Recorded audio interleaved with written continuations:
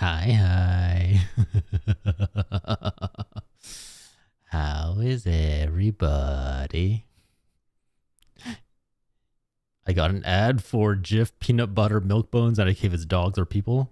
Milk bones is generally dogs, but you know what? It could be one or the other.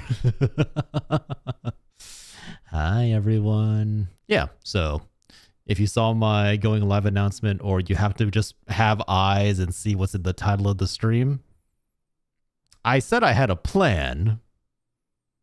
I never said that the plan was smart or that it was a good idea.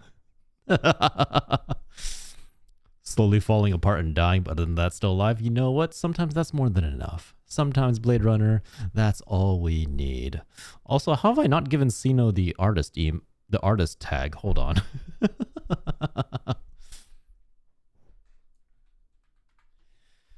Jif is People's peanut butter. Yeah, I mean, like, to make People's peanut butter just regular dog peanut butter, you just need to take out the sugar, so it's not too complicated. Ooh, what? What am I guessing? What am I guessing? What is it? What is it? What is it? Tell me. Oh, shit. All right, you know what? There we go.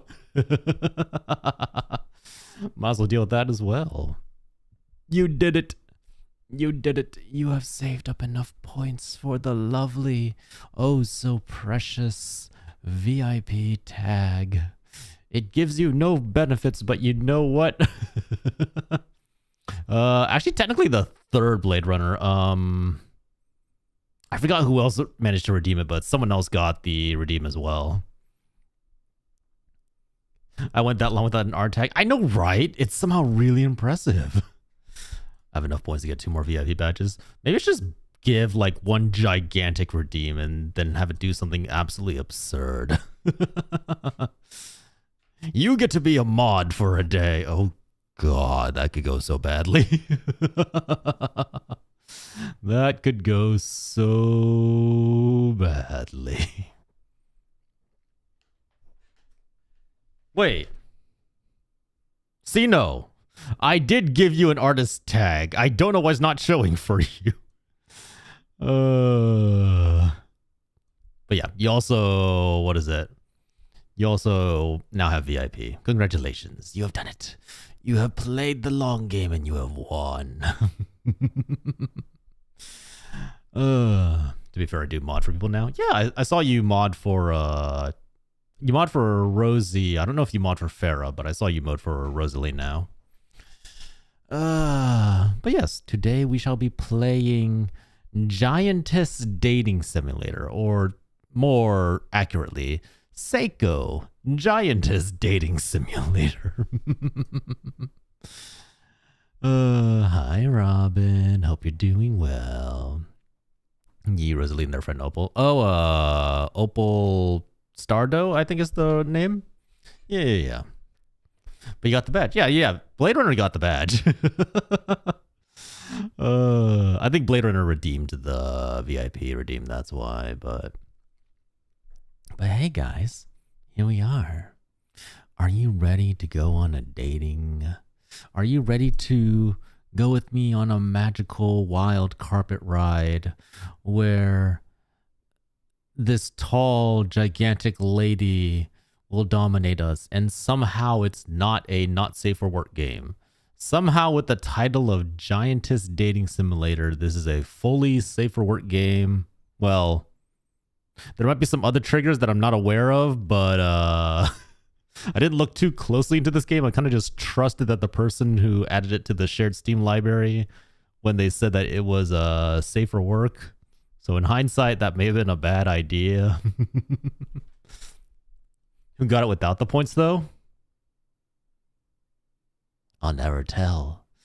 You will all suspect each other. You'll be like, who's the one who got it without the points? And then there will be questions. You all will tear each other apart. There will be no trust between you all. You'll all be like, who does John like better? Who does John prefer over all the others? And it will be glorious. No, I know you know. Well, it's a dating simulator, not a fucking simulator. I'm vaguely curious. Hold on. I just want to check. So we have here SAEKO dating simulator. I just want to see, is this the only Giantess dating simulator on Steam? Giantess. So there's Big Beautiful Women, Giantess dating action, which is definitely not safe for work. There is Giantess Girls, Job Jigsaw Jamboree. There's Helen Giantess, which looks to be very vory. Veronica Goes to Town, a vor adventure. Veronica Cleans House, a vor. There's a sequel? A vor adventure. Wow. Okay, so you know what? There's a lot of Giantess simulators, we shall call them. But yeah, today we get to date a hot giant girl, and hopefully things will go well for us. And this totally isn't a horror game. Now I get why Visa and MasterCard are threatening Steam. You know, sometimes steps need to be taken. Sometimes we all need to take a stance, and this time is now. No, I'm joking. I hate censorship. Let the porn be free. Let everyone goon however they wish. Well, to a limit. There's like certain things that you don't pass the boundaries of, and I can't say that without, you know, breaking TOS, but there are certain boundaries you don't pass. But in general, let people goon as they please. If they want to see naked anime women, let them see naked anime women. Let them enjoy all the downright dirty, filthy games out there. Like Honey Pop. Good old Honey Pop, which honestly I think I think at a certain point, here's the thing for me, right? A lot of the adult games, the only times they drag me in is when the gameplay is actually good. And then I get more invested in the gameplay than the adult content. So with Honey Pop, it was all like, oh, here's some sexy images of women doing sexy things. I'm like, no, get out of my way, get out of my way. I need to perfect my score for this match 3 game.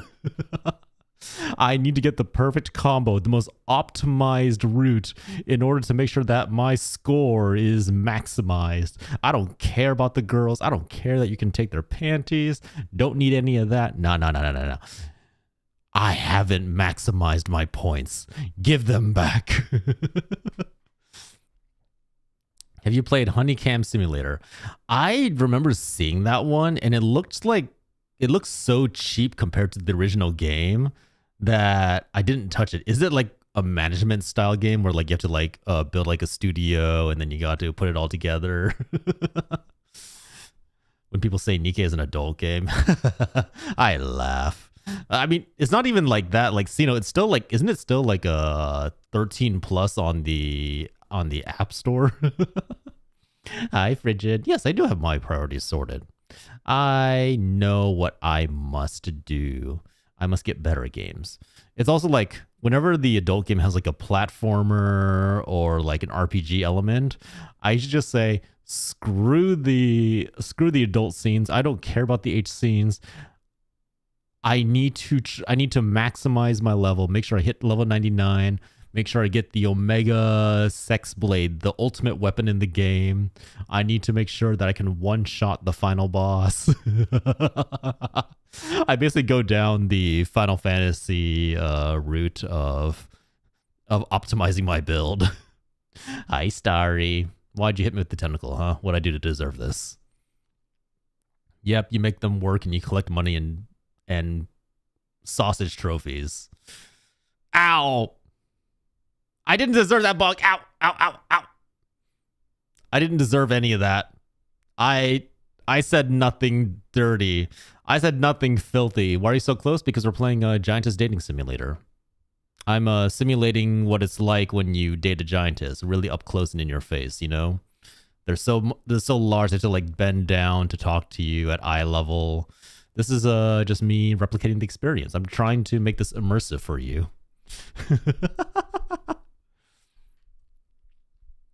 Only on the App Store, and they're not the ones who set that rating. Oh, okay. He's being on Say So? No, I'm not. Everything I've said is just God honest truth. I have revealed facts about myself that I would never reveal to anybody. I have told you the most intimate secrets of my heart. What do you mean I'm being on Say So? I'm being open-hearted. I'm being giving with information. I am trusting you all with the deepest, darkest secrets of my soul. Do you know how many people would laugh at me if they heard that I played an H game for the gameplay? I would be laughed out of the Gooner circle. Because John's a good noodle. Yeah. I love how, like, no matter, every time I try and make a pat redeem, it always breaks. I have tried, I think, 5 different times to make a working head pat redeem, and every time it like something happens and the code breaks or stops working, and I just kind of gave up.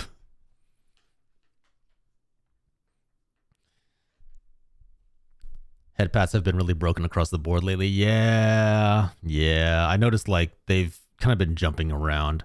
I think there's been a couple updates with the VTube Studio code, so I might need to re-update different like redeems.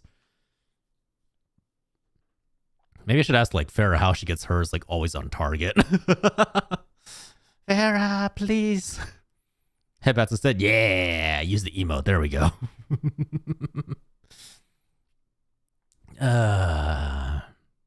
Hope you're doing well, Starry.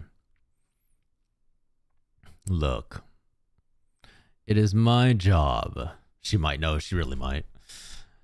It is my job to make sure that when I offer you a streaming experience, it's as immersive as possible. So I want to make sure that when you watch me play SAEKO, Giantess Dating Sim, I want to make sure that you know what it's like to be... Ow! What? I want you to know what it's like to be dating a giantess. So I'm putting myself on the spot, sacrificing my body to ensure that you can feel this for yourselves. Just like imagine that like you're staring through a window and then like my head like is taking up most of the space and it'll work out for you. Hi, Alex Wolf.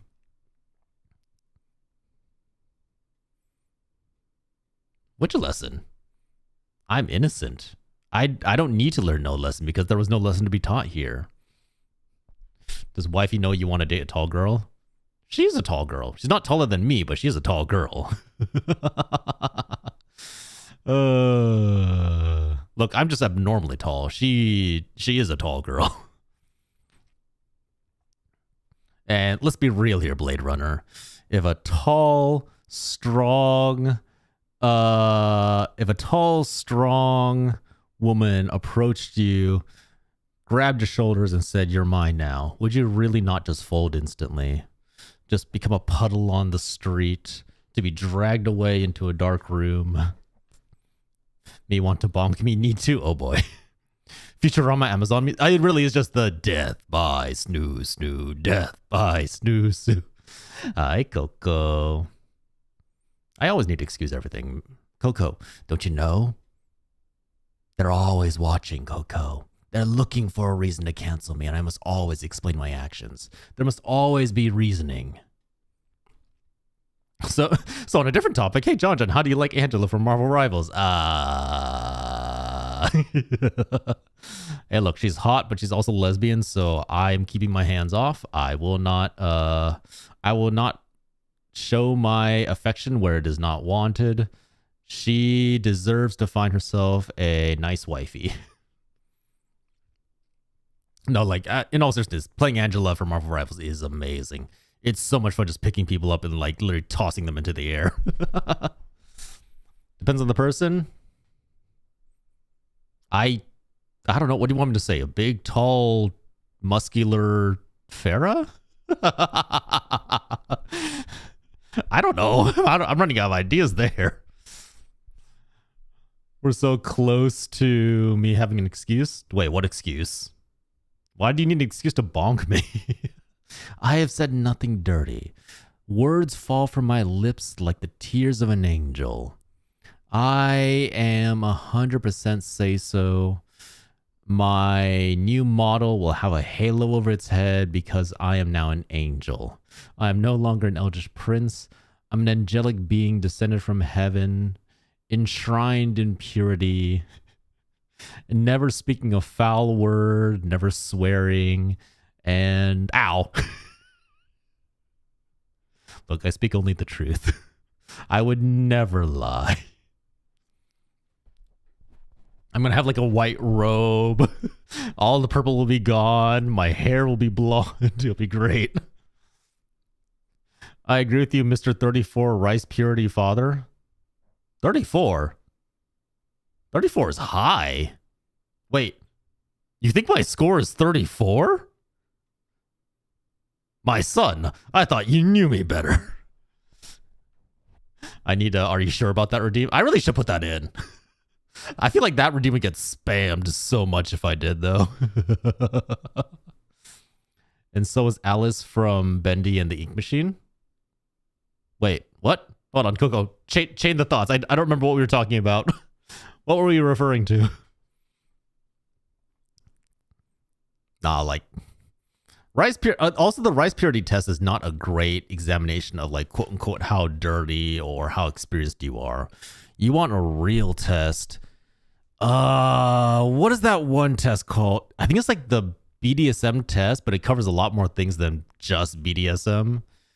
That one's usually like a little more accurate, and I'm sure that nowadays there's like a new one floating around that the kids are using, going like, "Look at this! I got a 20. I'm such a perverted, dark human being." I think it was 28 or lower, right? But 34 is the first number I thought of. At least do me some credit and give me a 69. Give me at least like a meme number, you know? Hedda Halo was supposed to be an angel, but was merely a facade. Wow, I really said facade. A facade. I never played Bendy and the Ink Machine. I saw, what's his name? Markiplier playing it ages ago. I think it was Markiplier. I feel like every like YouTuber was playing Bendy and the Ink Machine a while ago. I mean, I already don't like horror games. They're not like, you know, I don't like getting scared, and Bendy was like 90% jump scares. It wasn't really appealing to me. I refuse to take those tests. Oh, like blatantly, you just don't want to take them. It's just annoying. That's fair, honestly. It's a good game. I enjoy it. It's still good. I mean, don't get me wrong. I assume it's a good game. It's very popular, and I know people really, really like it. But it's also not for me. I know people like Danganronpa, Bendy the Ink Machine, Stardew Valley, but hey, look, it's just not my type of game, you know? I enjoy my Hollow Knight. I enjoy my Elden Ring. I enjoy my 1001 different roguelikes. It's annoying, and I don't need someone else to tell me how messed up my head is. Yeah, that's totally fair. Most of it's just for like, you know, good joshing around friends. I don't think I'd actually ever... I was going to say, I don't think I would ever actually take it on stream. Then I remember there was a very specific stream where I actually did take the rice purity test live. And never mind. I guess I do anything for content. It's kind of crazy to play on stream. Wad and K-Duck fan base when I modded for my friend. Yeah, that makes sense. I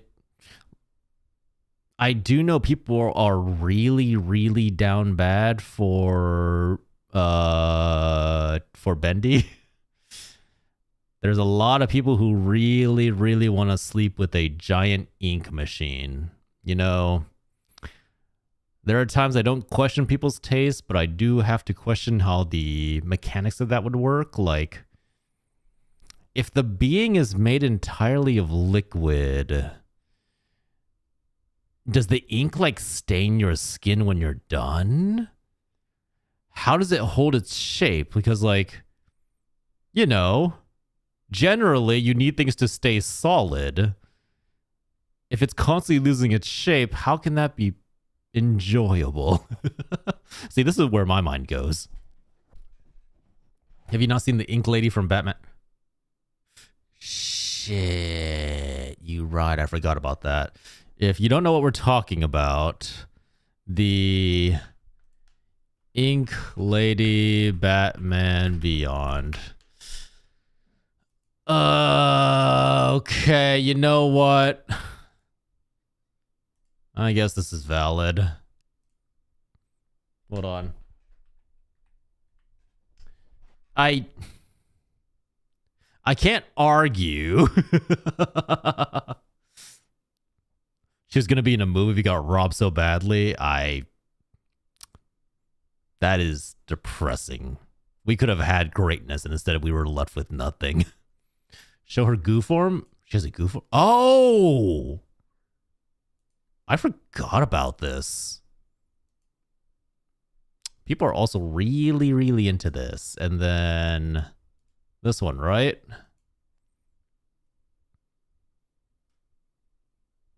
What is that noise? Do y'all hear a clicking? I'm not...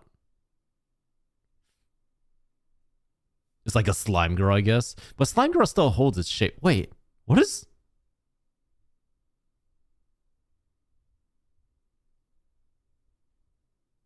What?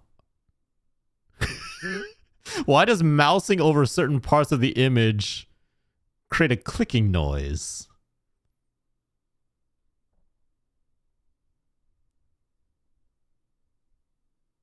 Am I crazy?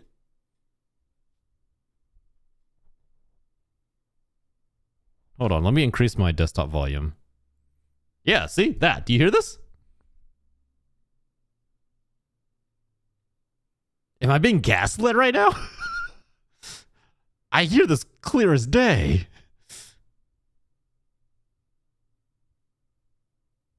Huh. Is it only this one? Let me see. No. Huh. The game's... Oh! All right, never mind. I was gaslighting myself. You know, we're moving on. Nope. We're moving on. Nothing happened. Ignore all of that behind me. Don't worry about a thing. You didn't see anything. You didn't hear anything. Nah, nothing happened. Oh, but yeah, I saw. So yeah, like Inky was supposed to be in a Batman Beyond movie by the Spider-Verse people, right? But then I think the executives at Sony said that a Batman Beyond movie wouldn't do well, so they axed the project. And I remember thinking, are you crazy? Do you know how many people would go wild for a Batman Beyond fully animated movie by the people who did Spider-Verse? Whoo! Whoo! I guarantee you comic nerds everywhere would turn up just to watch like high-tech Batman in all his futuristic glory. Have you ever read the Bong Chon Dong Ghost comic webtoon? What is that? What is that? Apparently the sound won't play in the clip. Wait, really? Terry McGinnis would have been the new Saja Boy tier husbando. Yeah. Y'all out here thinking about what's his name? Jinwoo and all the Saja boys? No. Let me introduce you to Terry McGinnis. Oh man, now there's a boy. There's a man. He can fight. He can jump around. He's got a futuristic bat suit. He's a badass. He has good one-liners. Move aside, Genu. Come out, Terry McGinnis. It's a horror webtoon from the 2010s. Bong Chon Dong. Wait. Bong Chon Dong Ghost. Oh! Is this the one with the one animated panel? Because fuck this one. Like, I remember this was like a thing for a while where there were all these web comics that got released and they would have like a single animated panel, and this one was like a jump scare at the when you were least expecting it, like the scariest point of the comic. Are we dating more things again? We're dating giantesses. we're gonna really get real up close and tight with a big, strong woman. That's what the clicking noise you Oh, I used to be able to do that whole like really horrible clicking noise. Let me see. No. Nope. I don't remember it. I used to be able to do the Ringu scream, but I can't do it well anymore. I think my throat's not dry enough. I mean, my throat's not like wet enough.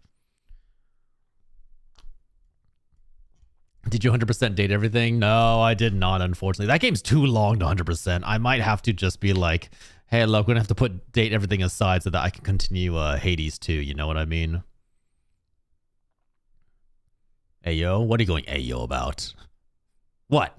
What'd I say now? But yeah, I remember like that Korean ghost story, and then I think the other one was like the Beating Heart or something that was also animated. Oh no, sorry, the Red-Faced Man. That was another one that was like really popular. Did you play any of Hades 2 yet? No. No, Blade Runner. I have been suffering for the past 2 years waiting and waiting and waiting for Hades 2 to be fully released. I have not touched the playtest. I have been a good boy and held myself back because I wanted to play that from the very start with no spoilers and no first impressions. Has it been 2 years? I think it has. Hold on. When did Hades 2 enter early access? Oh, no, sorry. It's only been... I was very off. It's been a year. It entered early access in May 6th of last year. You haven't played it all yet either. Yeah, Sino, yeah. I had to avoid spoilers so much, which really sucks because one of my favorite artists was doing like nonstop fan art of Hades 2.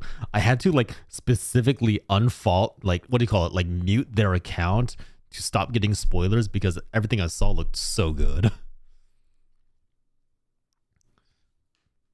Have you seen anything regarding She-Ra?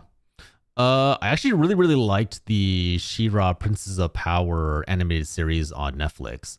I think people who like really liked He-Man and the older series were not big on it, but I actually really liked Princess of Power. I think they did a really good job with it. I think they kept it both accessible for young people as well as giving a lot of good messages for older generations. Ending was a little rushed, but I get why. I think it got axed, basically. And yay for power lesbians. Let's be honest, real damn lame that they had playtest so much of the story in it, so it just kept getting posted. Yeah, I avoided spoilers so, like, as much as I could.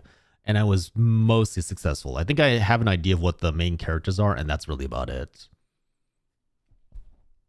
But yeah, I remember it was like when the animated version of He-Man and the new animated version of She-Ra was released, people were slamming it because like the designs were all different. There's like a whole bunch of new elements, new storylines.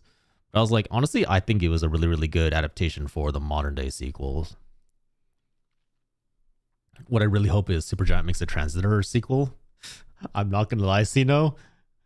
I would love that, but I also know it's like a very small minority of people who are asking for a transitor. Like, I loved the gameplay. I just wish there was more of it, you know? Like, it felt like such a short game. But no, people are like calling out for like more Bastion, more Hades. I love that game. Like, it was so good. It was so good. Transitor's battle system was so well thought out. You had to like seriously think about things. If you failed, you had to sacrifice like crucial elements to the point that you could almost like soft lock yourself if you weren't careful, but it was done so well. What if there's a giantess like catcher in this game? I doubt it. I think there's only one giantess in this game. I could be wrong about that, but there's only one. Supergiant was a small name till Hades got on all the streamers' radars. Yeah, pretty much. Like, I think Hades was like their main break into mainstream gaming media. But God, like Bastion, Transitor. I never tried Pyre. Pyre's their only game that I've never played. Mostly because like it never like I saw the gameplay of it and it didn't really like drag me in. And I think that's their only game that I've yet to try that I have very like feelings about. But I do want to pick it up at some point. I do have a recommendation for a short roguelike that is stream safe but suggestive. Why is there an ellipses before stream safe, Blade Runner? What is this roguelike you speak of? I swear to God, if it's one of those like roguelikes where like slowly there's like a H image revealed in the background. But yeah, I'm so excited for Hades 2. I just want to get back to like, look, you know, I liked Epic. I just want to go back to sexy Greek goddesses and gods. I just wanna moon over. Oh, Lady Nyx. Oh, Super Giant's Nyx is so hot. Oh my God. Like, out of all the games I've played, out of everything that I have ever enjoyed in the gaming world. Oh. Hold on. Let me make sure that I got her. Yeah. Like, let me just show you an image and you'll understand. Like, she's an older woman. She's tall. She's hot. Like, look at that and tell me that that is not just amazing. Yeah, there we go. Oh, yeah. I would give everything for her. Like, her voice is so sexy as well. I'm not gonna lie. Half the reason I'm excited for Hades 2 is her. I just want to see her again. I'm hoping to God she's in the game. I think she is. I have heard she is. And that, I'm not gonna lie, this is like 90% of my motivation.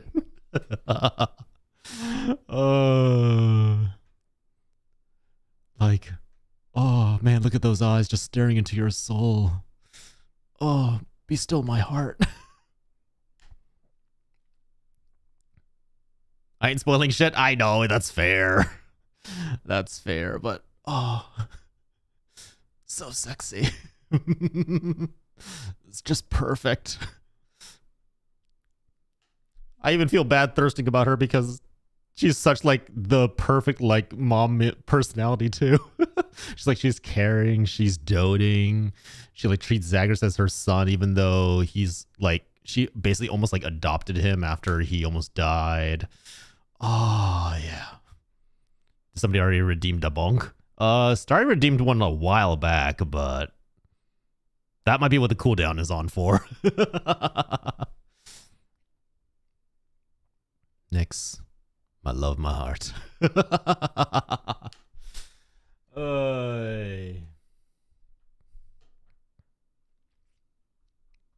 Whee! All right, back to Giantess mode. But yeah. So yeah, really excited. But I think that's my thing. Like, there's so many games releasing in October and September. like it feels like everybody was suddenly like, hey, we're releasing games these months, like Silent Hill F. So I did decide, the person who I'm sharing the Steam library with did get Silent Hill F. So we're going to be playing Silent Hill F in October. I do want to do at least one stream for No, I'm Not a Human. And those two are probably going to be my main horror games for the month of October. So looking forward to it. And that's right. Oh my God, that's right. There's also the Final Fantasy XIV Monster Hunter collab.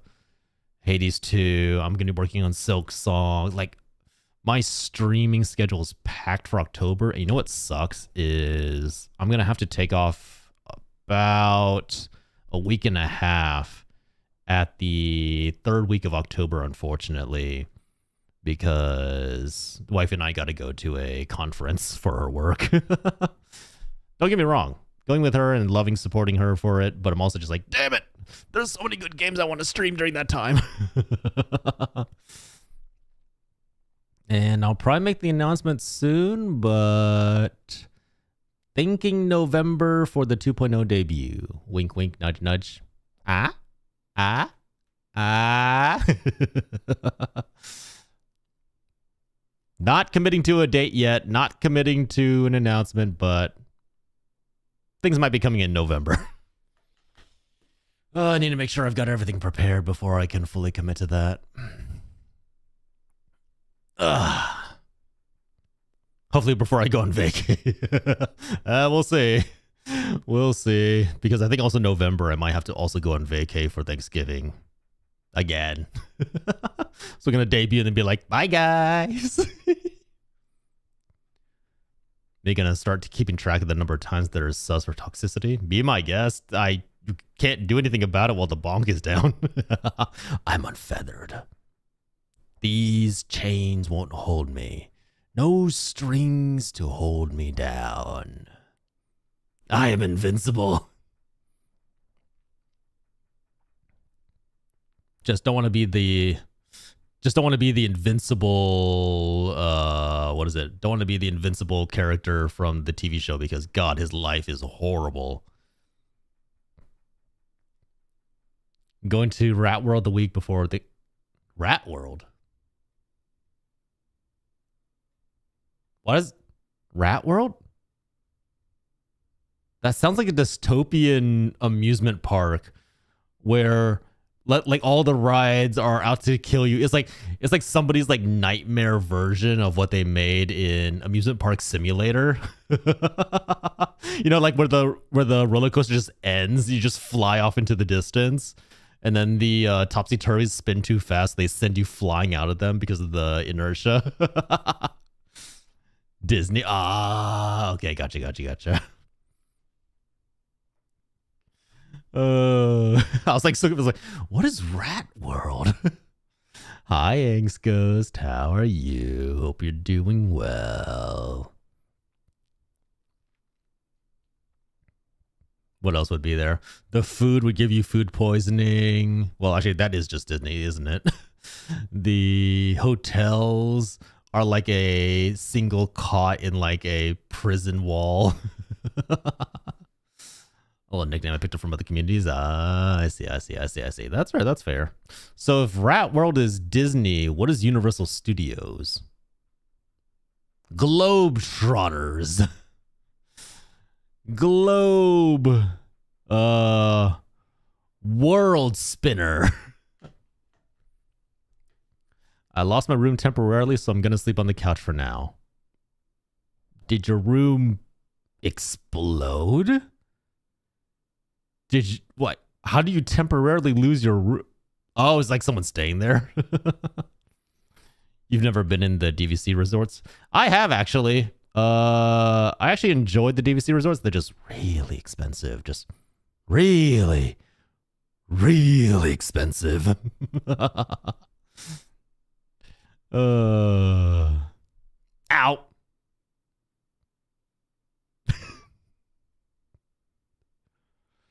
I don't know why, but I instinctively tucked my head into my shoulders like a turtle, expecting like a tentacle get thrown at my head. I was like, Hi, Jarl. Thank you for 20 months. I appreciate it. Thank you for the support. Getting floors done. They were late today, so they didn't finish the flooring. Oh, I see. That's fair. That's fair. No, yeah. Like, the Disney World resorts are nice. They're just really expensive. We decided to splurge and go for a 3-bedroom again. Nice. Hey, congratulations. Hope you have a lot of fun, Blade Runner. Thank you for supporting my eating habit.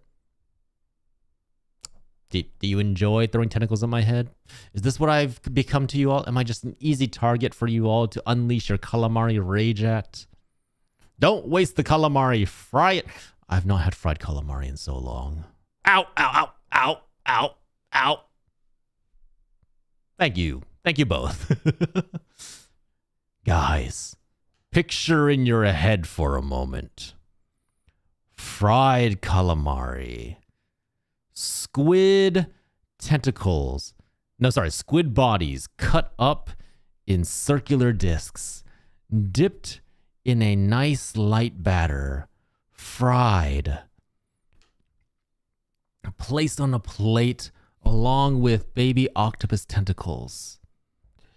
And served with a amazing, lovely, either a cocktail sauce dip or ranch or tartar. Oh, tartar sauce and calamari is a combination made in heaven.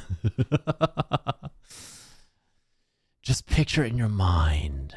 Let your saliva collect in the... Ow, ow, ow, ow, ow, ow, ow, ow, ow. You don't want to picture calamari? Fried calamari with next to a basket of fried cod, fish and chips. What's up? You're hungry? Why did you enter just as I was talking about food? Go make food then. What do we have? We have whatever's in the fridge. There's a bunch of food in the fridge. There's nothing in the fridge. There's eggs, there's broth, there's meat. There's nothing to eat. Is there nothing to eat because you don't want to cook?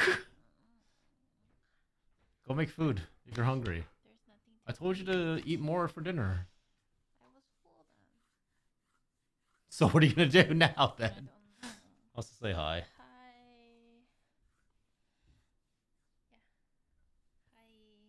I'm hungry.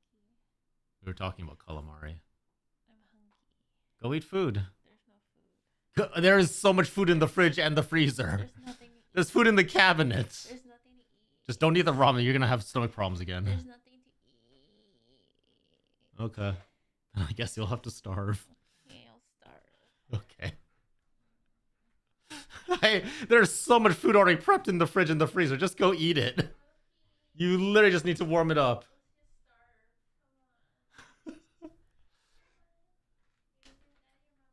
Yeah. I already told you there's food in the fridge.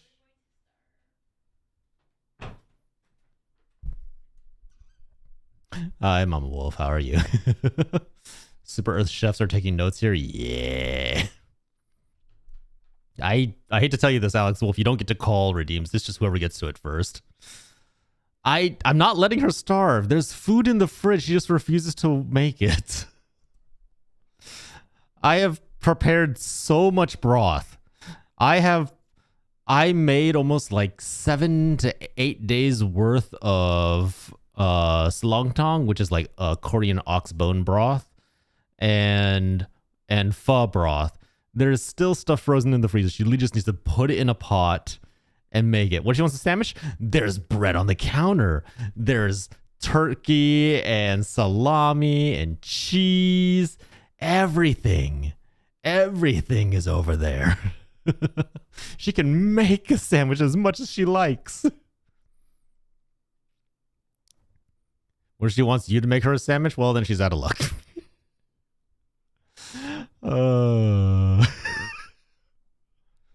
The ingredients are at her beck and call. She need only lift a finger. She'll be fine.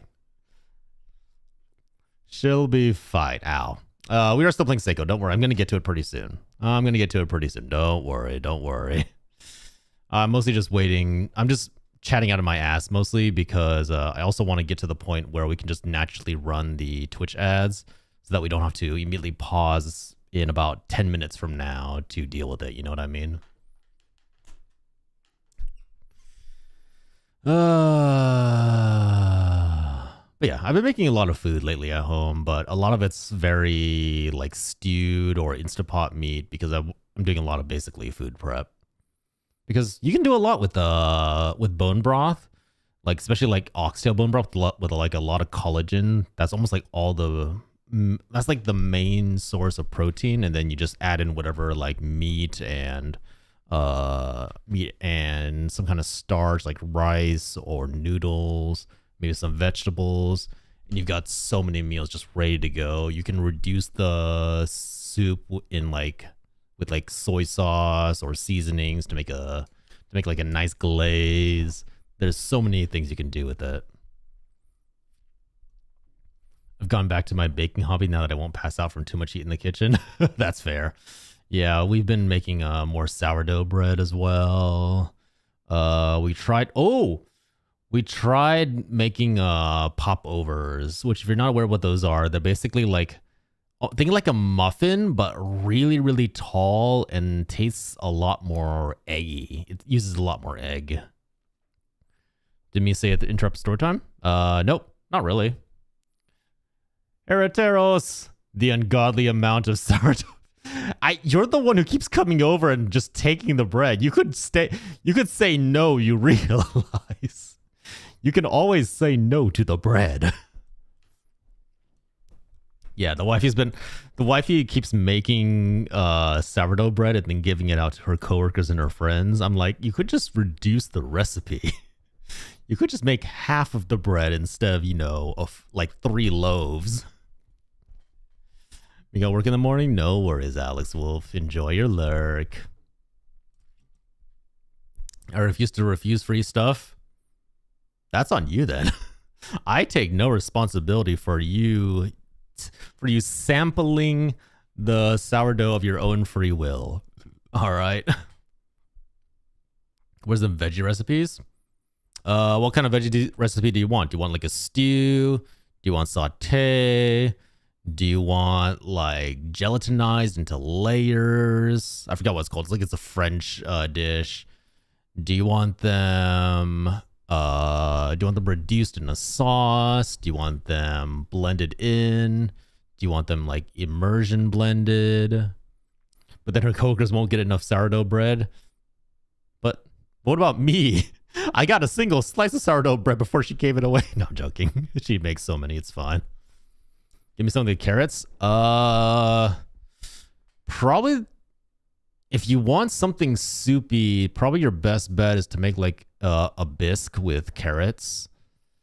If you want carrots as like their original shape, then you can either do carrot cake, you can do carrots stir fried with like a meat and some sticky sauce with like soy sauce and sugar, maybe some teriyaki or some hoisin.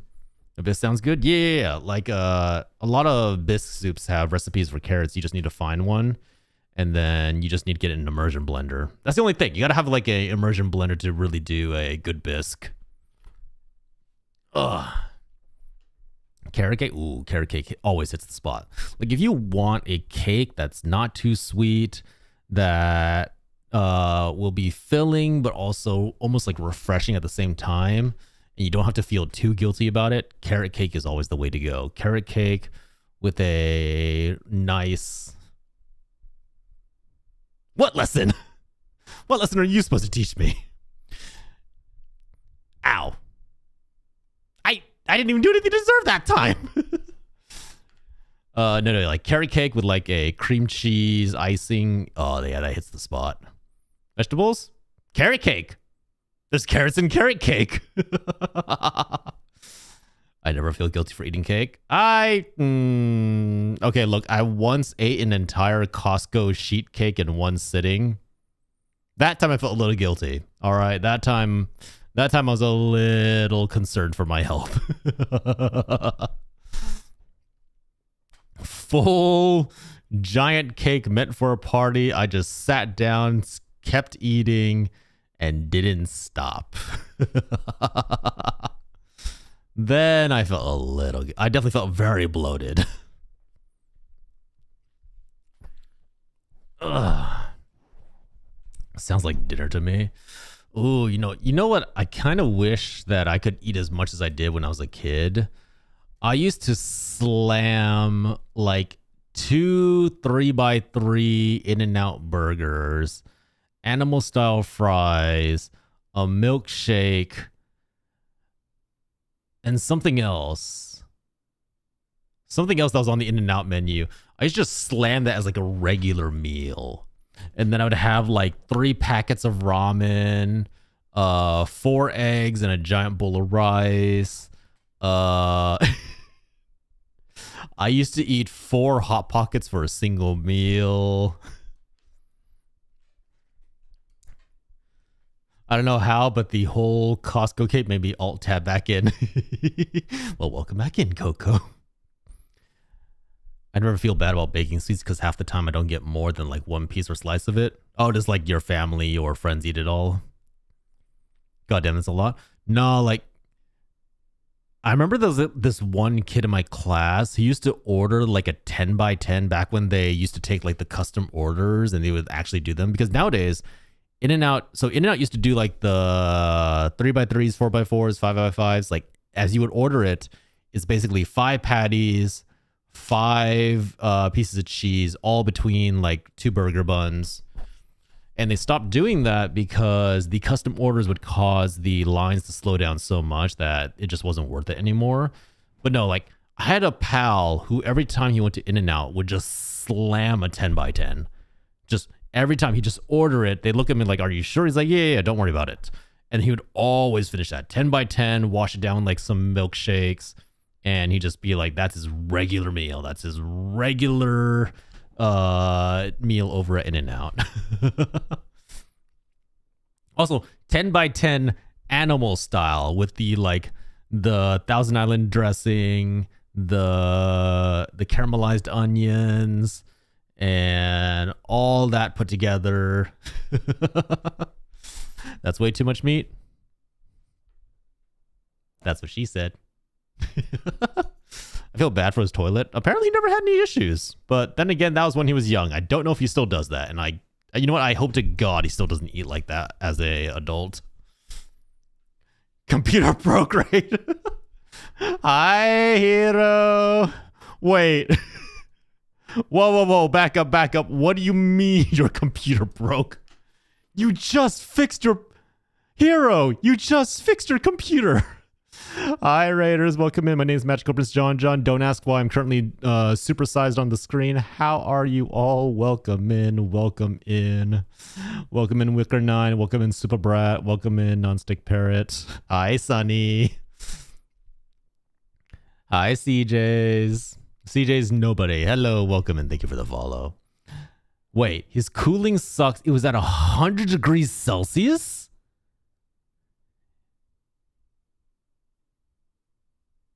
Also, hi, J-True. Whoa. Hero, I thought you fixed your computer issues. What is your computer doing at 100 degrees Celsius? How did you fuck it that hard? You are literally cooking your CPU at those temps. Oh my god. I got it fixed like 5 to 6 months ago. This is the 4th time. Hero, I feel like you should ask the company that made your PC for a refund at this point. Because holy shit. He was talking about in it, but he was in it. Your face is zoomed in that I thought your big brother, as in like the one who's always watching. I'm always watching. Always. is watching, Wazowski. Hi, J True. Thank you for the follow. Time to throw it out and get a new one. Yeah, though, seriously. If it's breaking for the 4th time, just toss it. Just get rid of it. Holy shit. Stop buying pre-built PCs. Look, I don't have a problem with pre-built PCs. The whole thing is just to make sure that what you're paying for the pre-built is to make sure that it's worth the offset, where you don't have to worry about making the PC, putting it all together, and the stress of like making sure everything works, making sure to set it up correctly. When you put it that way, I can totally understand, as somebody who has built my own PC, why you would want to go with the pre-built. But yeah, I didn't expect a Monsters Inc. reference. Building a PC is tricky, but it's not hard. What's hard about building a PC isn't like assembling it. It's making sure that the thing works correctly, that you have all the correct drivers updated, you have all the correct software, making sure that like when something goes wrong, being able to diagnose what's wrong with the damn computer so that you know how to fix it. It's been 3 years.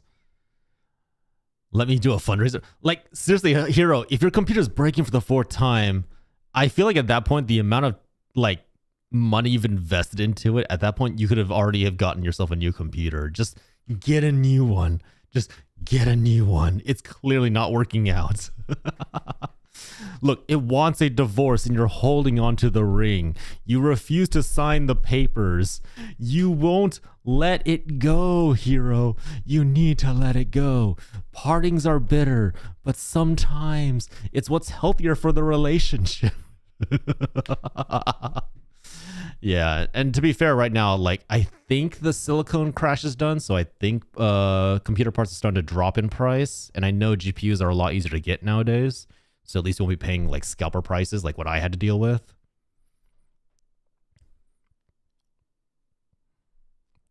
John Hero Unga Bunga things, you trust him to put it together? I believe Hero is a smart individual who can follow directions and potentially fix his problems. I don't trust him. No, damn it, ad break. Sorry, the ad break's hitting. Is the cooler installed properly?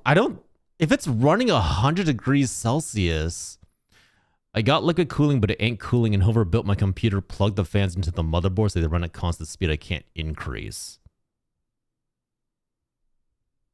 Hero, did you already replace the cooling? Is it an AI?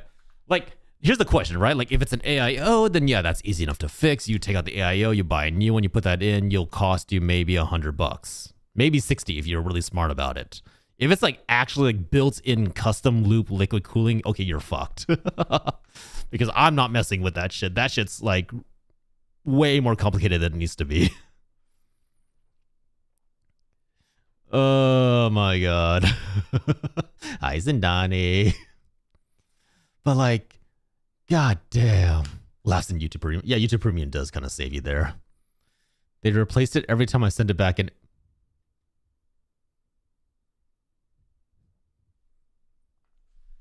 Get a new computer. Or find a new repair shop. Like, okay, let me paint a picture for you guys. For those who don't know, we had to delay our Onsen collab by a full 2 months because Hero's computer kept having problems. Well, that, and then, you know, he also burned his finger and everything else, but I've been sending it back because, well, clearly the warranty isn't solving the problem. Like, if they're not fixing it for the 4th time, like, holy shit. That's pretty bad. Yeah, that warranty ain't doing much at that point. Oh my god. That's insane. I mostly just find it funny that Hero has managed to break his computer again. Again. It was like, oh, everything's fixed. We don't need to worry anymore. And then, hey guys, my computer's broke. Hey guys, Marvel Rival crashed my computer. Hey guys, I can't run any kind of basic game because nothing's working anymore. I can't even run Jump King. Oh my god. Oh.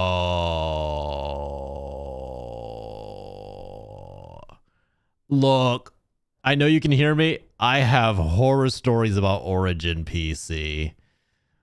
Origin, oh man. When they build computers, it is a 50-50. That computer's going to work past a year. It's not that bad, but that's my personal experience with them. Origin has issues. They tend to try and favor looks over actual function. The thing that is confusing me is it's not like their IT department is completely useless. They should at least be able to fix a computer. Especially if it's under warranty. That means they basically have unlimited ability to just replace whatever parts they want. Anyways, I would normally charge $300 to $500 for my labor. I check the crap out of what I build. Yeah. Hey, look, if someone's willing to build you a computer, pay them the money and have them build you the computer. Just get it done easy. And then just double check the warranty on all the parts so that you can keep up to date on it, you know? Look, building a computer is kind of fun. It's a meditative Zen thing. You put everything together. You've made sure that you've tethered yourself to a grounding point so that you don't accidentally static shock your motherboard and fry all your hard work. You're just screwing in pieces. You curse a little bit when you realize that you put in the wrong piece in the wrong order. You have to take everything out so that you can put in your brand new GPU because it takes up 90% of the case now. It's fine. It'll all work out. And then when you go to power on your computer, there'll be a whirring noise and then everything will just go black and you'll realize that you just fried everything by sending a power surge through your components and you just put $3,000 into the trash. It'd be great. It'll be great. They've replaced all the parts of my computer. At this point, Hero, send them a strongly worded email. Have Sunny write you a strongly worded email by a Karen and say, guys, I just want you to replace my computer at this point. Don't replace the parts in the computer. Just give me a whole new computer. Because clearly what you were trying to fix is not being fixed. Sunny, I need you to sum up your strongest white woman aura. I need you to write the most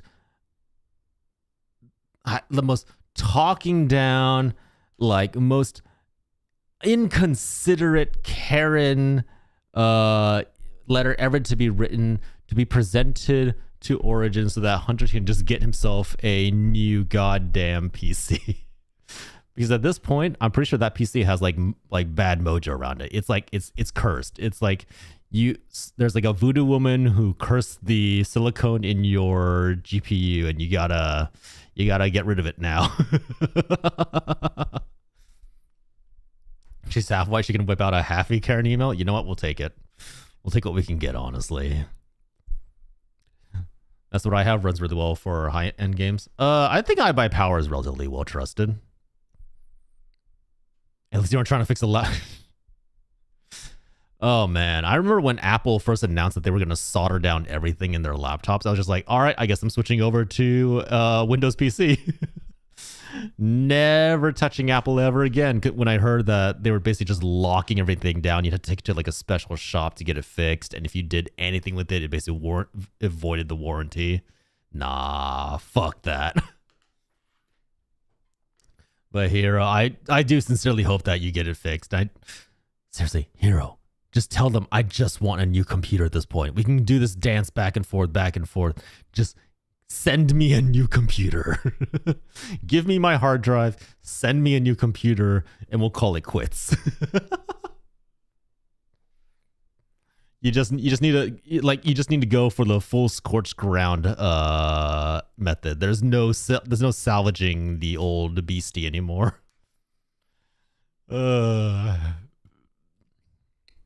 Cyberpower is not too bad for a budget-friendly PC. Yeah, there's a lot of good budget-friendly options out there now, especially now that the GPU prices have gone down, finally. Remember when a good GPU was like 10K? I appreciate it, homie. Sorry I took over for... No. You're good. You're good. At this point, I want my money back and buy somewhere else. Honestly, if you could get your money back, I honestly would. I doubt you can, but if you could, it might be actually just fuck that PC in general. But yeah, like, I'm comfortable building a PC, but I totally get why people want to go pre-built, because the stress when you try to power on for the first time and it doesn't work is real. You're like, shit, what did I do wrong? Take it all apart, put it back together, and suddenly magically works. Or you didn't seat your VRAM correctly. I totally get why people would rather just go with a pre-built and not have to deal with all that stress. But yes, oh shit. Hero, thank you for the raid. If you need to go get some rest or, go wrestle with your computer, I totally understand. That goes for your raiders as well. We're going to get started with SAEKO, Giantess Dating Sim, pretty shortly. But feel free to get some food, some water, relax here if you'd like, and enjoy us talking to a big, strong, tall woman.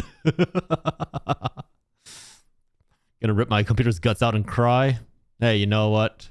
I'll be there and I'll give you a shoulder to cry on. It'll be just like the onsen all over again. But thank you for the raid, Hero. Get some rest. Sorry you having to go through all this stress.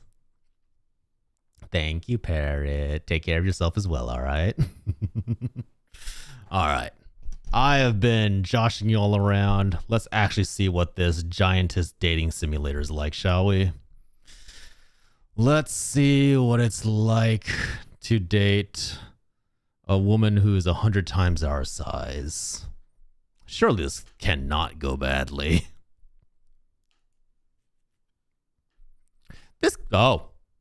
You know what? I take that back. This game includes descriptions of cruelty and sexual language. Please play at your own discretion and rest as necessary. That's a very, very ominous way of putting that.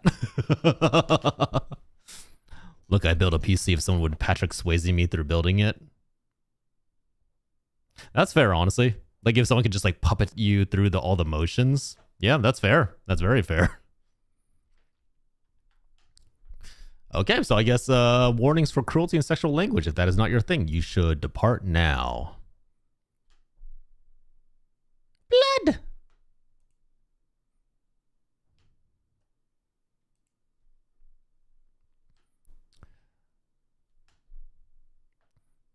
Psych, me sticking around for a little bit longer. Hey, no worries. Welcome out. Whoa, this is so fast! The moon was bright that night.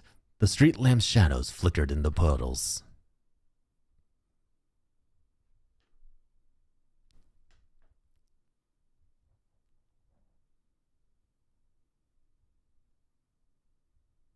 Ah!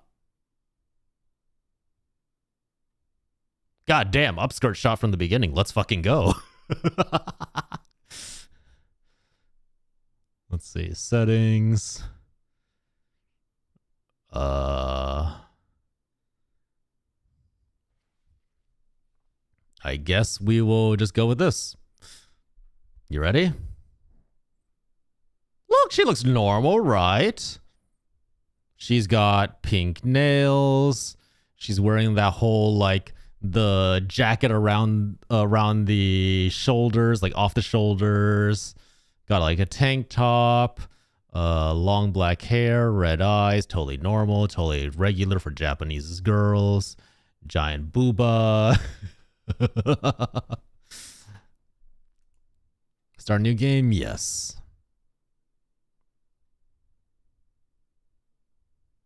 Oh, you're finally up. Oh, is that me? I was worried, you know, since you suddenly fainted. You've been asleep this whole time. But it looks like I was worried for nothing. How are you feeling? Nothing hurts? God damn. Hold on.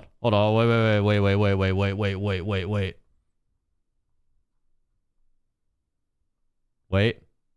Wait. We got this. Hold on.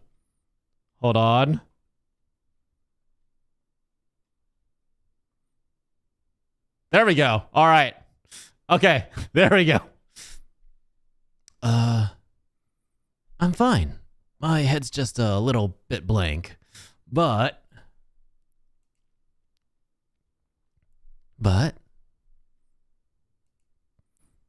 maybe I'm still dreaming. In front of me, there's a huge human, as big as a wall. I'm feeling like I got kidnapped by a giant and I'm not complaining. Look, I think, does she have like a terrarium all set up for us over here? Okay, hold on. Let me go back to my regular position. I knew it. I would look that way to you, wouldn't I? But this is reality. I can see your little figure just fine. And it's not that I'm big. Take a look around you. Is this a desk for giants? Wrong again. I'm a normal human, and this is a normal desk. It's a study desk made of red pine. I've been using it for 10 years or so. No! It's not a real giantess. We're just tiny. 0 out of 10. False premises. We were deceived. I see how it is. We were tricked. Everything's a lie. We call balloon. Now, for the correct answer. You're the one who's gotten smaller. That's why everything looks big to you. Well, guys, my fetish will be unsatisfied by this. I'm going to have to close this game. Clearly, this is all built on a lie, and I don't support that kind of behavior.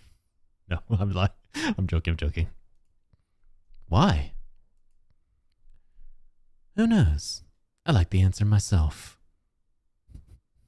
So I can replicate it. Look, do you know how useful it would be to be that tiny? You can run around places, you can get behind doors, you can squeeze into tight places. I said, you can squeeze into tight places. They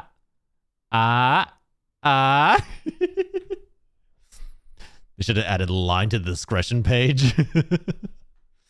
Wait, now hold on. Hey, we've all seen the comics. We've seen the Rule 34. We know what happens when a man gets very, very tiny and is confronted with a giant woman.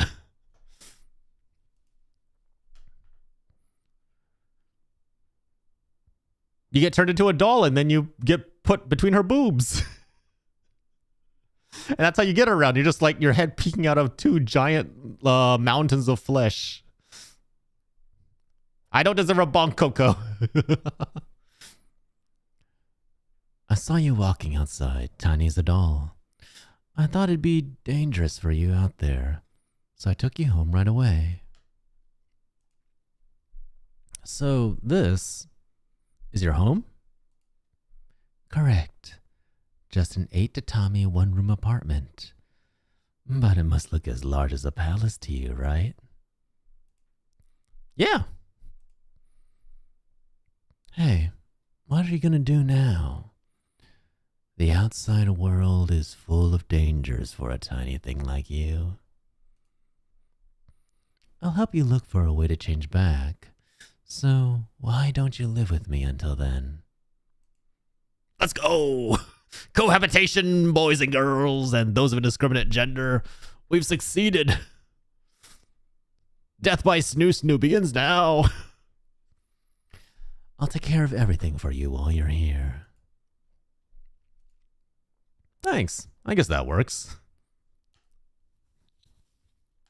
I'll stay in your room. Don't mind me. Do your normal stuff like it wasn't around. Yeah, you would be okay with this, Moo. This is just you being stuck in Starry's basement, but you are now tiny as well. It's already your normal life. Does the innuendo count as being sus? Depends. Are you feeling nervous? Don't worry. You aren't any trouble at all. All right. Tell me about you. What's your name? What kind of person are you? This is good news. You can finally be a pet. Let's go! Taken care of by an older woman. By an older, bigger woman. I've achieved my dreams of petdom.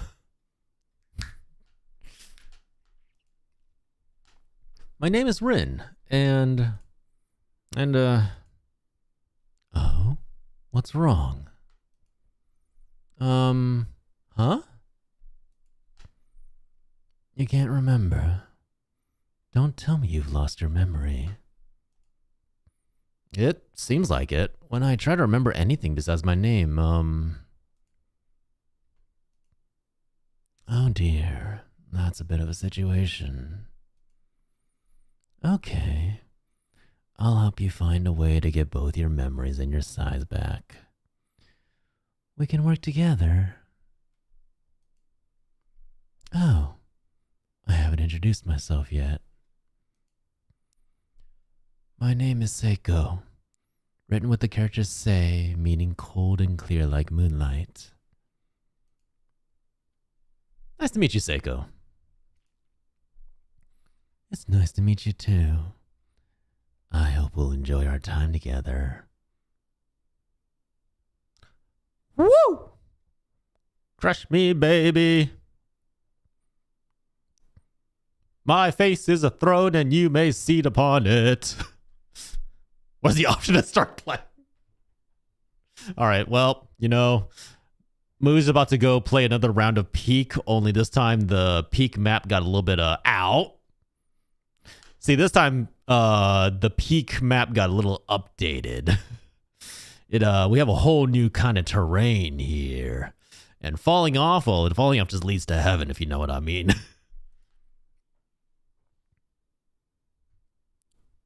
That is an extremely detailed hand. Now, get on my hand. Yes, ma'am! No need to be afraid. You'll be fine. I'm not afraid. I'm aroused. Let's go together. I'll give you a full tour of your new home. I'm coming for the top? For the kisses, right? You wanna get to the top for the kisses. I wake up in darkness. Whoops. The space smells unfamiliar. It is large, cool, and more than anything else, dark. Breathe in, breathe out. As my eyes adjust, outlines come into focus. At the same time, I'm struck with an odd feeling in the back of my head. Something hard is pushing against my head. I stay on my back as I grope around with my hand. The texture reminds me of something. I must have touched it before. Is this a peanut? Am I sleeping on a peanut? My pillow is long with a round shape. It has a dent in the middle, a perfect fit for my head. Peanuts aren't supposed to be this big. But this texture is definitely a peanut shell. I can feel the countless narrow valleys running along its dry, hard surface. Like the constant, narrow, wet valleys running along my dry, hard surface. Why does that read like a book talk phrase? Like the whole, like, she ran her fingers. I can't finish that sentence. Nope. She ran her fingers along the narrow valleys. Ow. Reaching for the dry, hard surface.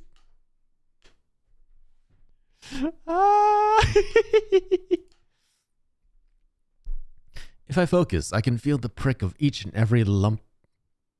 Okay, I don't have to try for that one. Each and every lumpy ridge in my head, even while lying down. Ouch! My unwitting shriek echoes through the large space. Enjoy your sleep, Alex. Ah, you're awake. Who's this? I was under the impression I would be the only one in this drawer. Me. Seiko's mine. No sharing. Hey, you don't have to be that shocked. You look like you've seen a ghost. Sorry, I didn't think anyone else was around. Another victim moves disappointed because like, damn it, I thought I was the only victim. That's so. I was by your side the whole time, though. And there are other people here, too. Maybe it's too dark for you to see them.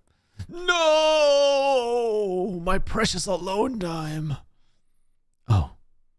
Did you have a nightmare or something? You let out quite a scream when you jumped up. You look so comfortable sleeping in that perfect bed I made for you. Huh?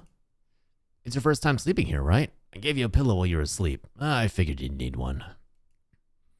And had something that was just the right fit. So, you got some good rest, right? So you're to blame for that peanut pillow. Wait, what's got you grinding your teeth? Nah, don't answer. I already know. You're anxious, right? Since you're so tiny all of a sudden. And Seiko just goes off and who knows where. How dare you call Seiko by her first name? I know, I don't know her last name either, but how dare you call Seiko by her first name? She told you to wait here, right? Yeah. This is just a desk drawer, you know? Though it looks like a huge arena to us. Normally you put textbooks and pencil cases in here. So that means we're smaller than that. To tell you the truth, I'm new here myself. I only just got here yesterday, so I understand how you feel. Though, getting a peek at how a cute girl lives is pretty exciting. Whoa! Hold your horses there, boy. Only I'm allowed to be dirty. Just realizing they took a big gamble on the MC not being allergic to peanuts. Oh my god, can you imagine that? You're like, oh, this poor guy needs a pillow. Here, I'll give him a peanut. He immediately like erupts into like hives all over his body. He's just choking and dying. Anyways, we're both new, so let's get along. In a weird place like this, girls should stick together. I'm a girl? Let's go. Boobs for everybody. Boobs for you. Boobs for me. Boobs for everybody. Everybody's getting boobs. My name's Melko. How about you? I'm Rin, and nice to meet you. Nice to meet you, Rinny. I don't think a cute nickname like that fits me. Ow, ow, ow. Ow. Ow. Oh, God. Which one of the mods just cleared the queue? Who dares? Who dares? Ow. Ow. Ah, it must be Kamini. Ah, that's definitely Kamini. Zindani would never dare. Ow, ow, ow, ow, ow. Ow. Hi, Kamini. Well, that'd be one way to ensure your status as the prime abductee. Ah, that's fair, yeah. Wait a second. Are you actually a... Moko, did you take the peanut? I love opening chat and hearing I'm a girl. Hey, look, in the next model, I'm going to have a little bit of a hairdo, if you know what I mean. How do you know? Because you're the only one who would dare clear the queue and then immediately start throwing tentacles at me. Zindani would never dare. And the only other person who's a mod I know isn't currently online. Booba for everybody. I don't think we're a girl. I think we're a dude. I could be wrong, but... Ow, ow, ow, ow. Ow. Ow. I think we have a penis. I just saw you were live. I didn't what time it is anymore. It is currently for me at least. It's 10:32 p.m. So for your old time, it would have been 7:32. Yep. What about it? Sorry. There's something I forgot to tell you. Could you come over here for a moment? Sure, I guess. Dang, from the tone of his voice, I'm pretty sure I'm going to get a scolding. Hey, Rin, could you help me out a bit? Help you how? I feel a bit scared, so I'm going to hide in the corner. Could you get everyone's attention away from me? You're going to hide? And how am I supposed to get people's attention? Easy, just talk to everyone, introduce yourself to people, and keep their eyes off me. Time for me to hide now. I'm counting on you. We are instantly getting manipulated as soon as the game begins. This is truly my life. Moko finishes speaking as quickly as she started and disappears into the darkness with a dash. She really went and hid herself. I have no idea where she ran off to. But now I can feel other people staring at me. There really are people other than Moko here. What's up? What do you mean you made me a sandwich? What about you? Okay, here, eat the rest. You're full? So you didn't make me the sandwich, you just got full and then you're giving me this. No, I said I'm only gonna eat half. Kiss, kiss? Please eat it. Okay, I will eat it. Go to sleep. Eat it and see how you like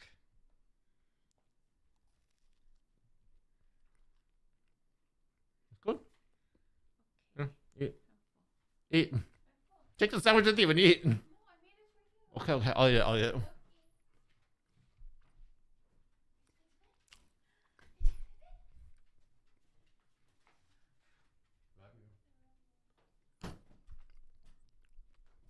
Moko's off doing crazy stuff? Absolutely. She is totally off her rocker. Can I have a sandwich? You don't need that, right? How dare you? No, this is a sandwich that was made for me with her loving, beautiful hands. I will never hand over this sandwich to anybody.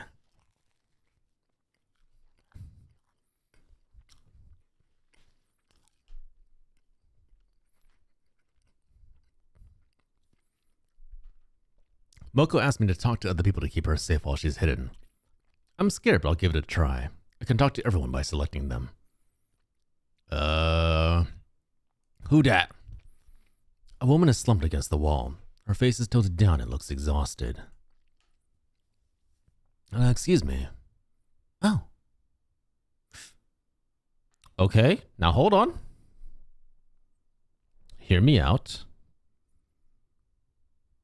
She has gigantic boobs.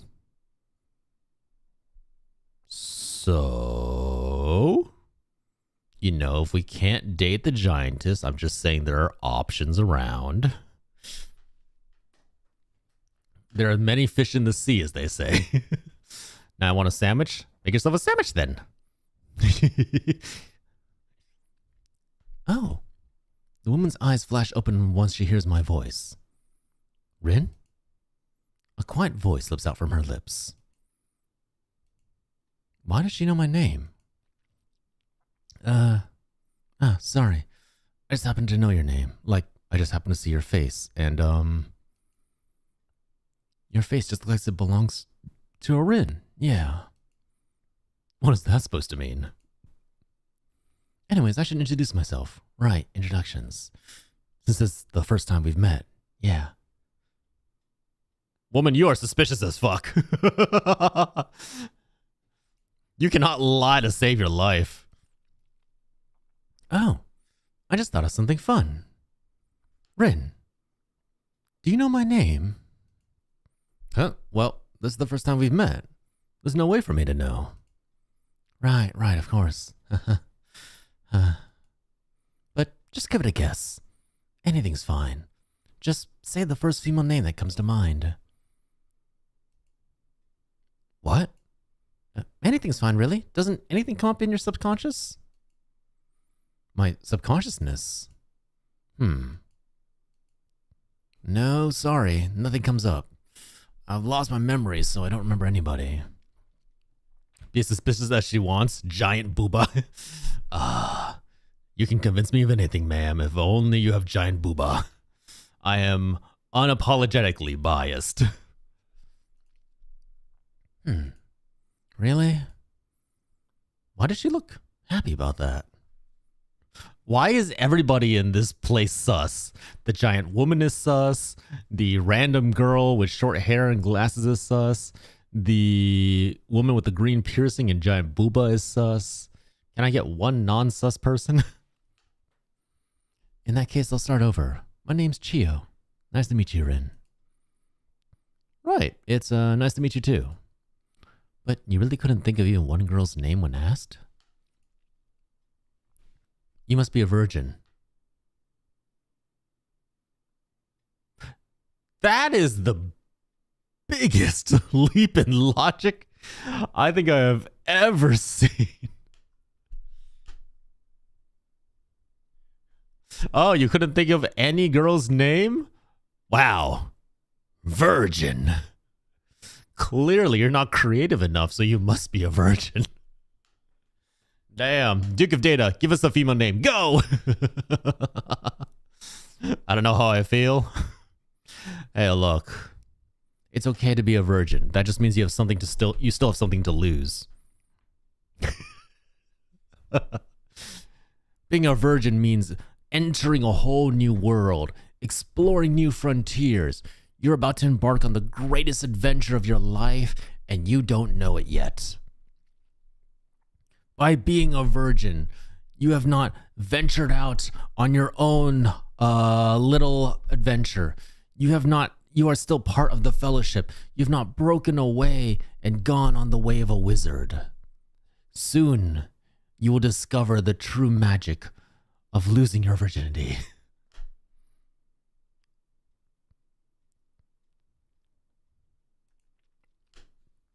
A virgin? I'm gonna call her Bob. Why Bob?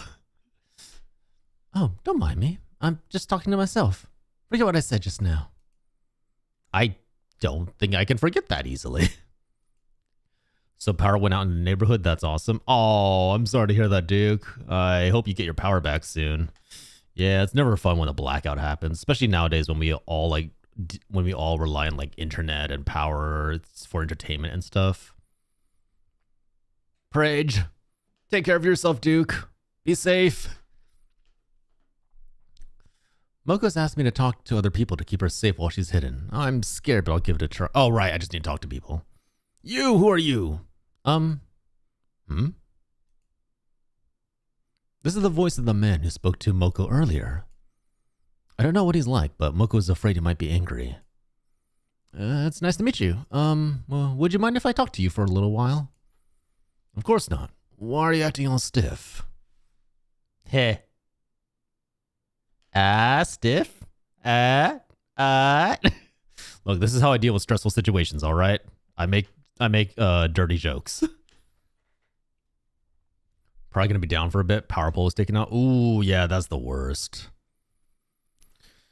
Well, are you feeling nervous? Don't worry, you can relax. Take a few deep breaths. Breathe in. Breathe out. Breathe in. Breathe out. You're feeling a bit calmer now. Want to do another cycle? I think I'm fine. I do feel a bit calmer. Great to hear. Your face looks less pale too. Wait, I haven't introduced myself. My name's Taki. Nice to meet you, Rin. Hot Cheetos and Takis. Hot Cheetos and Takis. Hot Cheetos and Takis. I don't get why people like Takis. I would much prefer Hot Cheetos. Takis are a little bit too snappy, a little too dry for me. I like that like puff of the Cheetos.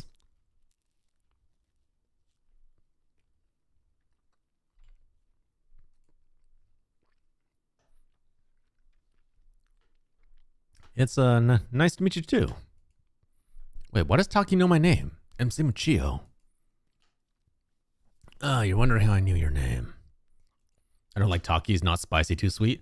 Yeah, that's another thing, right? Like Hot Cheetos at least has a bite to it. Takis are just like someone like drizzled that like hot sauce on it and then added like a lot of sugar. It's nothing special. SAEKO told us before you came here. Just that someone named Rim was coming, so we should be nice to you. She also let us know the rules. I see. That makes introductions easier, but what are the rules SAEKO told him? You want to know what the rules are, don't you? I'll explain after this. I wanted to tell Moko too, but... So that's why I called out to Moko earlier. Exactly. I was going to tell her, but it looked like she thought I was angry, so she ran off to hide. Makes sense, but wait. He's just nicer than I thought, which is good. But it's like he's reading everything on my mind. It's nice not having to talk, but it's a little bit scary. And now you're afraid because you think I'm reading your mind. Beep. Sorry for thinking you're scary. It's fine, I took it too far. I'm sorry for frightening you. Don't worry. I'm not a psychic or anything. I'm just slightly more perceptive of others than most. I might have wanted to surprise you a little bit too. I'll try to keep it to myself in the future. You can relax. Man is reading us like Sherlock Holmes and he's telling us, oh yeah, no worries, just relax. It's fine. Now you know why all the people like in the Sherlock Holmes films are always like nervy and unsettled.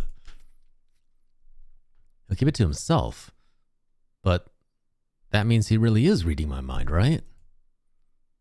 Taki just smiles widely without saying another word. He really is a little scary. I'm finally done introducing myself to those two.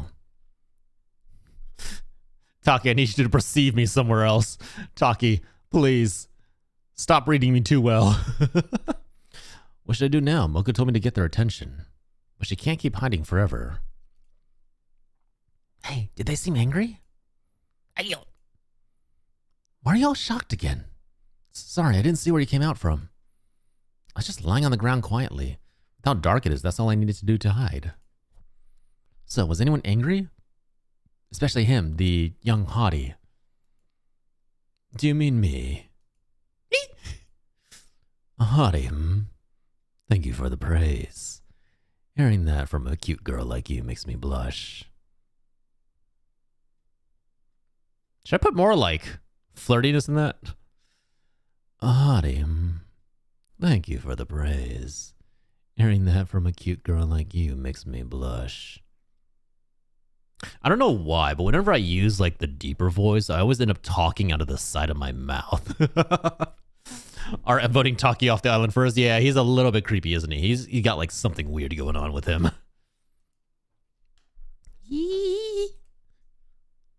That's an even stronger reaction than mine. What a great response.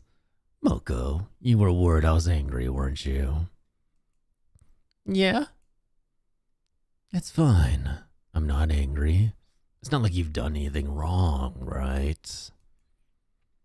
Of course I haven't. Then there's nothing to be worried about, since there's nothing for me to get angry about. Right. I only came here to tell you two something. You know where we are, don't you? This is SAEKO's desk drawer, right? Yep. Look around. You can see the things she uses in her daily life. While everything is larger than us, these are all SAEKO's personal things. Okay, what is going on that there's 4 tiny people that all just happen to be kept by SAEKO? There has to be something else going on. From the water essential to our survival, to the iPod for our entertainment, everything was left here for us by SAEKO. Oh, so we're surrounded by the personal things of a pretty girl. Okay, Moko might be too thirsty. Moko, you might be a little too desperate here. Maybe I'll go sniff that hair tie later. Moko, no. Dial it back. Dial it back like by a factor of 10. Bring it back. We want you at a 2, not a 7. Sniff. Rin. Do you think that's acceptable? Huh? Why are you asking me? Because that's what the rules say. Huh? We'll have trouble with how to divide the things in the drawer fairly if things use them however they wish. That means somebody has to be in charge. And SAEKO says that starting today, You're our supervisor. From now on, only you can touch these items directly, Rin. If Moko or I want anything, we have to ask you first. Why me? You must be Seiko's favorite now, since you're cute. Well, I think you'll be a fine supervisor. You seem quite kind. And with that memory loss of yours, Seiko can trust you. That's a bonus for you. Supervisor, I have the power. I got the power. I got the dreams. Huh? Anyhow, it's time for your first job. Just so you know, supervising is tough. It might sound cool, but all it means is that you have to do a lot of menial tasks. Menial tasks. And here's your first task. Bring me a top. Why? A top? Yes, a top. You know, that toy that spins. They're rather common. There should be one somewhere in this room. Bring it to me. I'm sure you'll find it in no time. So I'm not a supervisor, I'm a gopher. I'm the fetch boy. Seems like I'm this drawer supervisor now. For my first job, I have to bring Taki a top. All right, you give the top to Taki. Thank you. Why did you need a top? Well, part of it was that I just wanted to see you do your first job. Really setting the ground for betrayal and social political intrigue early on, huh? Yeah, there's something sus going on for sure. I thought he wanted to be topped. I mean, he looks like if I'd be too rough with him, he'd break, you know? He doesn't really look that sturdy. But I also like to spin this top when I have the time. You can call it a hobby of mine. What a sad hobby, like one an old man would have. Oops. Sometimes I curse these senses of mine. Motherfucker is totally reading our mind. Motherfucker is totally reading our mind. He just admitted it.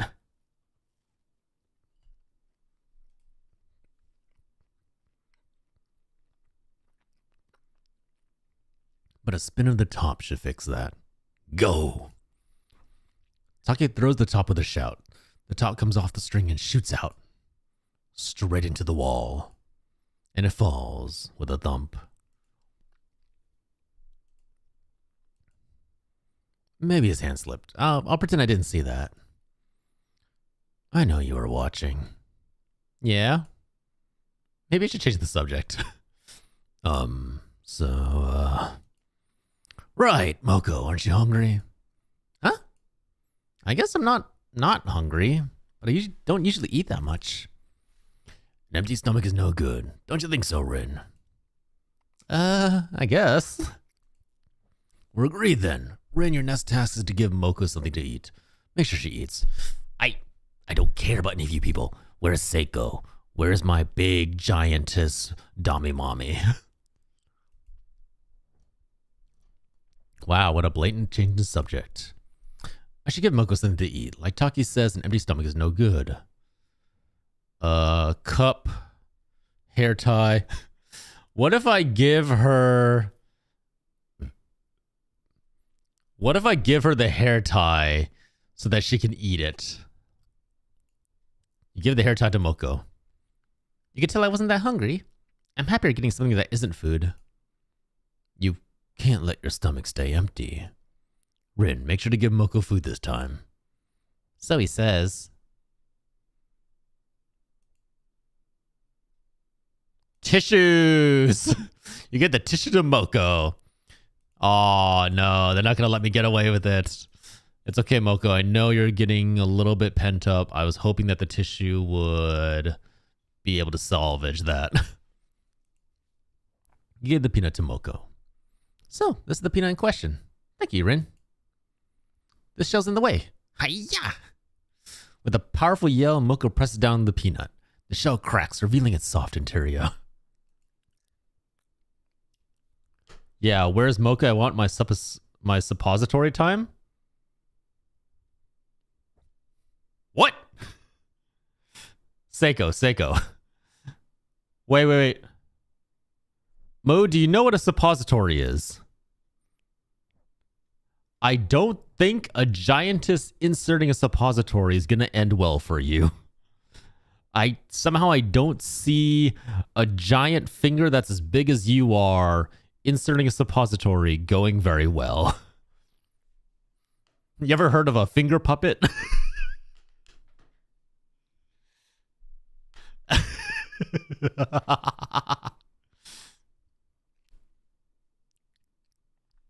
Just like, hi, my name's Rin.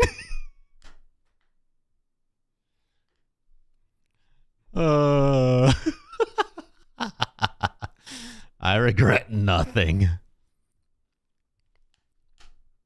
Wow, Melko, you're strong. That show was so hard. You think so? I'm not actually that good with sports. Maybe because I'm always carrying heavy books at events. I don't think lube is going to solve the issue of the finger puppet move. But this peanut's really huge. Why don't we split it and eat it together? No, it's fine. You can eat it by yourself. Where did you come from? You said you were hungry. Make sure to eat all of it by yourself. Understood. Okay. Alright, something's up with Taki. Something's up real bad with Taki. Moko seems defeated somehow as she starts eating the peanut. Each bite is tiny, like a squirrel eating a berry. Maybe it is yummier than Moko expected. She keeps munching down with her Can Taki control people?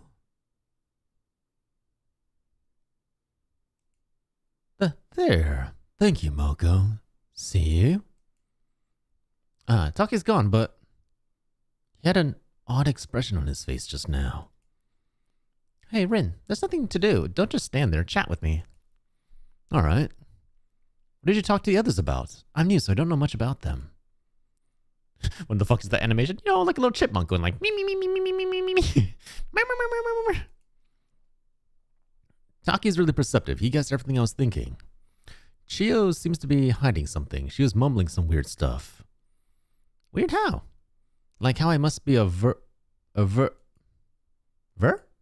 A virgin, huh? That's an awful thing to say to someone you just met, right? No, wait, that's not the problem. What? Despite how you look, you said a cute nickname doesn't fit you and your hoodie and jeans are androgynous. I don't know how Chio saw it, but the evidence lines up. All we need to do is actually verify. Moko? Hold on, Moko.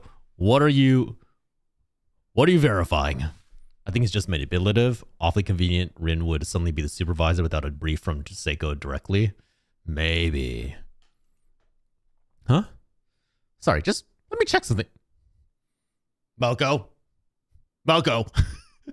Hold on. Consent is sexy. Moko swiftly bends down and takes a step towards me. Her hands gets closer to me by the second.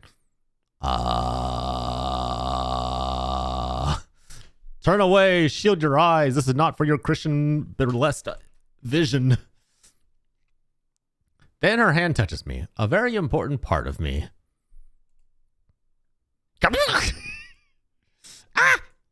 Her eyes flash open behind her glasses. She shouts out like an explorer who's found the fabled treasure on the treasure map. Aha! Incredible.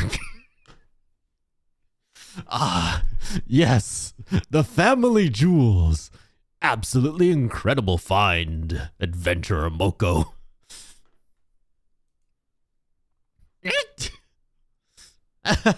I'm sorry for suddenly touching you like that. I just had to check. I'm really, really sorry, Rinny.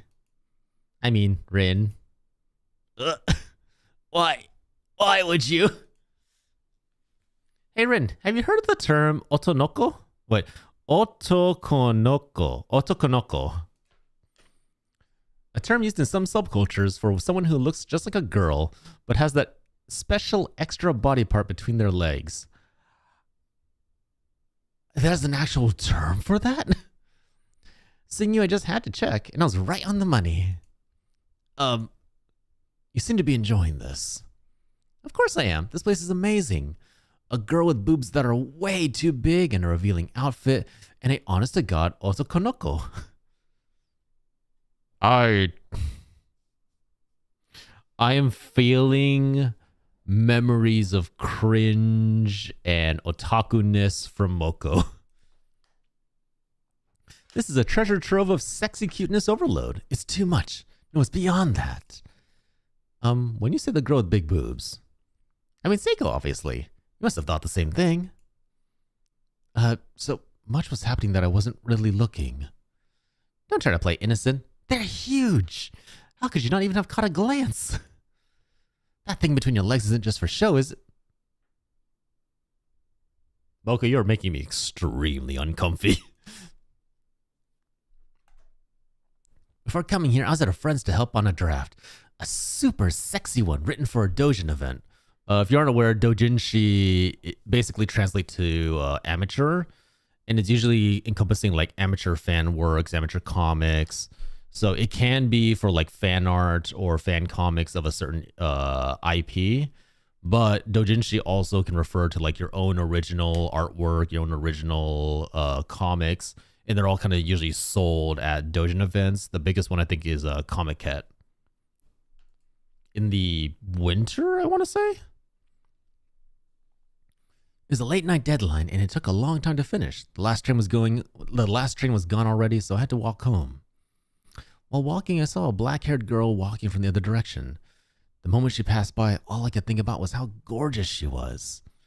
But as I watched her walk away, I suddenly lost my footing. And then my perspective of the world had gone all wrong. When I woke up, I was in this room. I was shocked at first, of course, but I was really happy when I found out the girl had helped me. I do want to return to my original size, but being in a young woman's room and having that gorgeous young woman with her big boobs and black hair take care of me every day, I'm looking forward to it. Look, we were being perverted as a bit originally. Moko is actually just perverted. Moku's actually just gone. You sound like an old man. People tell me that a lot. I think it myself too. But somebody like me has no way of acting cute anyways, so I've completely given up on all that. Maybe a dictionary definition of otonoko like you wouldn't understand how I feel. Hey, how do your muscles look? Like your neck muscles. Can I slip my hand inside your hoodie?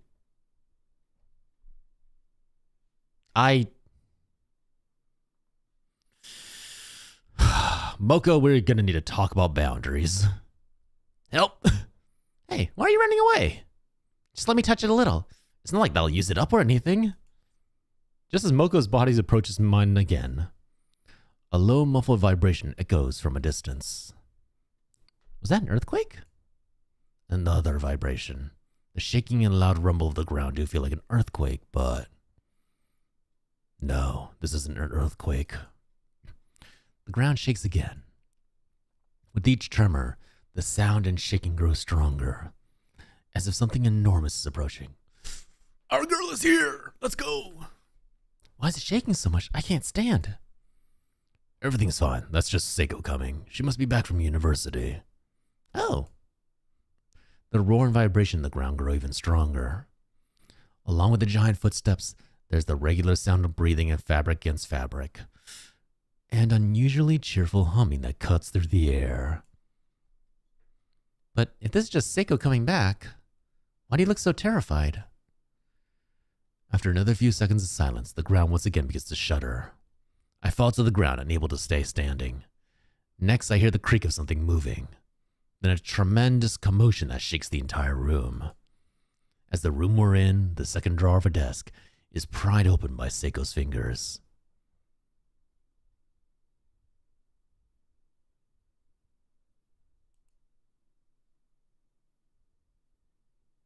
Oh my god, they weren't joking. Her boobs are gigantic. Hello, cute little people. Did you get along while I was away? My 5th lecture ran longer than usual, And I'm feeling a little peckish. Wait.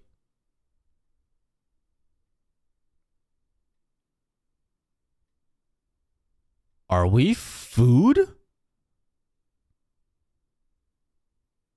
No way. Could I have another one of you today? As a treat. I was kidding about the butt thing.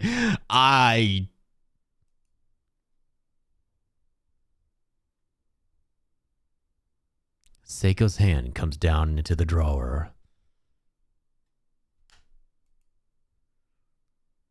Wait. Okay. Hold on. Ads are about to start. Is she gonna eat us?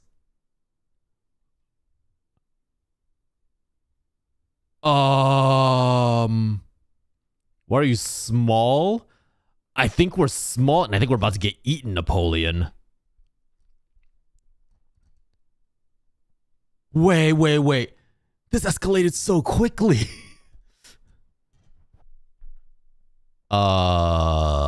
Hey, Moo, you still want that suppository? You know what? You can go first. How about you let her pick you up and then you can get eaten? That way I can enjoy the booba a little bit longer, if you know what I mean. So I guess we're getting eaten, huh?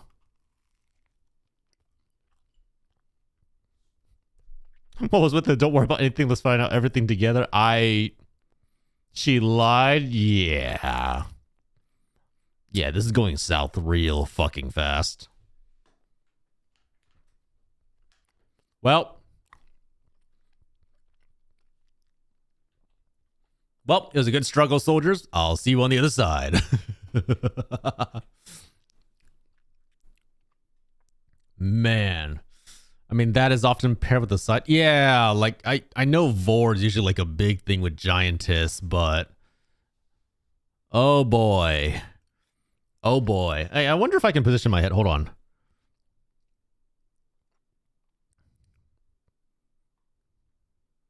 Hold on.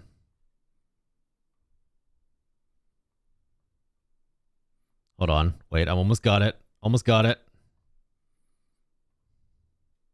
There we go. Help! I'm being pulled. Wait, no, hold on.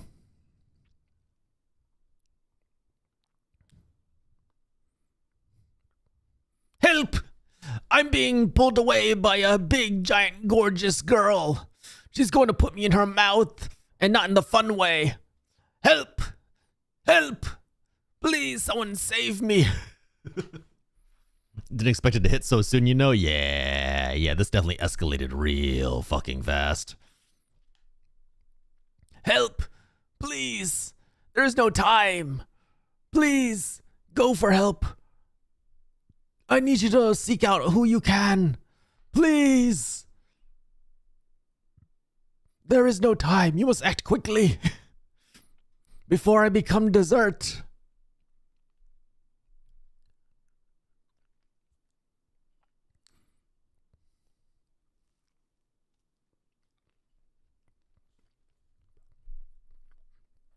I don't know if I want to eat my sandwich anymore.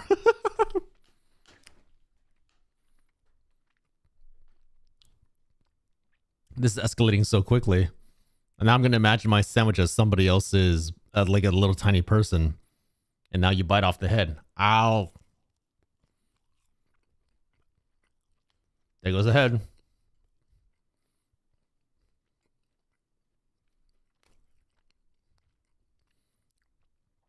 Next, you eat the body. Oh.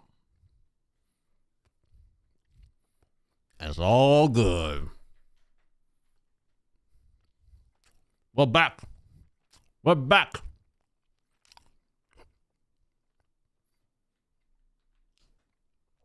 All right. Y'all ready to be devoured?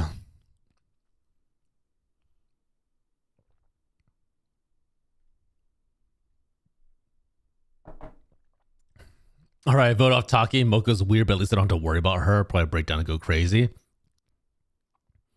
I'm calling it right now. I think the reason Taki wanted Moko to eat all that food is to fatten her up. That's why he was like so serious about her like eating the entire peanut. Her unthinkably large fingers fill our vision. They wander for just a moment, as if carefully making a decision. And then they stop, right in front of Moko's body. What? No way. Why? Her giant fingers pluck Moko's tiny body and carry her up into the sky. Hey, let go of me, please.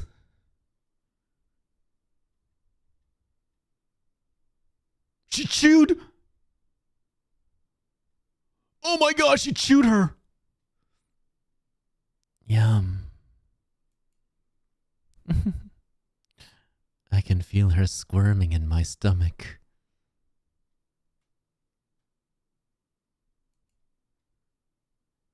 Excellent work for your first job, Rin. Why are you so shocked? You fed that little person as the supervisor, didn't you? That's what made her more appealing and delicious. I think you did quite well for your first time. I didn't hear anything about that. I did... Oh. Hey, Taki. I told you to explain everything to Rin, didn't I? Yes, but if he found out everything right away, I thought he might object. I don't need 2 supervisors. What? Farewell. Your duty is done, ex-supervisor. Oh! Oh! Oh!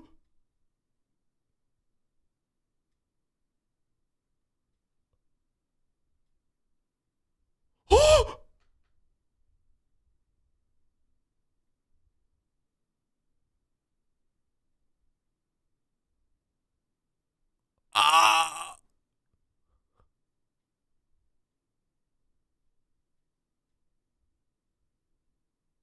What the fuck is this game? Kamini, what the fuck did you recommend me?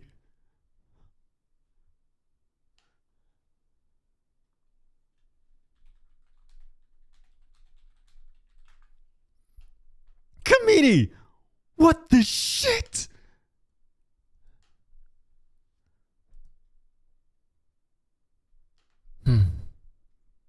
My fingers are a little dirty. Well, now you know how things are.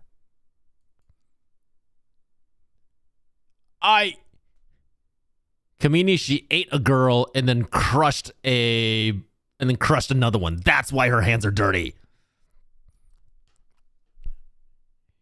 You're in charge, Rin, and welcome to my world. I don't want to come over to her house anymore. You know what? I don't need this. I don't need...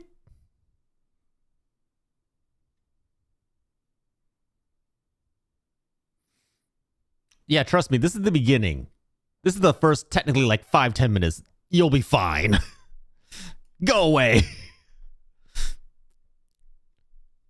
Oh my god. Come on over. Let's go, baby. Wait. Hold on.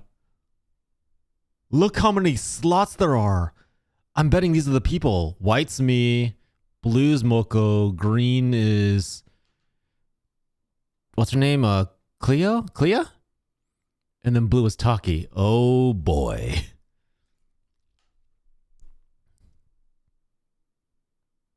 So, how was your day?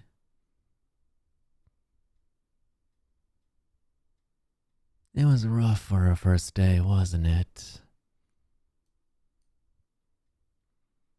Respond. Answer when I ask a question. If you screw up again, you got it? Yeah, yep, got it. Understood. Sorry. The last supervisor isn't around anymore. Yep. I need you to stick around a little bit. A little longer than that, gentleman. I'm glad you're enjoying it. I'm not sure if I'm enjoying it. Hey. Yep. Do you think a person's personality can change? Yes?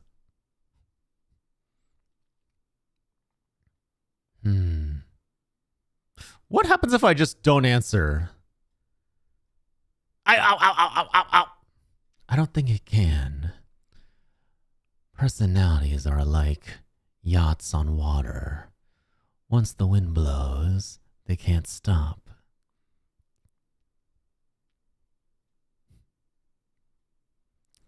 All I can do is idly watch the other boats. Get that giant finger away from me? I thought you wanted her fingers on you. Or accept where this boat takes me. That's all. Okay, let's not respond. I'm not responding. Hands are off the mice. Appearances are like that too. But everyone knows how to change, right? Not responding. Respond. Or are you not listening?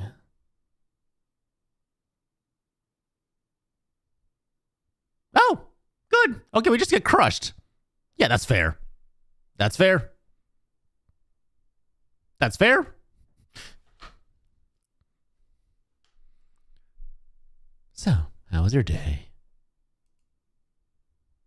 It was rough for a first day, wasn't it? Man, those eyes. Look, they're scary, but they're also like doing things to me, okay? I'll be honest here. I'm gonna be real honest with you. Definitely terrified out of my mind, but man, those eyes are really doing something for me. I need you to stick around a little bit longer than that, gentleman. Yep. Yes, ma'am. Yes, ma'am. Whatever you say, ma'am. Whatever you say. Anything you say. Hey. Yep. You're so noisy. Do you think you can just say anything you want? Sorry. Okay, we have to hold an actual conversation. Do you think a person's personality can change? No. Yeah. I don't think it can. Okay, so if we say too much, we piss her off. If we don't say enough, we piss her off. Personalities are like yachts on water. Once the wind blows, they can't stop.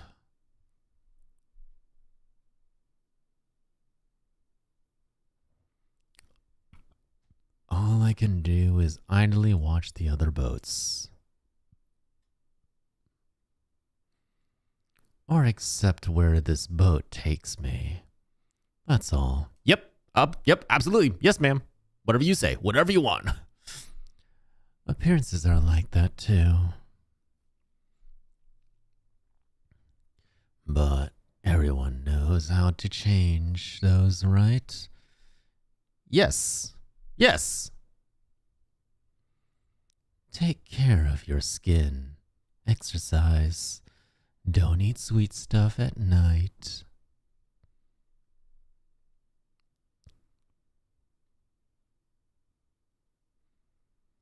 I have something better to eat anyways, don't I? Why? Why eat little people? Well,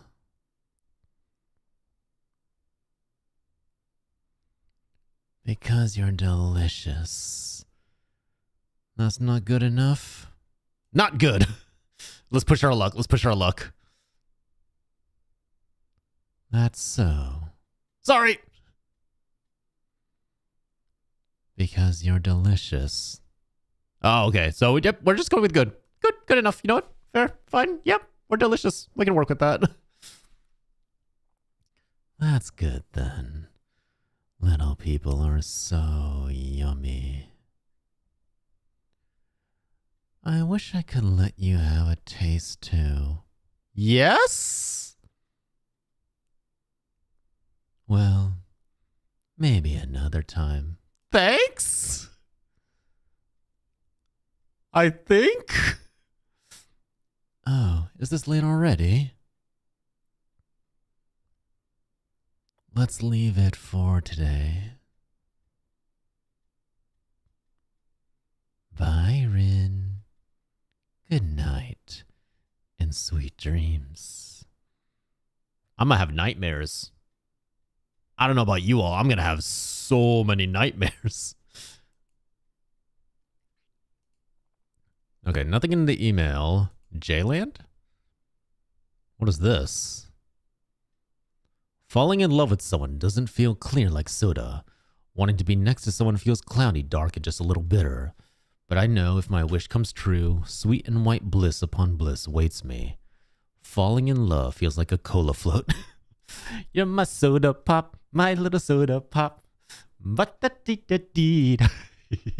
Yeah.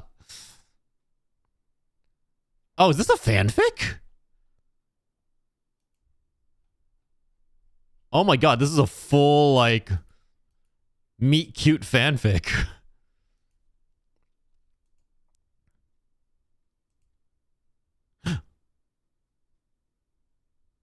Did you see that?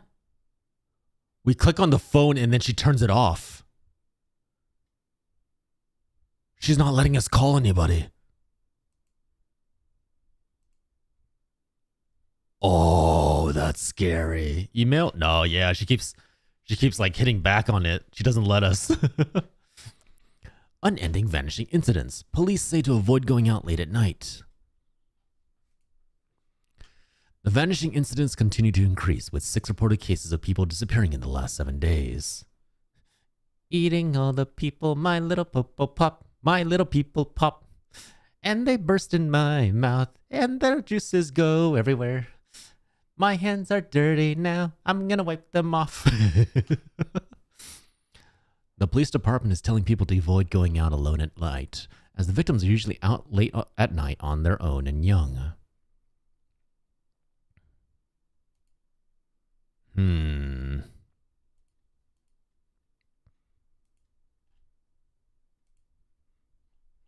Yeah, addicted to phones. Yeah, that makes sense. Yeah, like, let's be real. The current generation is absolutely addicted to phones. Games? What is this?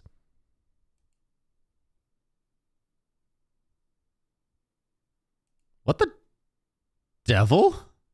Huh! Huh! Huh! Yeah! Huh! No! My legs! All right. Well, dictionary. Charm. I felt charmed. The uneven stitches are cute. Okay.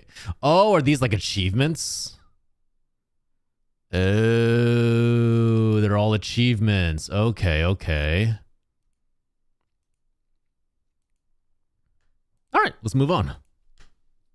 Oh. Hi. Oh my god, she was watching behind us the whole time. In the sea on a stormy night, I float alone on the surface of the dark waters. Instead of stars, endless rows of cumulus clouds cover the sky.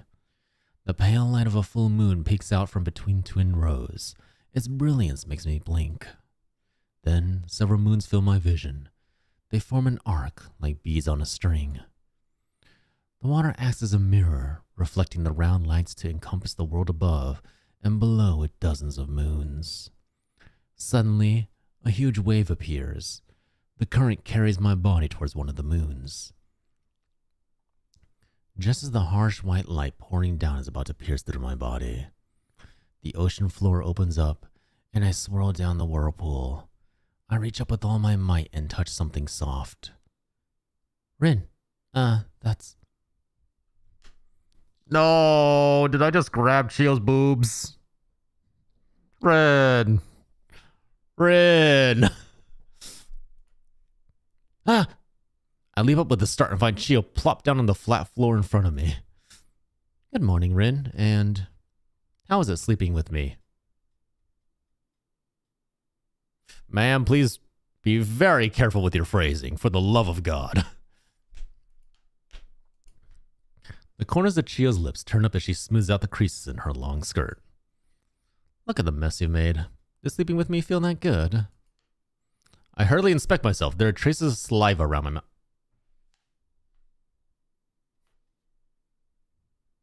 This game got sus really fast. I just had my head on your lap and fell asleep. That's all that happened, right? Let's go with that. It'd make you feel better, wouldn't it? No way. It's just a joke. The only things that touched were your head and my lap. You can relax. It looked like you were having trouble sleeping, so I took matters into my own hands. Well, did you sleep a little better? I guess I slept fine, but I had a strange dream. A strange dream? Stranger than reality. Reality, huh? I found myself at a loss for words. Oh right, I became the supervisor. Seiko came back, and then Moko and Taki. I can see two images vividly in my mind. The sudden deaths of Moko and Taki, who had grown familiar to me. Moko had been tossed into Seiko's mouth like a snack. Taki had been crushed between Seiko's fingers, his remains promptly removed by a tissue. I had watched their lives end so swiftly from the drawer beneath them. To be honest, I still can't quite believe it. But no matter how I search for them in the dim drawer, they're nowhere to be found. Are the two of them really dead? What else would they be? Huh? You saw what happened to Taki, and Moko must be digested by now. There aren't any doctors here to perform an autopsy, let alone any bodies to be autopsied. Chio's tone is incredibly matter-of-fact. How can you be so... I mean, that's just how it is. How can you say that? I suppose this is a good chance to explain things properly. I'm sure you already know this, but Seiko raises little people for her own purposes. Protection? That's a bald-faced lie. She uses some kind of magic to shrink people that catch her eye around town and bring them back here. Sometimes she just watches or plays with them like dolls in a dollhouse. But her main goal is to eat them. She stores the little people she catches in this drawer, just like how you might clean sand from clams or keep crabs in a box. Why are both your examples seafood? Because they're both better fresh. Jesus! Do you remember what Taki said yesterday? About how the supervisor's job is to give items to the little people in the drawer. It isn't completely true, but it isn't completely false either. The supervisor's main goal is to raise appealing little people that Seiko will want to eat right up. By appealing, I mean tasty. If you give a little person food, they become more appealing. Maybe they'll be more energetic, or they'll have a little bit of extra flavor. When their appeal reaches 50, Seiko will eat them. Fattening up a little person until they're yummy enough to give to Seiko, that's your real job as the supervisor. Yesterday, when Taki kept trying to make me give Moko the peanut. Yep, that was to increase the glasses girl appeal and have Seiko eat her up. Jeez, dude. Okay, you know what? Taki deserves to die. He deserved everything he got. Then if I hadn't given Moko the peanut, she wouldn't have been killed? No. I already told you. It's the supervisor's job to raise appealing little people. If you don't do your job and nobody makes yummy little people, Seiko will get mad. And she'll kill all of us. She threatened Taki with that before, and I don't think she was lying. Think of it this way. You chose the only method that could save the other little people without making Seiko angry. Their deaths aren't your fault. They're nobody's fault. You just did the best you could in the situation you were put in. But that's how I got Moko. You have to stop thinking like that. Nobody's to blame for anyone's death in this drawer. But if you can't stop yourself from overthinking, just relax those shoulders and let yourself loose. I'll teach you how to stop thinking about anything at all.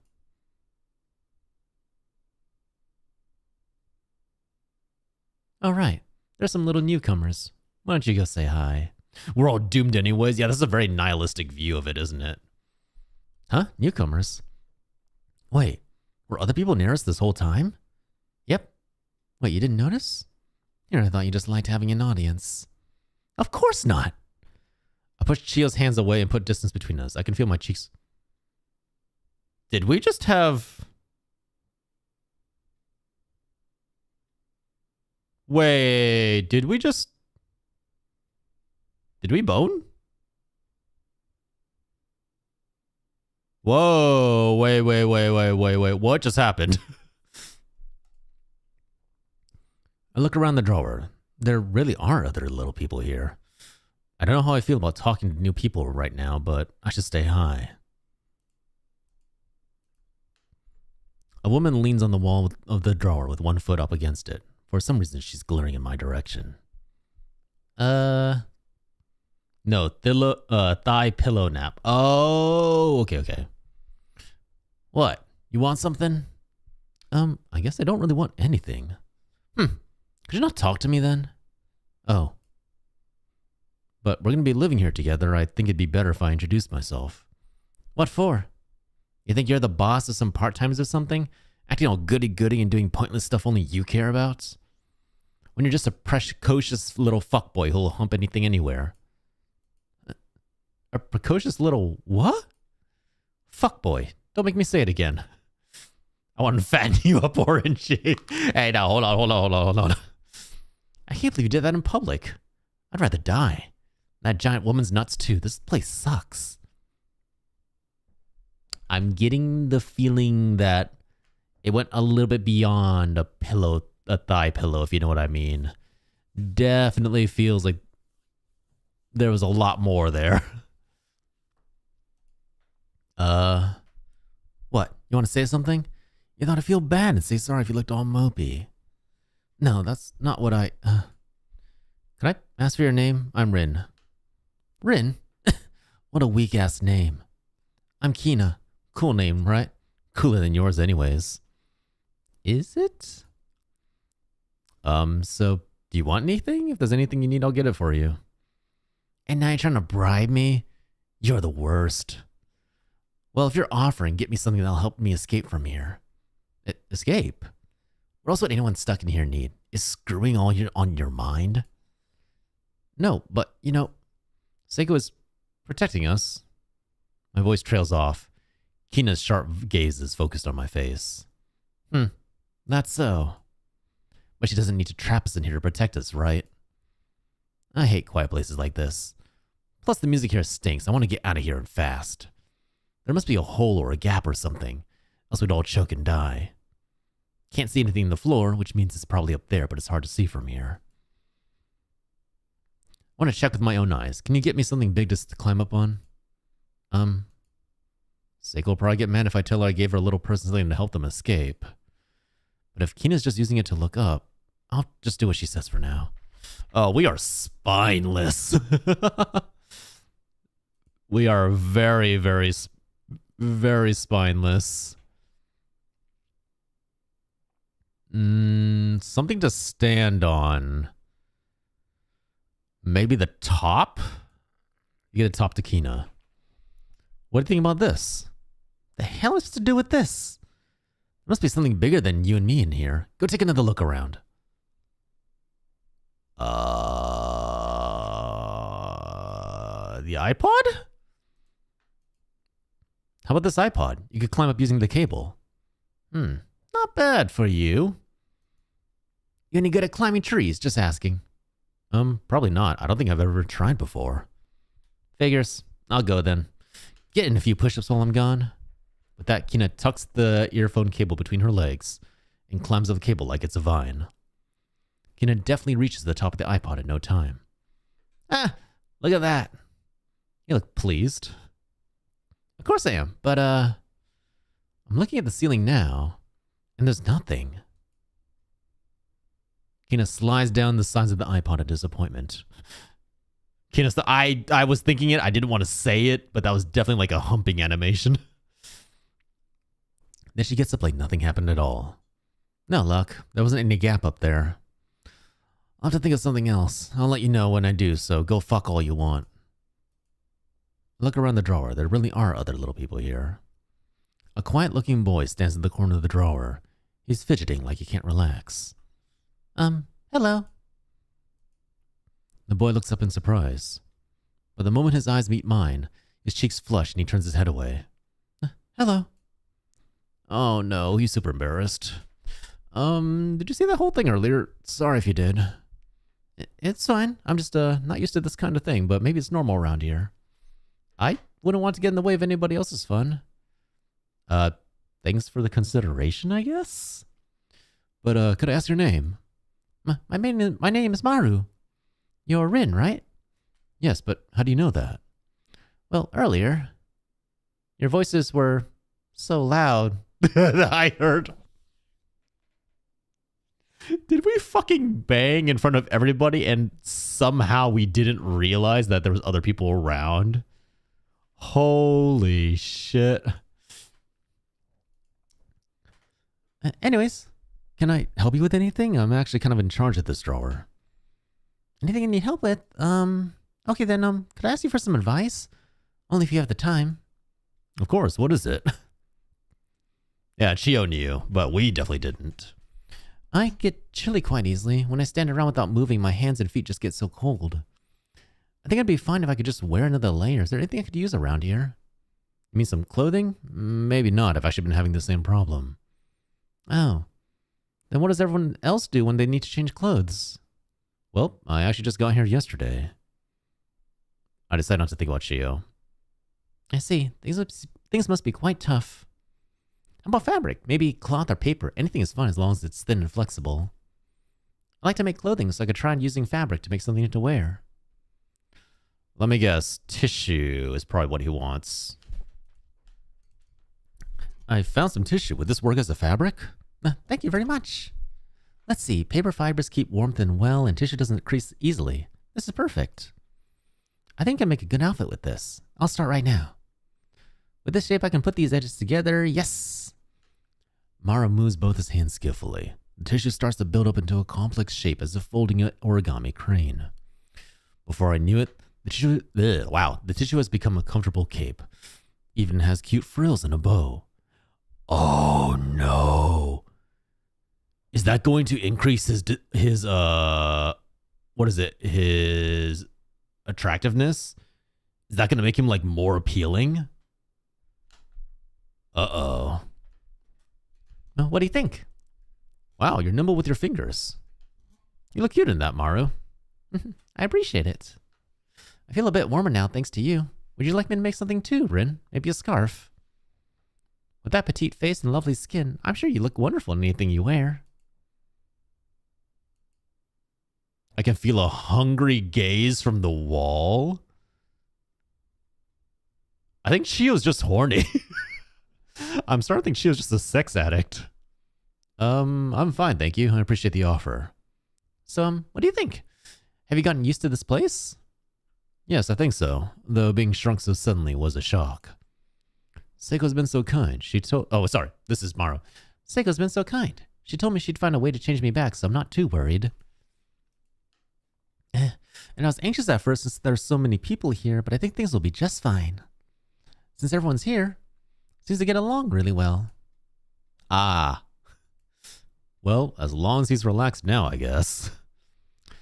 I feel strangely anxious as I hear as I leave Maru to his clothes making. I hear a sigh from near the wall that seems to be equal parts relief and dismay. Yeah, it's basically like you get to know them and then you have to like condemn them to death, basically. Rin, are you free right now? I turn around in surprise at the voice from behind me. As expected, Chio stands there with a smile. What's with that serious look?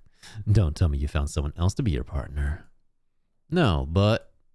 Oh, Rin. There's something I haven't told you about your job as the supervisor. I don't want to tell you here. So, could you come over to the wall? And we can continue where we left off, if you'd like. Go ahead. Mara twists away in embarrassment, and I head back to the center of the drawer.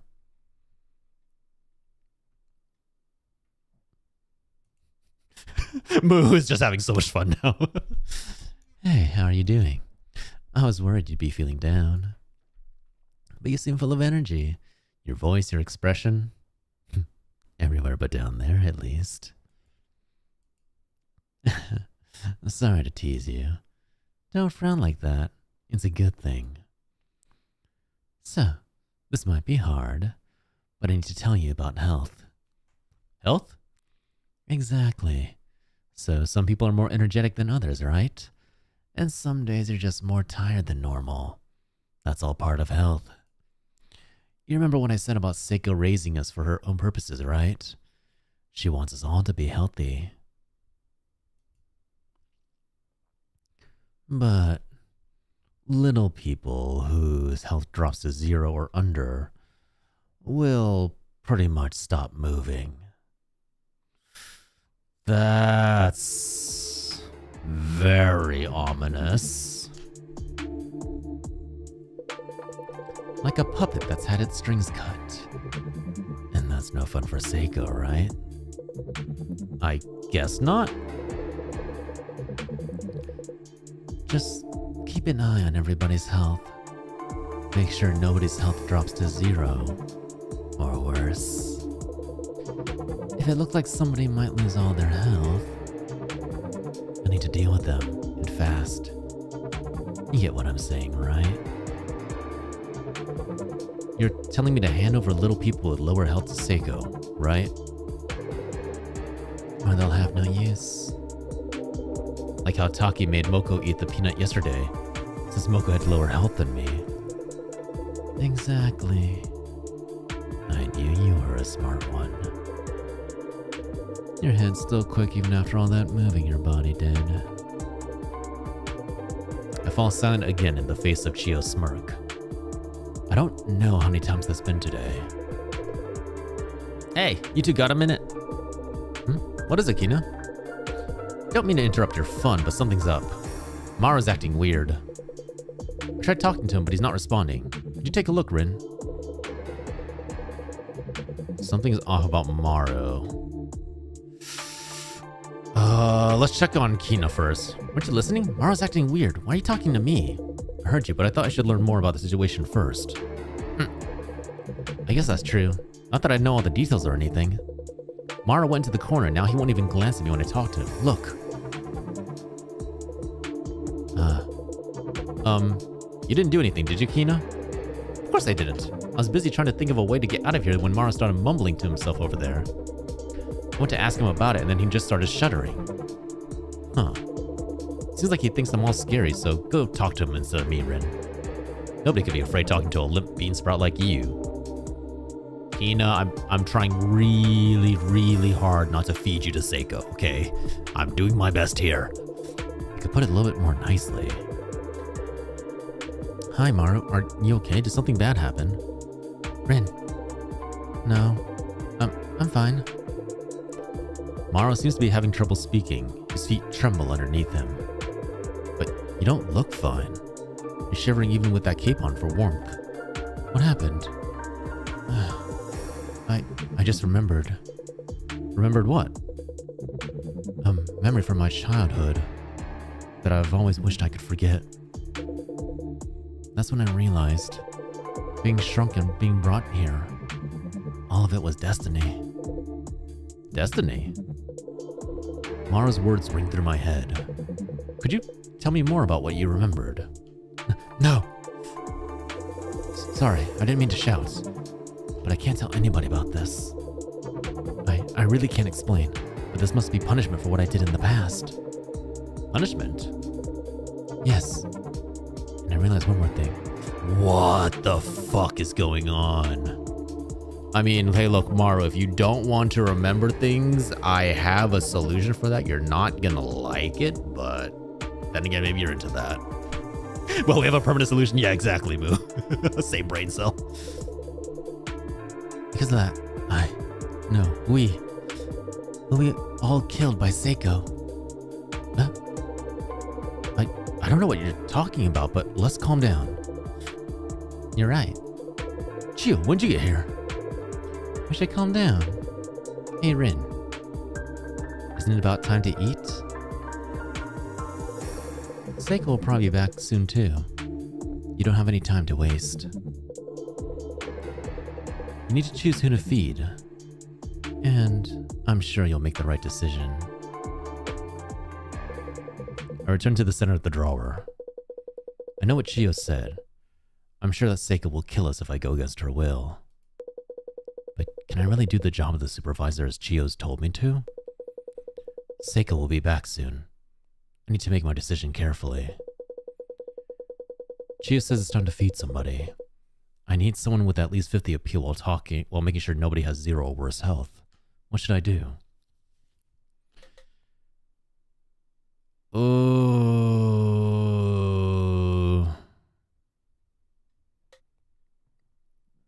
I mean, it feels like the obvious answer here is to feed Maru.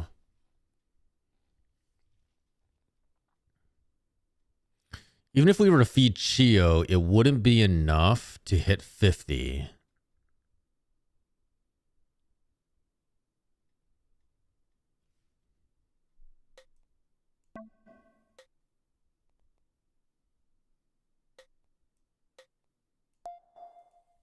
I want to test something.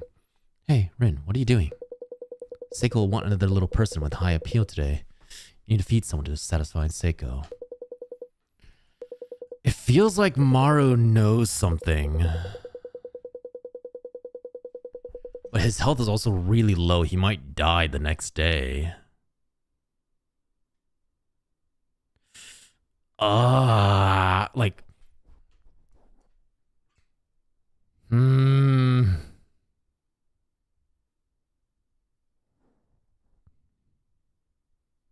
No.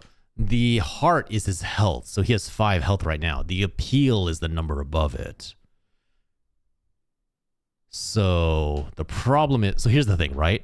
Kina is like trying to look for an escape, but Maru has knowledge about something. So that's why I'm almost like, maybe I want to save Maru instead.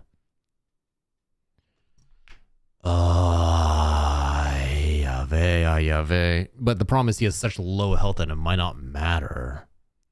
He might literally die tomorrow.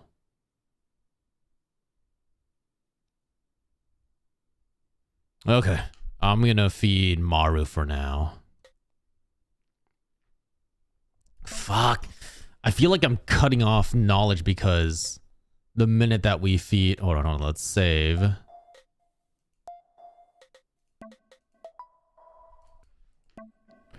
Okay, let's try feeding Maru. Yes.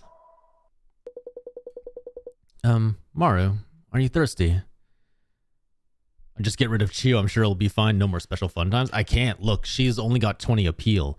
The milk only gives 20, so she'd only hit 40. It needs to be 50 to be fed. Maru, are you thirsty? I brought a drink. What is this? Milk? Yeah.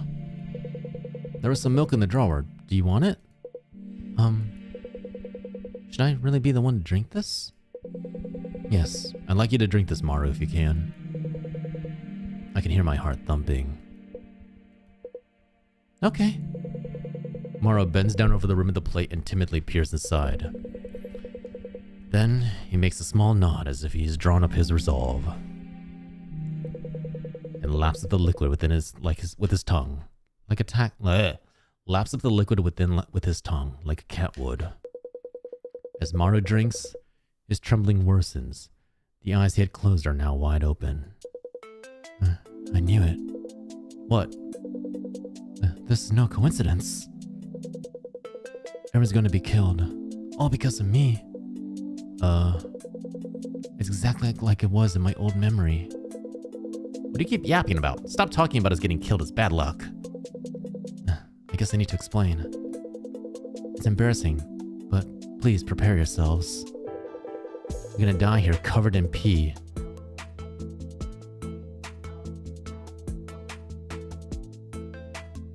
We'll be thrown into an ocean of yellow and that is not where I saw that going. We're gonna get yellow showered? I'm sorry. We're gonna get golden showered to death?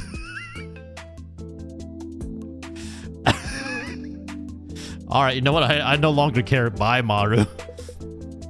Well, pee? I know it's embarrassing and awful, but it's going to happen. It's punishment for what I did in the past. When I was in elementary school, I drank a lot of milk. I think a cold was going around, so there was extra milk left over at lunch. I used to love milk, so I drank a ton of it. But then on the way home, I just couldn't hold it. Oh no! Did he pee on somebody? Oh no! And I ran to the bushes and did my business. Oh my god, it's not even that bad! I held it in as long as I could, but it kept coming out. I couldn't stop it. I was worried I'd get my feet wet, so I looked at the ground. And it turned into a little river, flowing down towards an anthill.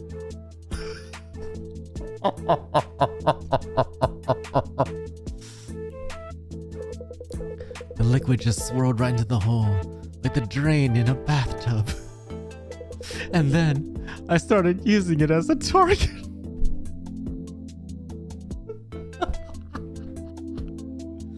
Oh no! I can't make any excuses for what I did.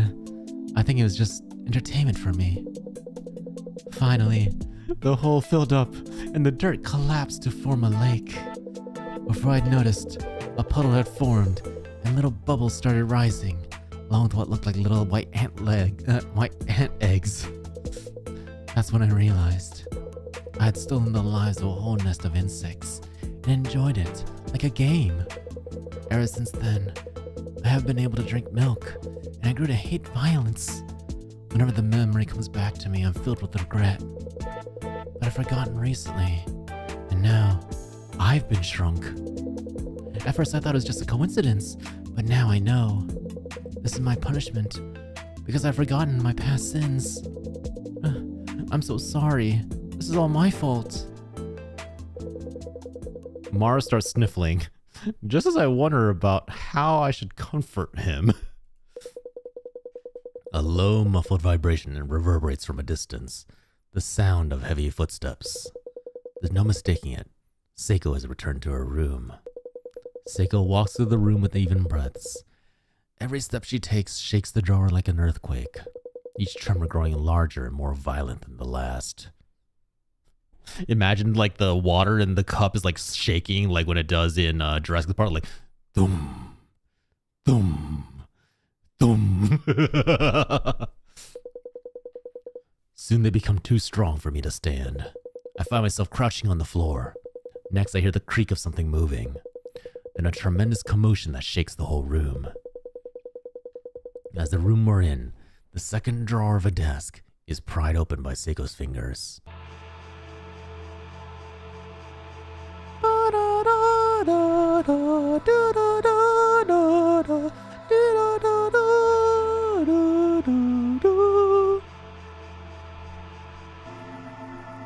Hello, cute little people. Were you good today while I was away? Sorry I'm late today. I took a little detour before coming back. But the wind was strong, so now I'm cold. And just a bit hungry. Could I have another one of you today? As a treat?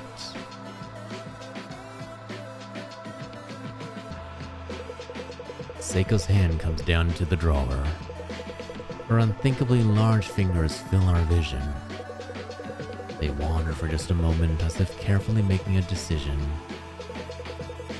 And then they stop, right in front of Maru's body. Ah! Stop! Please, Seiko, please reconsider! I know the truth. You're planning on killing all of us. You trapped us in this small place so that you can pee on top of us. I'm starting to think Maru just has a pee fetish. You know, Man. These are going to be your last words. Are you sure about this, Maru? And we'll drown to death, stuck in this drawer. Hey, yo. Hey, Yang, you want a little golden shower over your body? This is how you want to go out, peed to death by a big, giantess. Trauma turned fetish? To be fair, that is an actual thing. There's a lot of times where like a traumatic memory might actually turn into like something that like actually turns into a turn on or a fetish because of some really twisted connections in our brain. I'm sorry for what I did before, so please, don't be so cruel.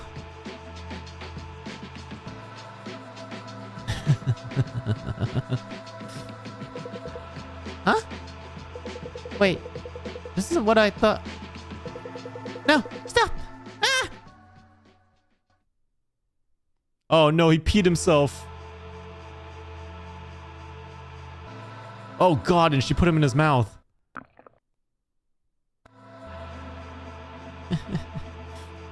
He was so full of energy and fun. And that taste, a hidden flavor within a soft interior. I'll take the shower, thank you. Yeah. You know, after seeing that option, Yang, I kind of figured you'd take the shower.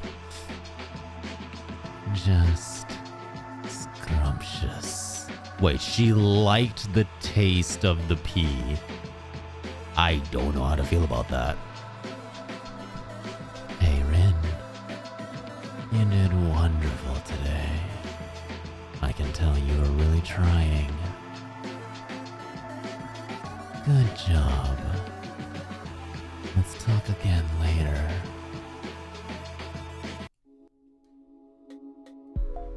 Right.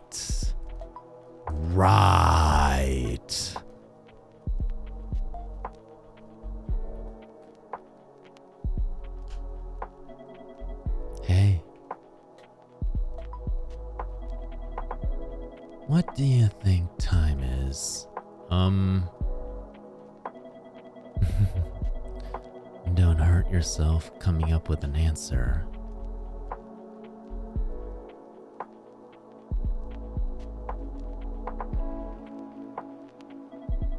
I just think about it sometimes when I study recently.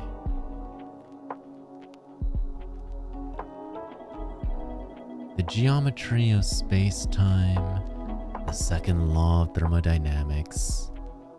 I see.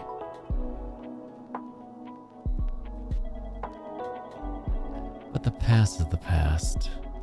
Memory is memory. Don't you agree? I don't get it. Of course. Sorry. This must be a little complicated for you. Yeah, it's complicated. Hey. Do you have memories you want to forget too? I don't.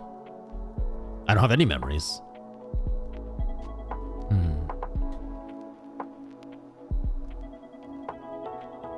I guess there was no point in asking you that.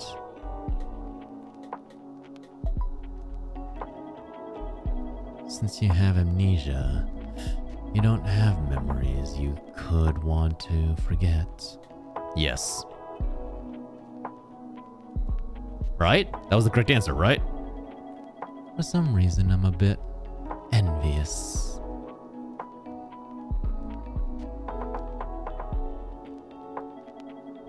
Sometimes, a thought comes to me. You know how you delete messages on your phone with a button?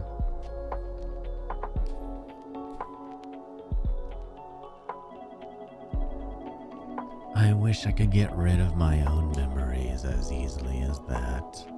All right, make everyone some of that yellow lemonade and maybe she'll want that instead of one of us every day. Maybe I could be reborn as something else then. What memory? I'd like us all to forget this arrangement. We all go our separate ways. Yeah, I know, right? What? What do you want to forget?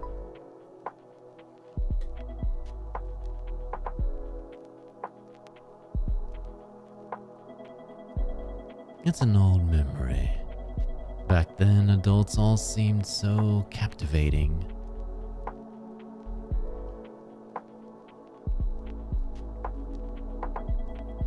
It's a bittersweet memory of love. That person's no longer here.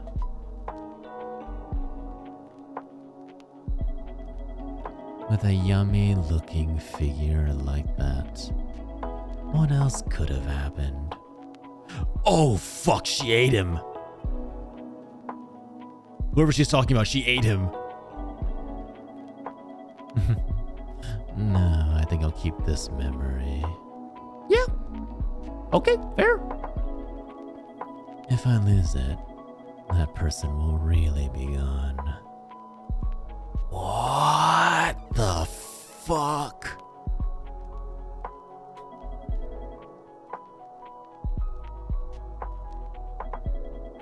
I'm a little sleepy now. Let's call it a day. Rin, you should get some sleep too. Thanks? I think? Oh boy. Salmon population down 70%. Jesus Christ. Giants on a roll with no weak points. Oh, like the Giants, the baseball team. School kids enjoy cream puffs and school sandwiches. That's nice, I guess? Yeah, she's still not letting us check the email or our phone.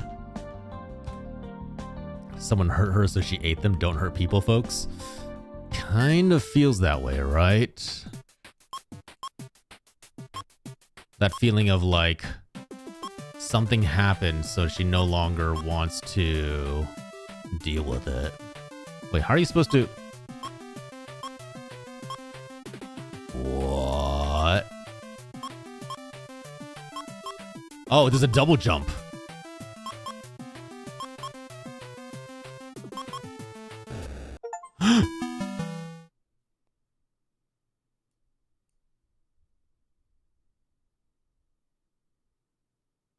What?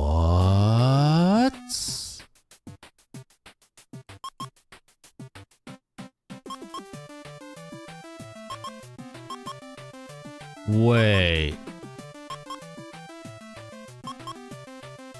Ah, crap baskets. So I guess somehow I've got to... I don't want to play this game no more, you know.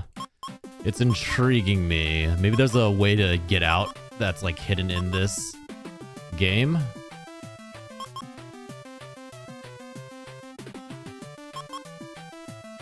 Okay, so basically avoid the flowers.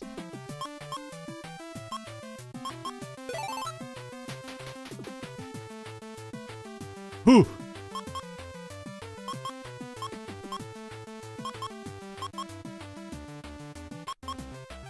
Oh, damn it.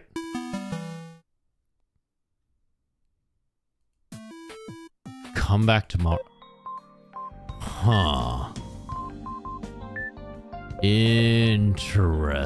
Crush still taking the piss. Yang's like, you know what? I know my answer and my answer's not changing. Okay, so... he's dead.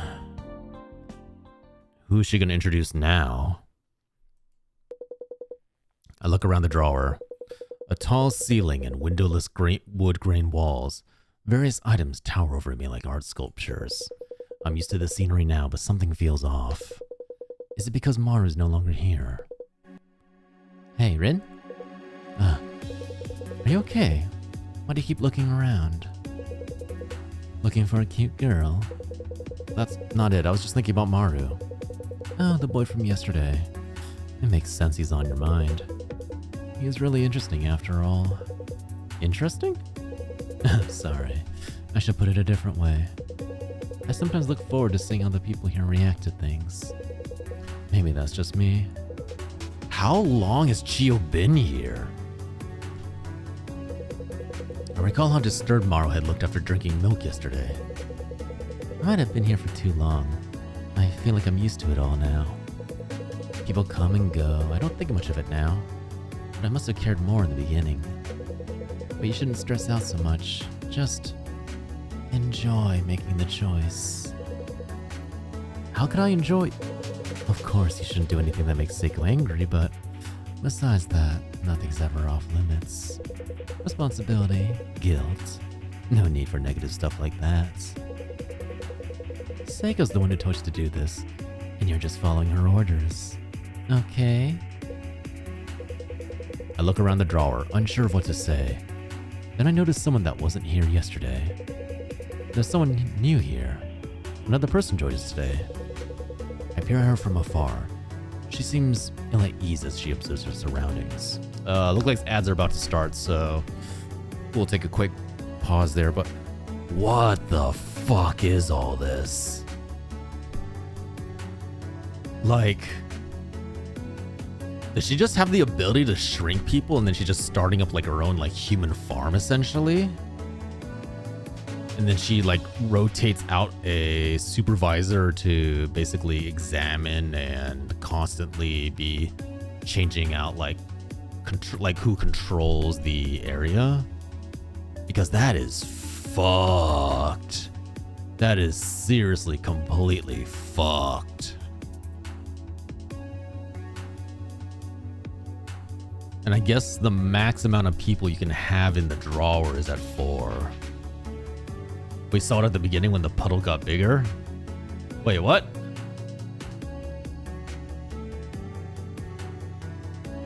Wait, what do you mean the puddle got bigger? That sounds so ominous. What do you mean?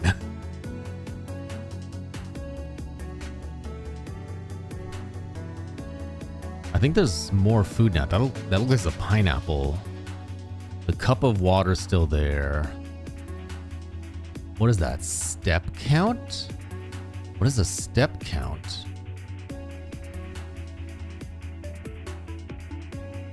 Or is that... Pretty sure that says step counts. Or stop count, I'm not sure. I thought the puddle got bigger, but then we were just shrinking. Oh, yeah. Like in the beginning when the moon and the puddle got bigger. Yeah, so... She must have some kind of power that lets her basically shrink down people and control like their size. And I guess she just like gets off on this now. Like this is like people taste delicious to her. So she's basically making her own like little farm of what she wants to do and what she wants to eat. And she's just okay with that, I guess. And then the fact that Chio is intentionally set to 20 health, so she's very healthy, and then 20 appeal means you at the very least you have to skip a day to try and get Chio eaten. Unless there's like an item that gives like plus 30. So Chio's pretty much designed as like a character that's gonna stay with you. I am vaguely curious as to what happens if you don't like feed anybody, or you mess it up and you're like, hey, no, don't worry, no one's gonna get eaten today.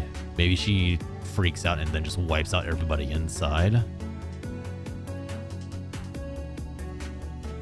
People would be too crunchy and bony. Yeah, like imagine just imagine like taking a full chicken and shoving it in your mouth. Like all the bones, everything just cracking. Or I guess like another best example would be like a rat. Like if you were to stuff a rat in your mouth and bite down, all of like the skin, the hair. She doesn't even take off the clothes. So like all the clothes, the bones. Ugh. I feel like that'd be just so weird and disturbing. She looks troubled. Chio, is it okay if I go check on her? What, you're going already? Yes, you don't need my comforting embrace today. Memories of yesterday flood my mind and my face heats up. Oh, look at you getting all flustered. You're so young. I bet you want it every day. You don't need to hold back. Jump right into my arms. Eating wet socks should be illegal. I'm pretty sure eating wet socks is basically illegal by the fact that it's inedible. I turn on my heels and walk away from Chio. I hear her shouting from behind me, telling me to stop. A new little person has taken Mara's place in the drawer. I'm conflicted about it, but I should at least say hi since she looks troubled. Alright, so Chio's probably pissed at us now. The newcomer wears a suit and stands deep within the drawer. When I approach, she looks at me with a bright smile. Thank goodness. Huh? Oh, right. I should say hi first. Hi. I hate the dark. I was so worried that I got into some place I shouldn't have. But I feel better now that I know someone else is here, too. Nice to meet you. My name's Yui, by the way. What's yours, if you don't mind me asking? I'm Rin. Nice to meet you. Rin, huh? Nice name. I know we've just met, but could you help me out? There's something on my mind. Of course, what is it? I lost my phone. I had it in my work bag, but that's gone too. I didn't let the office know I'd be taking the day off, so I'm really worried. And there's my little pet too. Mr. Pet? Oh, sorry, slip of the tongue. Don't worry about it. Does she have like someone tied up in a basement with like a collar? Oh shit, I've just realized that I'm taking up the entire screen, my bad. So, do you have a phone? I don't think so. I don't think anyone else has one either. Sorry, can't help. Oh, guess that makes sense. I asked SAEKO last night actually when I got here. Want her to call work for me. But she flat out refused. Told me the whole world was having reception issues, so no phones were working. Can you believe her? Well, I guess we're all little now. A world with no reception could be a thing. I still have the box key too. Everyone must be so worried right now. Can I help you with anything else? I'm actually the supervisor of this drawer. Wow, the supervisor? Sounds pretty awesome. Help, huh? Oh, could you make me a phone? Make a phone? Yep, since there's no phone in this drawer, you can just make one for me. That'd help everyone out.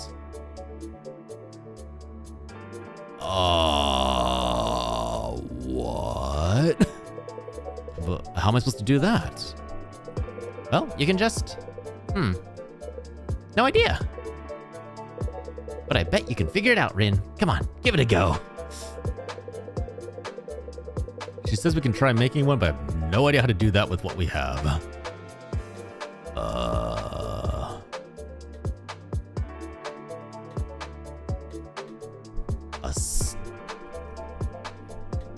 The iPhone? The iPod? How about an iPod? Maybe we can use the parts inside the machine to broadcast to the outside world? True. You're so smart, Rin. I knew I could count on you. But how do we hack it together? Machines, circuits, that's all a mystery to me. How about you, Rin? Me? I don't really know anything either. Okay, guess hacking's out of the question.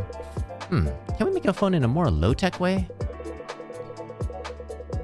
Oh, isn't the top, right? The top and the cup?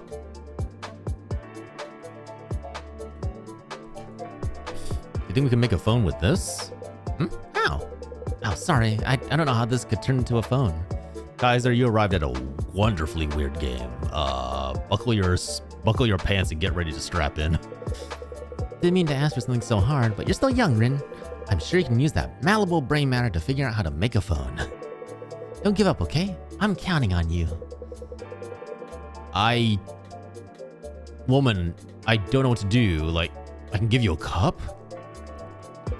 What do you think about these cups? Oh, cups! And what do you want to do with these, Rin? Well, you know those tin can telephones? I thought we could use those cups like that as receivers. Cup phones. I hope you're hungry, Kaiser. We got some food for you. Yeah, Kaiser. We got some wonderful, crunchy snacks for you. There's not that many, so you're gonna have to kind of be You're gonna have to be very careful with the portions, but we got some snacks for you. Just hang tight. Oh, that makes sense. Rin, you're a genius. All we need is to do is connect the receivers then. Go find us some string, Rin. I decided to make cup phones for you. String, go. What do you think about this top? Maybe we could use the string attached to the handle. Hey, yesterday, so I don't need any? Yeah. Moo and his new friend SAEKO both had a very nice meal. Ooh, true. Leave this to me. I'm good at this kind of thing. After saying that, Yui grabs the handle at the top with both hands. She puts her fingers between the knot and starts to unravel it. A few minutes later, she waves at me with a satisfied expression. See? I got the string off.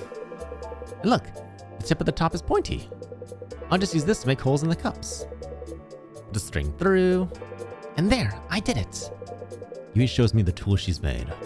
2 large paper cups with a string connecting them. Just like the cup phones I feel like I've seen in the past. Wow. And I'll hold this end. And I'll hold this one. We should take a cup and step away from each other. As we do, the string that had been on the floor begins to rise.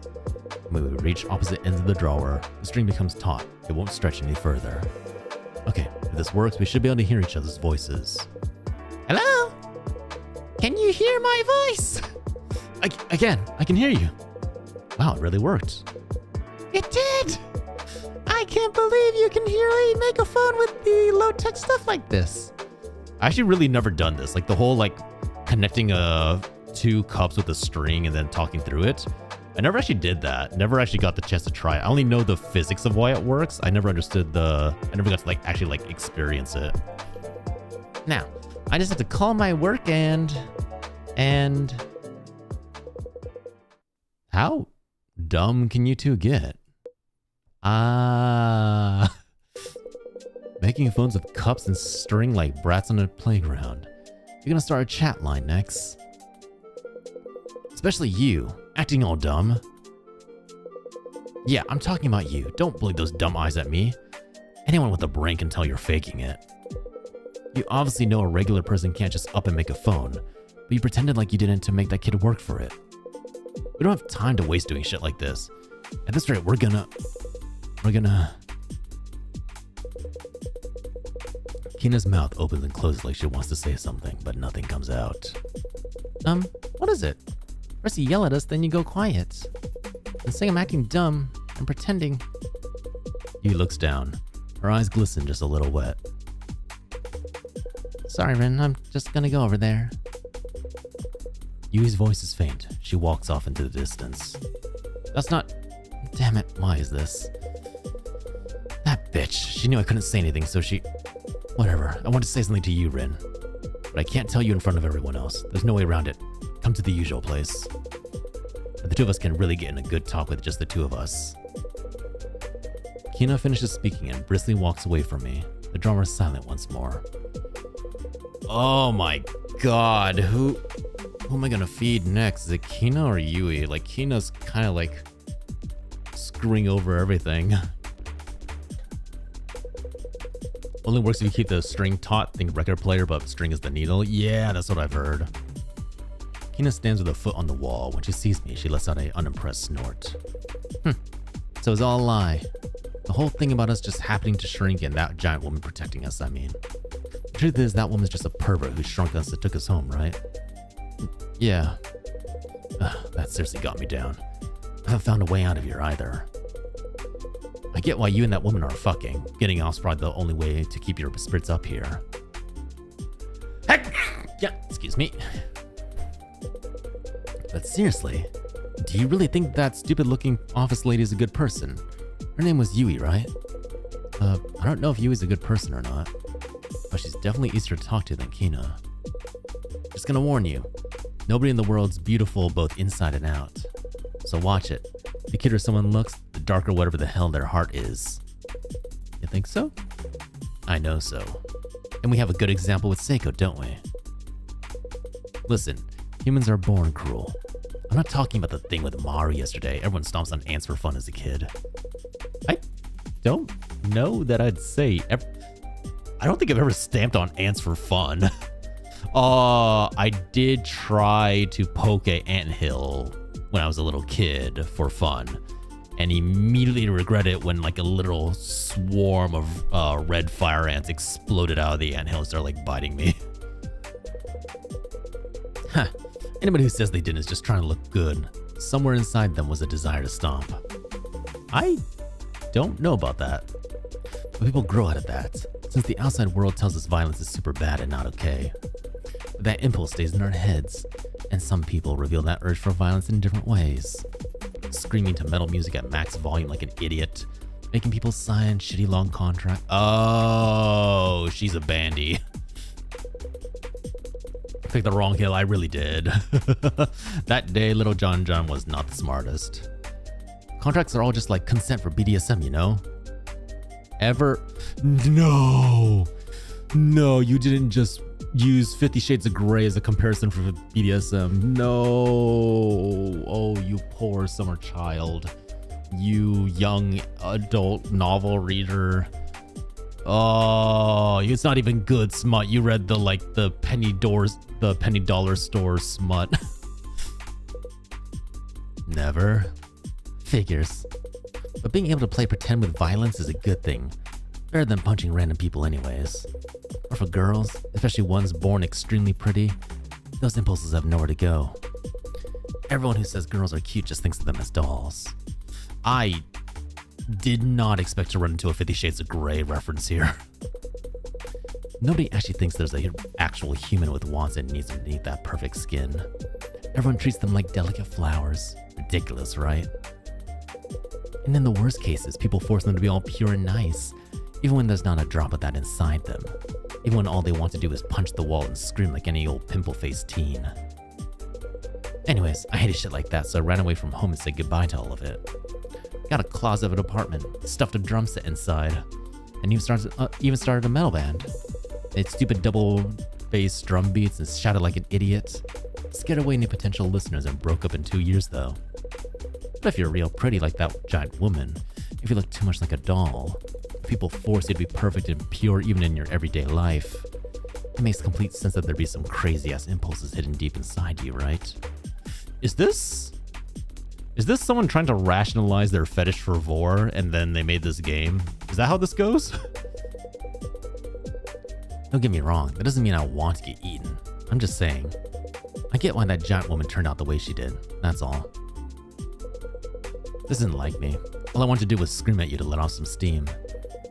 You escaped this time, punk. Kim leaves it at that and walks away quickly with a hand on her cheek. A moment after, someone taps my shoulder from behind. Hey, Rin. Are you ready? Huh? SAEKO will be back soon. You need to feed someone while there's still time. I look around the drawer. Chiyo, Kina, and Yui. Everyone looks healthy. Mara was obviously acting strange yesterday, so it was easy to decide who to give food to. But today... can I look around a little bit more, like, to see if anybody looks off? No, Rin. There's no time. Plus, it's better not to worry about it too much. It'd just hurt you more, wouldn't it? I guess that's true. Hello? Yui! Oh, you can hear me! Heyo! Heyo. You look like you're doing okay, I'm glad. I wasn't sure what to do if you were down after everything Kina said. That was nothing. I mean, I was just acting. Huh? Did you see how that mean woman looked after I started crying? She was in such a panic, like, what should I do? All I did was cry a little and she totally freaked out. She's kind of a wimp despite how she looks. Well, I think our decision has been made, Forrest. Oh boy. And like, she wasn't totally wrong. Like, I'd already figured out that a cup phone's be completely useless. But I couldn't say anything since you were trying so hard. So I'm so sorry about that. Oh. But it was fun. Playing around like that was a distraction. I've been so busy with work and life. Honestly, it was a breath of fresh air. Maybe you'd feel the same way, Rin. Yeah, I do. Yay! Let's call each other again with this if we ever need it, Rin. I hear the sound of the cup being put down in the distance. Hey, Rin, you really need to make a decision already. SAEKO will be back soon. Right.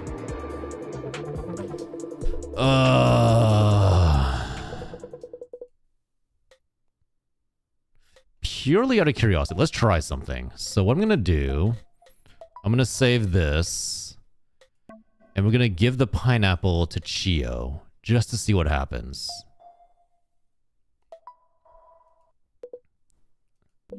I approach Chio with the pineapple. Her eyes grow wide. Chio, would you eat this for me? I see. If that's your decision, I'll accept it. Thank you, Rin. I'm sure it was a hard decision. You've given it your all. With resignation, Chio brings the pineapple closer to her face with both hands. Then she nods, as if she's accepted her fate, and begins to take tiny bites out of the edge of the pineapple ring. What is it? I'll blush if you keep looking at me like that. You made this decision yourself, didn't you? So you can't look sad about it. I made the decision to accept whatever you chose. But she's not gonna get enough. I don't really understand your intentions. You're going out of your way to raise my appeal. I'm sure you have your reasons for that, even if I don't know what they are. So do what you tell me to. You've given it your all, Rin. Just as I was wondering how to respond to Chio. Okay, so once again, SAEKO walks in. Soon they become too strong for me to stand. I find myself crouching on the floor. Next, I hear the creak of something moving, then a tremendous commotion that shakes the whole room. As the room we're in, the second drawer of her desk, is pried open by SAEKO's fingers.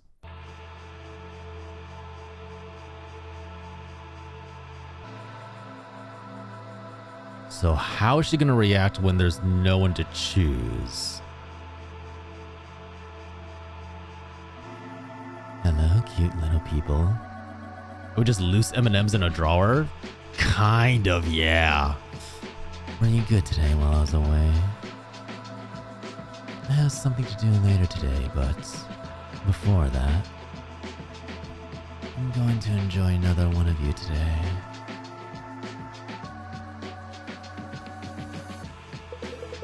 SAEKO's hand comes down into the drawer.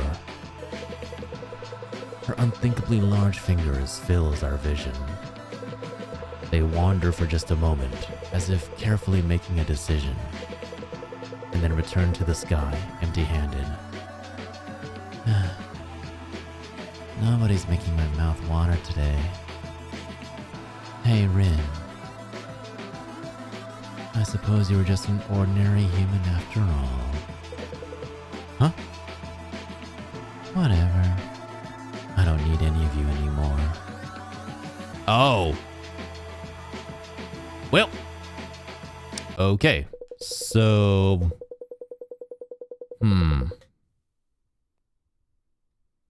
So it needs to choose at least one.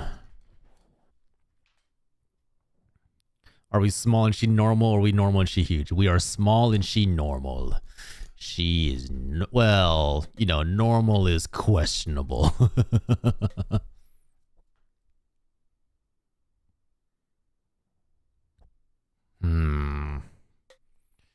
I mean, Kina's brash, but she seems genuine.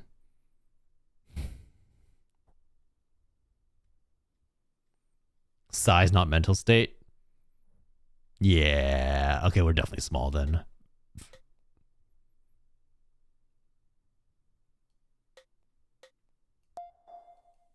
You gave the hair tie to you. No, okay, she's not gonna let me.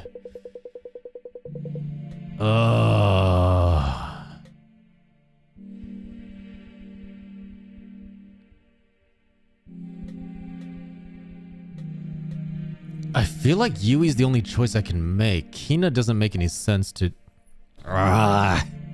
We can fight her AOT style? I don't know if that's gonna work very well for us.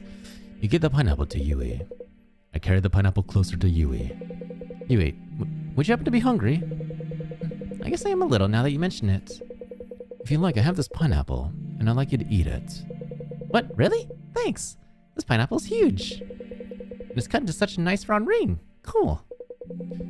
After saying that, Yui puts her mouth on the edge of the gigantic ring. She takes a bite, causing the juice to spill out. What is... What is happening? Yui takes her hands off the fruit, or maybe it slips out of her grip in her surprise. The pineapple hangs in the air for a moment, before falling neatly around Yui's neck. Oh, look! I'm inside the pineapple. Look at it, right on my neck. I'm like the mascot character for that donut shop. What was the slogan again? Happiness, coming right up. Ah, it's been so long. I'm craving a sugary donut now. Hey, Rin, could you ask Seiko to buy some donuts? Oh, sure. I'll ask. Thanks. Anyway, anywhere I look is pineapple now. Kinda nice, really. Hey, you want to talk a little about love and stuff? I can talk and eat at the same time. Maybe you're not interested. Like, what kind of people have you dated, Rin? I'm super curious about that, what the dating scene is like for younger people nowadays. Oh, about that. I have amnesia, so I don't remember anything from before I came here. I don't really have anything to share. Really? Yui stares at me with wide eyes. The corners of her lip are turned down in disappointment. Love in deep space, oh, kind of. What about you, Yui? If you'd like to talk about it. That's a great question. Okay, I swear I'm telling the truth. Don't be shocked. But since about 1 month ago, I've been dating an idol. Wait, something went wrong with her eyes. Did you see that? Her eyes suddenly went like dead. What's with that reaction? You could be a little shocked at least. Sorry, I don't really know how to react since I'm not that familiar with idols. Huh, guess that makes sense. My boyfriend's not the kind of talent agency that would get him on TV either. Have you heard of underground idols? They sing and dance like you'd expect, but at smaller places around town instead of like huge concert venues. But I like that. Makes the distance between us feel closer somehow. Were you a fan of the idol before you started dating Yui? Bingo! I was a huge fan since his debut. I went to so many of his shows. We dating today? Yes, Feather, we are dating today. Hang around and enjoy our little date with the giantess that's coming up in a couple seconds. Idols usually have a cool and collected image, right? But my boyfriend's got more of an innocent vibe. He tries so hard both at singing and dancing, but he's not that confident in either. Like, whenever I greeted him up close, he'd break eye contact right away. He was just too cute. It made me want to see what he was like when he wasn't being an idol.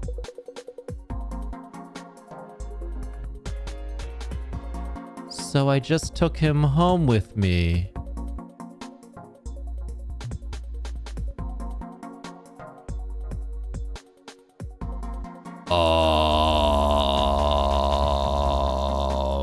Okay. So we found how she's fucked up.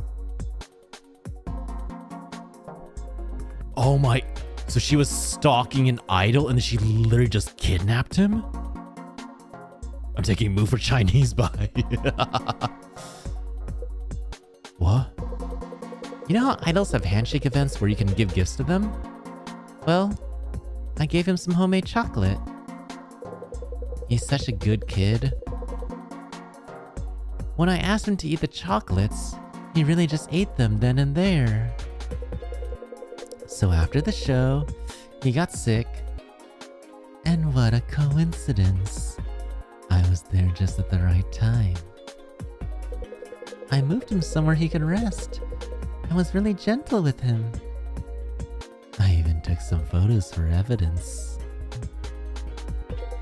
A few days after, I told him how I felt. And wouldn't you know it, he said okay right there. Now he meets up with me whenever I ask, and he lets me do whatever I want. We actually had plans to meet up this weekend. So Rin, if you have someone you like, you can't hold back. Do whatever it takes to express your feelings and seize true happiness. Promise me that, okay? Yui's trembling hands, pale and unblemished, look completely different to me now. Just as they reach out towards my hands, a low, muffled vibration reverberates from a distance, the sound of heavy footsteps. of the T-Rex as it attacks. There's no mistaking it. Seiko has returned to her room. Seiko walks through the room with even breaths. Every step she takes shakes the drawer like an earthquake. Every tremor growing larger and more violent than the last. I think we gotta kill her, John. Damn it. I didn't know Dark was in the game. Soon they become too strong for me to stand. I find myself crouching on the floor. Next I hear the creak of something moving. Then a tremendous commotion that shakes the whole room. As the room we're in, the second drawer of a desk, is pried open by Seiko's fingers.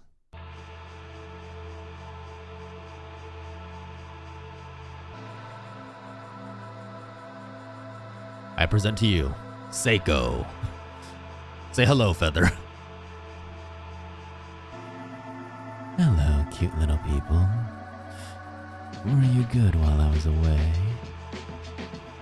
I have something to do later today, but before that... Oh, fuck me!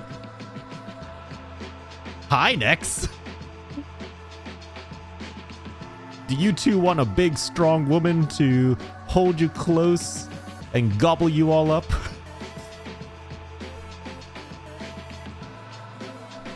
I'm going to enjoy another one of you today. Hi, Nex! Meet Seiko. And, how can I put this? Seiko's hand comes down into the drawer. Her unthinkably large fingers fill our vision. They wander for just a moment, as if carefully making a decision. And then they stop, right in front of Yui. You got to meet Seiko? Now say goodbye to Yui. Seiko? Hello? What are you doing? Her gigantic fingers wrap around Yui's tiny arms and legs and carry her up into the sky. Why are you smiling? This is a bit scary. Why aren't you saying anything? Say something already. Let go of me. Hey, a brat like you's got nothing on me.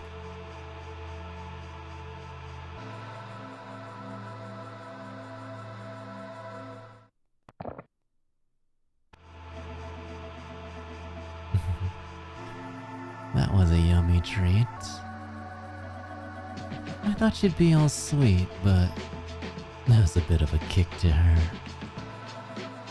And she was so full of energy. Thank you, Rin. You did a great job today, too. By the way, Rin, it's been so long. Don't you want a breath of fresh air? Let's go out now, the two of us. I have something I'd like you to help me with.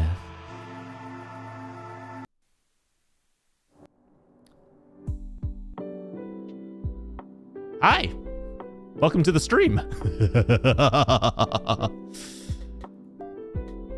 Oh, fucking hell. I'm starting to wonder, like, maybe everyone's fucked. And the more we feed them, the closer they get to that, like, max appeal, their dark secret comes out.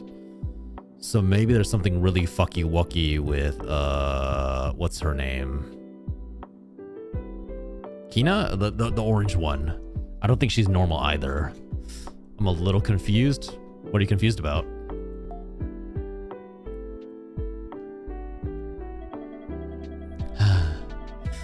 It's gotten quite cold out lately. Are we trying to date the giant woman? We're trying to survive, Yang. We're trying to stay alive. And we stay alive by feeding other people to make sure that she goes for them instead. I bet you look good in that knit cap. You can poke your head out a bit more. Oh, hey. I thought we were going to be in her boobs or something. Perfect. I'm sure anyone looking at you will think you're just a doll.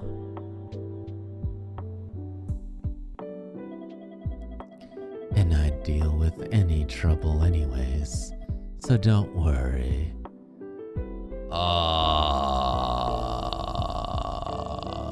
So basically she's warning us like, hey, don't make any noise or else I'm gonna turn them into a little person too. We're finally here. You can see the mirror, okay, from there? Can't you? Yes.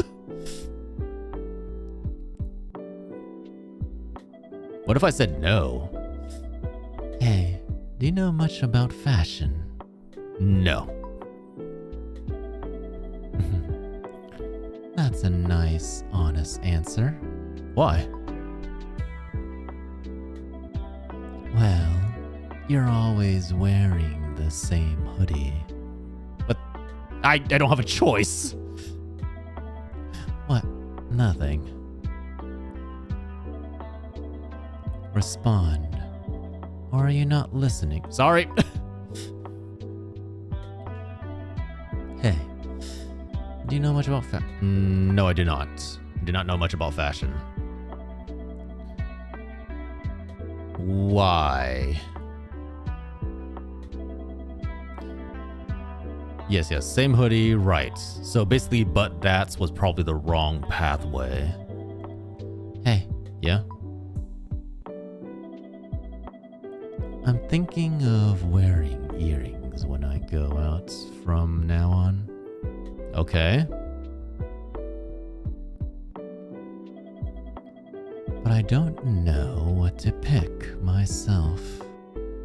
Is she gonna make me pick? Oh boy. Won't you pick something with me? Of course. Certainly. Do you think you're funny? No?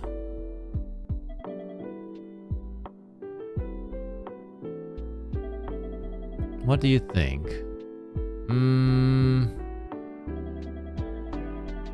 It's understated, but it's still a little girly. Yeah? Cute? That's sorry! Alright, no, I don't have a choice. We have to tell her it's cute. We have to tell her it's cute. There's no other options. Really? I'm happy to hear that. A magazine I read said that cute styles are the most appealing. Yes. Okay, sure. Maybe I'll go with this one. Choose this.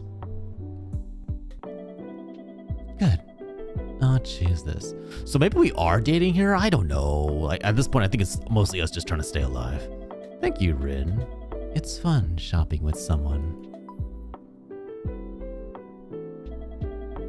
I'll go pay. You can hide in my hair for now. Got it.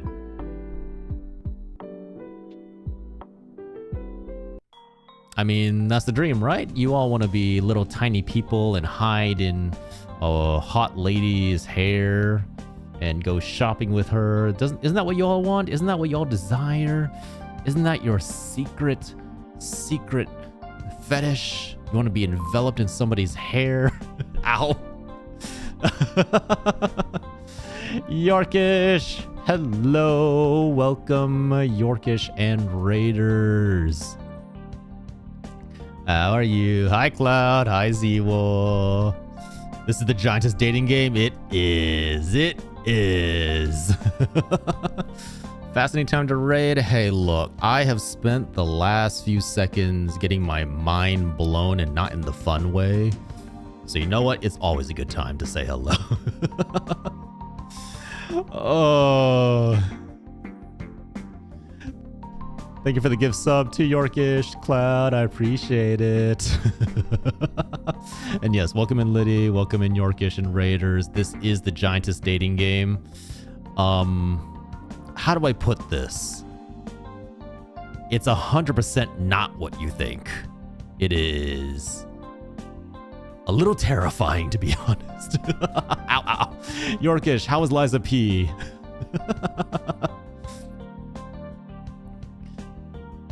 Thank you, Cloud. You're very generous. Thank you for the gifts up to Zewo. But I think, but what I want, wait, but I want what I think so badly. Oh boy. But yes, Yorkish, welcome in. Ladies, if you don't know me, my name is Magical Prince John. I hope you had a lot of fun with Lies of P. I've been wanting to pick up that game. Like, that's like the one Souls-like that I haven't really given a shot, and I really, really want to try it. I heard so many good things about it, and watching Nex and others play it looks really fun. Me too, Liddy, big woman. Look, she's hot, she's sexy, she's gigantic, it's great, it's lovely, but man, is she fucked. And again, not in the fun way. Humbling experience is very fun though. I saw a little bit of people playing it, and yeah, like it looked like you can get the tables turned on you so quickly, but it also looks really fun, and I love the aesthetics of it. No, your name is old man. How dare you? How dare you? Say my name with respect. You would love the aesthetics of Liza P. I love it already. I just haven't had a chance to pick it up and play it. But Yorkish, I thank you so much for the raid. If you need a raid and run, I totally understand. Otherwise, feel free to hang out, enjoy your time here, grab some food and water, and sit down for the show because it's a show. There's a lot going on here. You just missed the interesting part, but there's a lot going on here. You're telling me she's crazy? Sounds within the strike zone? Okay, now that's crazy. Hey, look, Liddy, I will not judge you, but I am gonna tell you, you should absolutely bring protection, and like weaponized protection, like armor, maybe a rifle, maybe like some full like defensive spiky armor, like something to protect you from massive crushing trauma. Dinner time for me, but best luck with your Giantess King. Aw, thank you, Yorkish. Thank you so much for the raid. Take care of yourself. I really do appreciate it. Remnant 2 asks gear. Hey, look, I'm not gonna lie, Zero. You might need Remnant 2 level gear just to stay alive in this game. Crushing, you say? I mean, hey, look, if you're into that, you're definitely gonna get crushed. You're definitely gonna get like enveloped in a wet cavern and sucked into the belly of the beast. You will be absolutely crushed in the process. There is a lot of force being applied to your body. It's looking tight as fuck. Oh boy. Oh boy. Okay, anything new in the insurance? Major insurance companies now selling vanishing insurance for when people go disappearing. Interesting. I don't know how to feel about that. Our story is being turned into a way to profit for insurance. That checks out. See? Big giantess girl right there. Big girl. Big girl. Also, we are apparently sleeping with a big titty green-haired girl. So you know, we're really winning. We're really winning. Just not in a great way. You saw her eyes. That's it, Zero. Oh, to be fair, yeah, the manicure is very nice. Yes, this is true. I've returned to the drawer, which has grown familiar to me. I lie on the bed and think. And yes, you do, to answer your question earlier, Liddy, you do play, not a twink, but definitely like a very effeminate boy. Amnesia. What past have I forgotten? I squeeze my eyelids together and search my head for memories, thinking that if I wait. I like the aesthetic of this drawer or room. I like the shifty Omori vibes. Yeah. Honestly, Omori vibes is a very good way to describe this. What is twink maxing? What is the maximum twink? Are you like extremely effeminate, but you have a penis? Oh my god. Maybe something will come to me. A girl is right by me. She looks to be the same height as me, or just a little shorter. For some reason, I just know that we're the same age. You've never been soft-pilled twink maxing. My brain hurt trying to absorb that and understand it. What is soft-pilled? And dear God, what is twink maxing? A shapeless shadow blocks her face from view. Strangely enough, just feeling her presence is enough to warm my heart. Suddenly an autumn wind blows. Fallen leaves glide across the ground. The sunset above the hill is bright. The waves of the girl's long hair reflect the red light in vibrant golden sparkles. Ow, ow!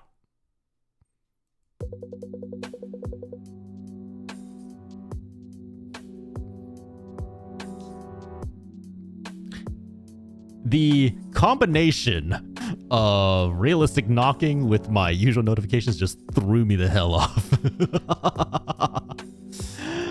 Oh my god. Next. I have been tricked too many times. I shall not fall for it again. Not this time.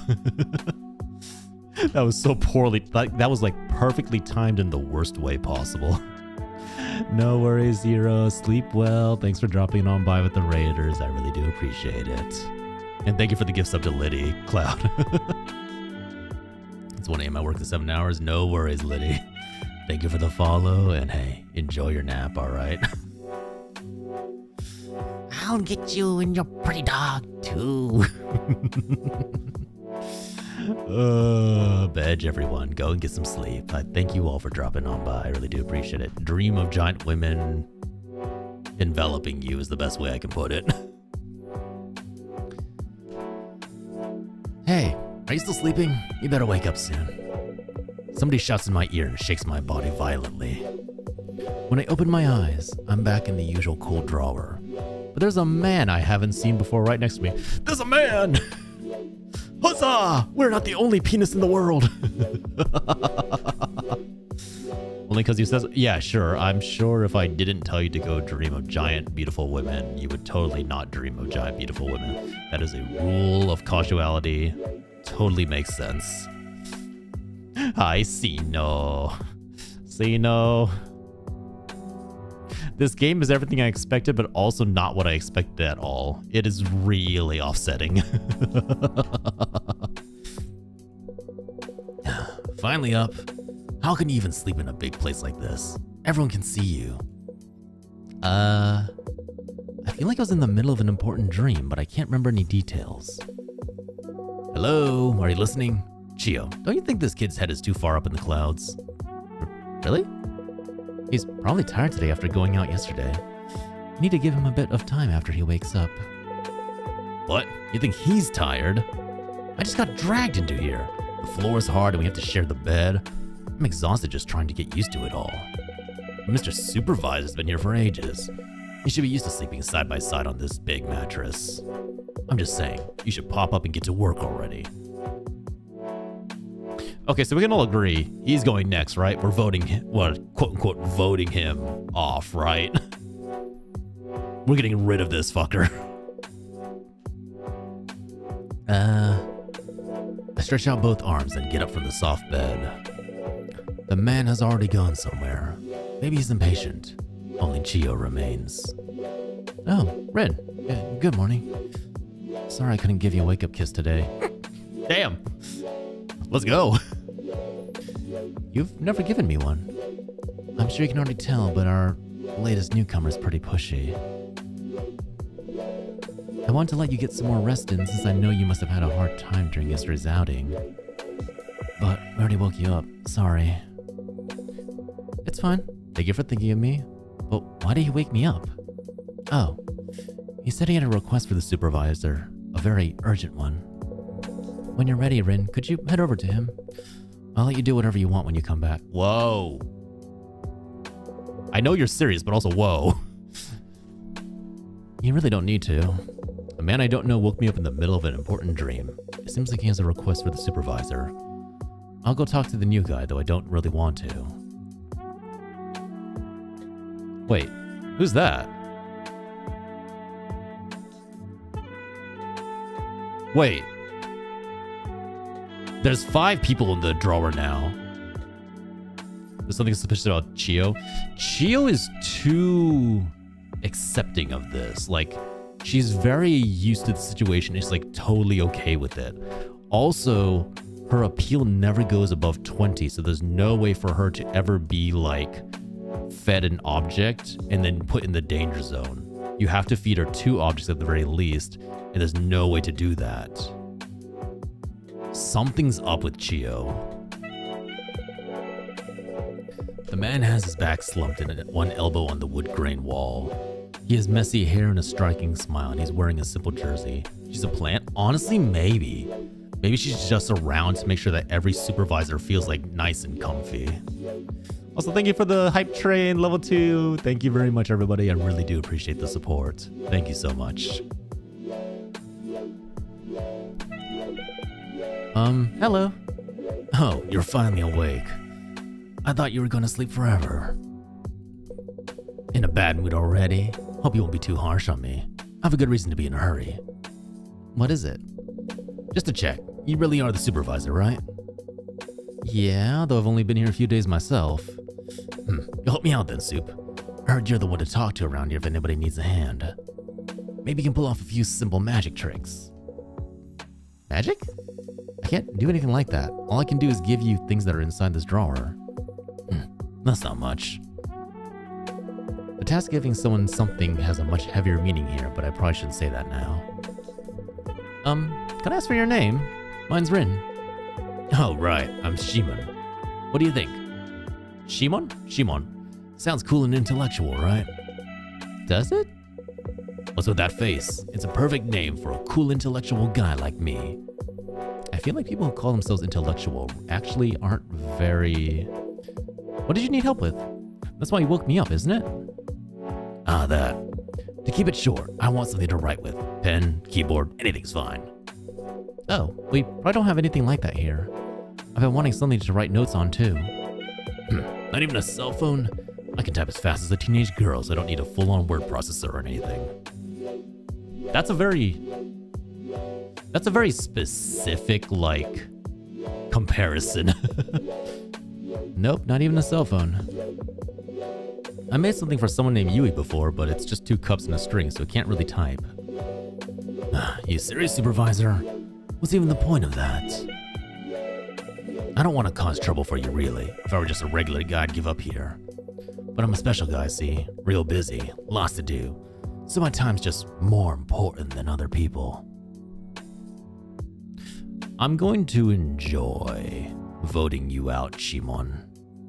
I'm going to enjoy the look of horror on your face when you realize what's happening, and I'm going to enjoy the terror when everything comes to a head. Just for you, Shimon. So, now that you know that I'm special, still no pen and keyboard?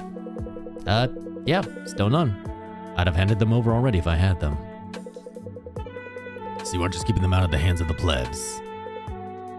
Yeah? You keep saying you're special, Shimon, but what specifically is so special about you? As soon as I ask the question, Shimon peers into my eyes. His nostrils flare and his eyes glitter brilliantly. Oh, so you want to know? You're curious, eh? To be honest, I don't really... I'm an author. It's an extremely intellectual and respected profession. Surprised, right? I don't know how to tell you this, Shimon, but I'm pretty sure even in Japan, being an author is not really considered an amazing thing. It's not until you like start selling and actually doing well. When you think of an author in your head, I'm sure you envision someone paler and frailer. But a guy like me, who's cool and athletic and smart and creative, if authors like me were just walking around, you'd what? You'd piss your pants, I'm sure.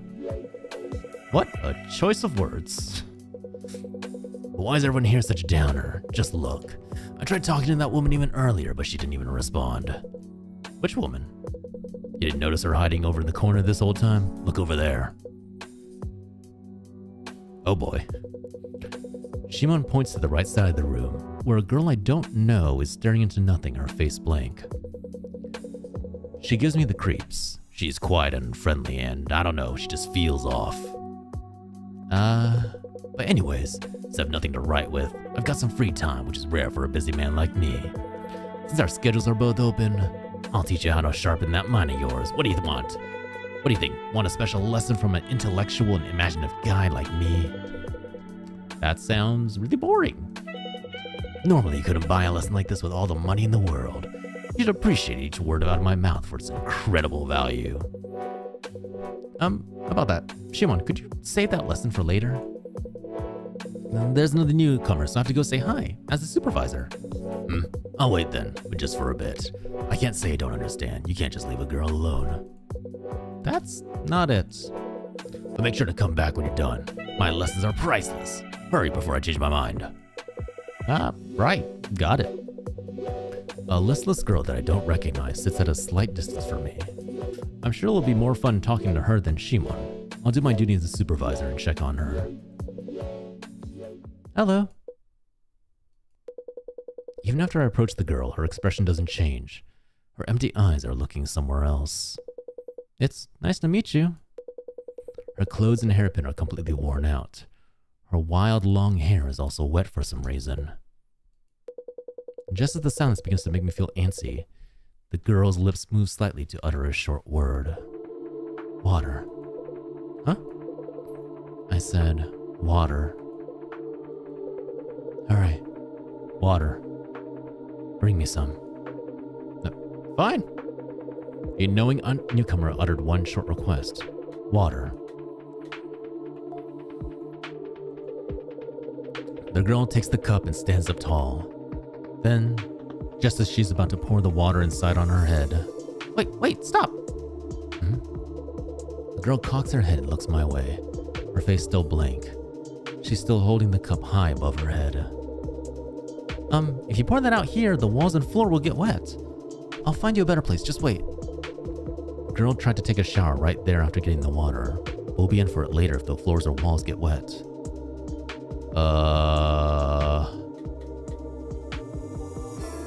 Put her on the bed?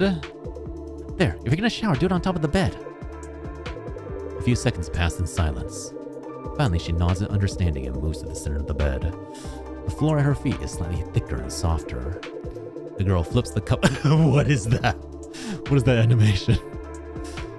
Flips the cup upside down and pours the water over her hair. Her hair and clothes are all soaked.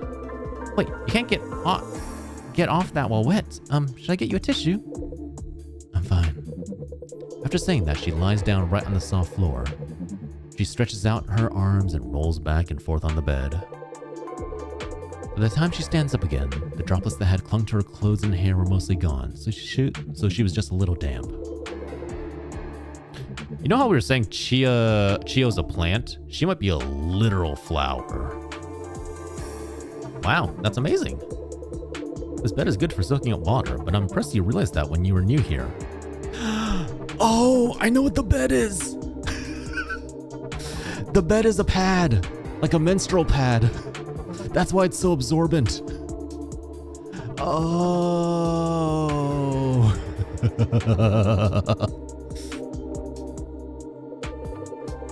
Oh, I forgot to ask. I was like, why does that look familiar? What's your name, if you don't mind? She opens her eyes silently. She seems surprised when she finally speaks up. You forgot? You forgot then. I'm Akari, and... Rin. It's nice to meet you again. Why do Chio and Akari know me? Before I come back to my senses, Akari has already walked out of my eyesight. Right after that, somebody calls out from behind me. Hey, Rin, look like you're done. I could see you go straight for her even from here. Bit early to invite her to bed, isn't it? But what are you saying? I just took her there so she wouldn't get the floor wet. No worries, man. Everyone makes mistakes the first time around. And I like that go-getter attitude of yours. I'm telling you, that's not... You can't make mistakes forever. I'll help you out. Real intelligence is a turn-on for women, too. Guess it's time to begin one of my priceless lessons. You ready, my man? You know what he reminds me of? He reminds me of those like the tech bros who sell you like this is how you achieve the 5 steps to success by doing this, this, and this. You'll be swimming in money and women and everything. he like screams like cheap salesman. Why does he keep calling me that? Right, I have something else to do. I talked to Chio and Akari, but there's still someone you haven't talked to. I have to say hi since I'm the supervisor, so let's save that lesson for later, Shimon. Sorry. Wait, you mean Kina? Huh? You mean Kina, don't you? Since you talked to Chio and Akari, only Kina's left. I do, but you know everyone's names already? Obviously. If I see a woman, of course I'm gonna talk to them. Oh god. I'm not trying to pick them up right away or anything, it's just weird saying nothing. So I went around to say hi. That Kina woman? Unexpectedly easy. Sure, she's got a prickly attitude, but I can tell she's already fallen for me. In any case, I'm not the kind of loser who needs to surround himself with women. Go for them if you want, Rin. You'll understand how great my lessons are all the better if you have more experience underneath your belt. Go forth and make your mistakes, man. I told you, that's not what I'm doing.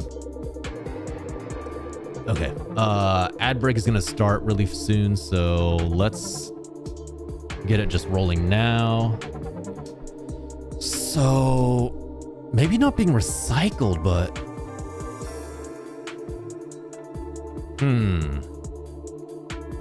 What if...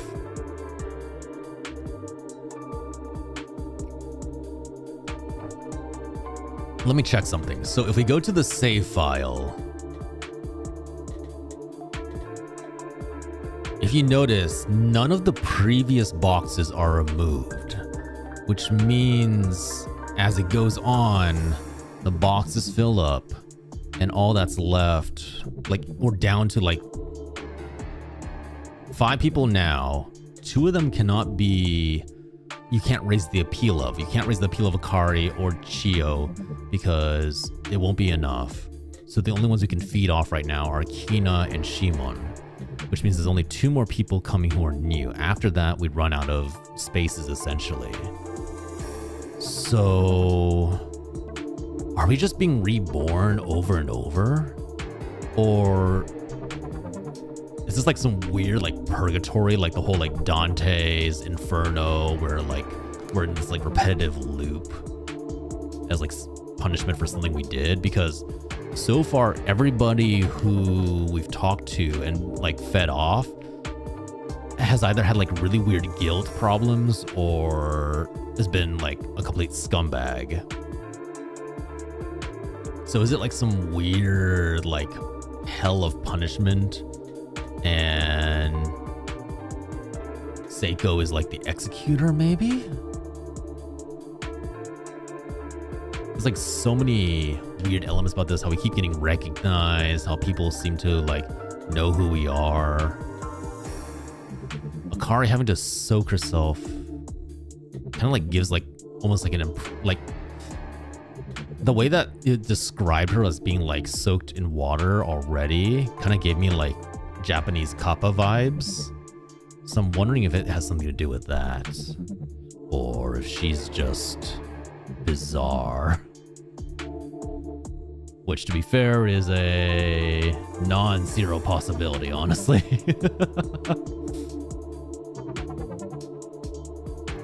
It's a non-zero possibility that she's just someone bizarre. Gonna have to see how that goes.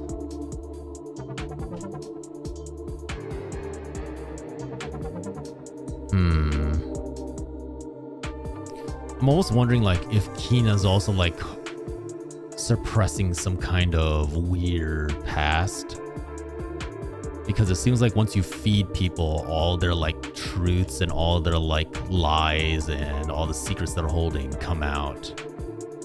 So if we feed, I'm almost curious to be like, if we feed Kina, what happens? But so far, everyone that comes in just seems to be a worse person than Kina, so I'm kind of like feeding them off.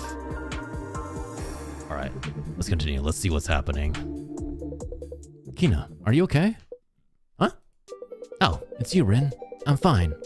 Or it was until that shitty weirdo of a man started talking to me. Knew it. I told him to fuck off since I wasn't interested, but he kept smirking at me. Guys like that only stop after a punch in the face. Words only work on people who actually know how to use their brains. Sure, someone dies every night in the drawer, but at least I didn't have creeps trying to hit on me. And even that silver lining is gone now. Oh, right. Where'd you go last night? You stink. Like women's perfume that's too strong. Ah. I went shopping with SAEKO yesterday. She wanted me to help her choose an accessory. Heh. So she put you in her pocket and now you smell like her ass or her boob or something. A huge woman needs to hear someone else's advice before picking out some jewelry. Can't even choose her own appearance without caring about other people's opinion of her. Pathetic. Pathetic. Looks are a kind of curse. Things are way easier if you can live your life without worrying about how people see you. But you can end up like me, caring too little and getting into trouble that way. Want to hear a fun story? Not really. You want to hear it, right? Right. Of course, good answer. So I used to collect old jeans from the US. I played drums a lot in them, so they got worn out after a while. But I kept wearing them since I thought it was cool. Didn't even wash them. And after one show, I just left them in a locker backstage. It was an old venue, didn't even have locks. When I got back, I saw a boy from the other band had opened my locker. So I took a look. What do you think that kid was doing? It stuck his thing through the hole in my worn out jeans and was jerking off with it. You know, sometimes there's a little too much information. That's awful. I took the jeans back from him, changed right there, and went home. Those were my favorite jeans. I felt like if I threw them out, I'd be letting him win. We ran into each other a few days after, but when he saw me in the same jeans, his face went bright red and he was gone just like that. He screwed up his show and his band broke up sometime after that. So yeah, not reacting well on that from me. Kina 1, Loser Boy 0. Just a question. But those pants you're wearing now, are they? Oh man, they are. My 60/60 501s. The jeans I was wearing then. Man, that's hilarious. Don't worry, I've definitely washed them at least once since then. Look, no stains, see? I don't want to look. Anyways, I'm just saying you shouldn't worry about how other people see you. Wear whatever you want. Is that really the moral of that story? After Kina happily showed me her worn out jeans, I run away to the corner of the room. Yeah. Suddenly, the iPod display fills my vision. The digital clock on the screen lets me know that evening approaches. I look away from the clock and meets Chio's eyes. I give a quiet nod to accept her wordless message. It's almost time for SAEKO to return. I'm still not used to this. I need to decide who to feed today. Time has passed before I knew it, and now it is evening. My heart's restless and I don't think I can get used to this, but I still need to give food to somebody. Rolled omelet, 25. So still not enough to feed to Chio. So I think it has to go to Shimon. I don't want to get rid of Kina yet. I approach Shimon with the rolled omelet. Shimon, are you hungry? This rolled omelet looks yummy. Would you eat it for me? Rolled omelet. Sorry, I don't like my food to be sweet, though I've eaten desserts for research. Huh, what kind of research? I can't say. That's connected to the very core of my artistry. Sorry, but just forget what I said. Huh. So you're not gonna eat the rolled omelet? I think SAEKO made it. What? SAEKO's homemade cooking? Okay, let me eat it. I'm sure this will become a very important note for my field work. After saying that, Shimon puts his hand on the edge of the rolled omelet. The smell of the fluffy egg and its seasoning fill the drawer. One bite, then another. With each bite, the egg slowly shrinks. And for some reason, Shimon's brows furrow. It's not sweet. Huh? It's not as sweet as I thought. Is SAEKO actually from Kansai? They preferred salty rolled omelets in the West, right? I don't know, but I don't think she is. Here I thought all women cooked things with far too much sugar. But it looks like I'll need to reconsider that belief. Huh. Now, I'm still eating, but I remember my promise. I said I'd teach you to sharpen your mind. Dang it! Why do you keep making that face? You worried somebody like you can never become an intellectual? No, that's not it. Not exactly. Then you got nothing to worry about. Rin, what do you think is the most important thing you need to get smarter? It's begun. Studying? Huh? You really think you can get smarter by studying? You'll just turn to some nerdy four-eyes who got nothing going for him except for his grades. Really? Anyways, the best way to get smarter is to understand other people's feelings. That's it. Huh? No matter how much you study, all you can use is your own head. Maybe get better at adding and subtracting, but so what? On the other hand, if you understand other people's feelings, you can use other people's heads. You can take in how other people think and feel. Then you can always look at anything from multiple perspectives. That's the best shortcut to getting smarter. I didn't expect that from Shimon. I didn't think you'd say something like that, Shimon. Though I don't know if that's really a way to get smarter. Really? You just need the skill to be an author. It's a career that requires high intelligence and helps you talk to women. Huh? Maybe you're still learning, but normally you can't just invite a woman to bed straight off the bat. I told you that's not what I was doing. Now, I can understand why you're embarrassed. But once you get smarter like me, you'll stop making mistakes like that. But do you really think you know how other people feel? I talked to Kina earlier, but she said she was angry that a weird man hit on her. Sure she did, but she was actually happily angry, right? No, Shimon, no, I don't think she was happily angry. Listen up, women love men who come on strong. Just think of the first refusal as practice. Having an arrogant boy fall in love with you, having strong guys fight over you. The rankings are filled with stories like that. Oh no. He got his understanding of romance from penny dollar store novels. Rankings? Hey, do you mind if I ask something that's been on my mind? Not at all. What is it? Shimon, you said you're an author, but do you write cell phone novels? What are you? Of course not. How would you even think that? I just had a feeling. Both Seiko and I have fun reading them every day. If you write cell phone novels, I thought we could have fun talking about it. Oh. Hey, my man, there's something I have to tell you. It's just as you say. The truth is, I write... Just as Shimon starts speaking in a serious tone I've never heard from him before, a low, muffled vibration reverberates from a distance, the sound of heavy footsteps. There's no mistaking it. Seiko has returned to her room. Seiko walks through the room with even breaths. Every step she takes shakes the drawer like an earthquake, every tremor growing larger, more violent than the last. Soon they become too strong for me to stand. Next, I hear the creak of something moving, a tremendous commotion that shakes the whole room. As the room we're in, the second drawer of a desk, is pried open by Seiko's fingers. The music is fucking unsettling, I'll say that.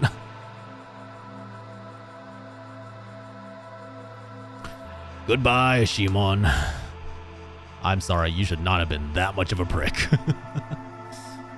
Hello, cute little people. Were you good today while I was away? Sorry, I'm in such a rush. A little something came up. But it looks like I have time to change clothes. I'll have one of you as a snack before I head out.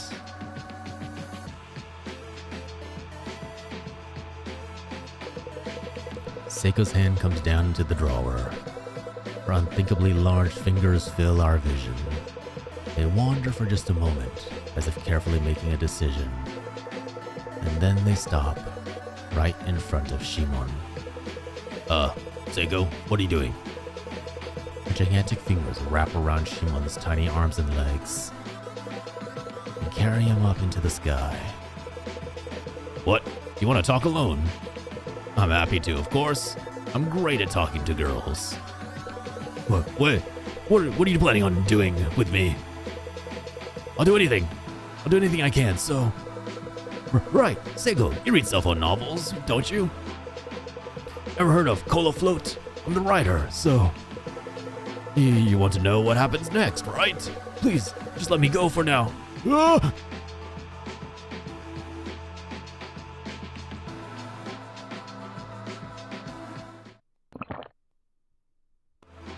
Well, I guess no more cell phone novel updates.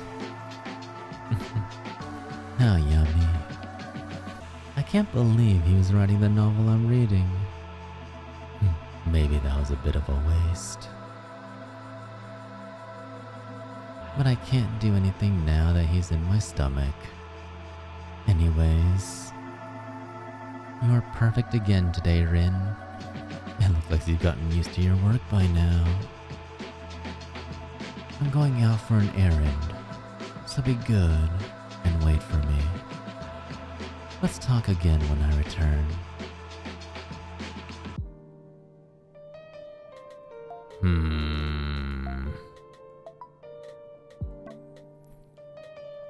I'm trying to figure out if there's something else I'm supposed to be doing. Like, there might be a hidden path or something. What is it? Anyways, the new TV show wasn't that great. I just felt tired after watching it.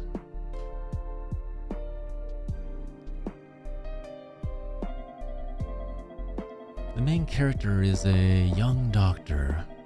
He rides helicopters to help people injured in the field.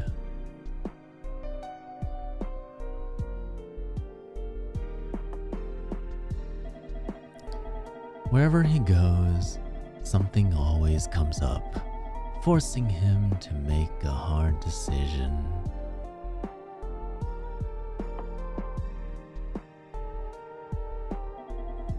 He always makes this serious look that the audience eats right up. Everyone's watching weekly.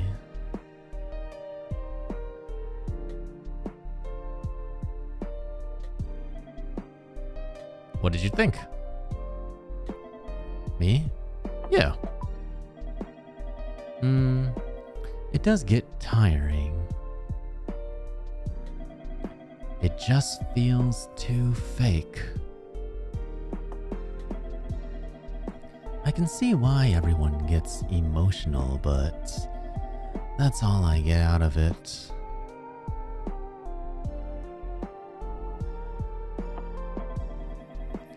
I think I prefer calmer music and books. What kind of books? Yes, I have many books, but I'll read anything if it interests me.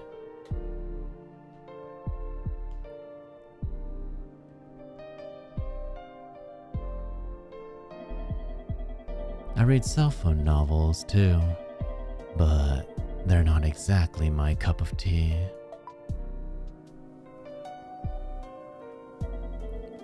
One-sided love stories, being dumped, they're all kinda like that. And it just doesn't click for me.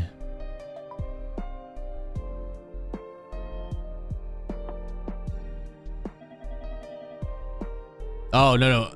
Sorry, she thought I meant like awful as in like reading Dang I'm Out. I know, right? Yang's already just like, you know what? I'm not dealing with that. Oh, she must have thought I was like insulting her when I said awful. So let's just go with IC.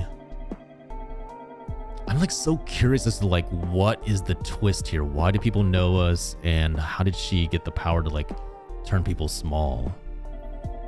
I prefer things less realistic, like fantasy that isn't based on science.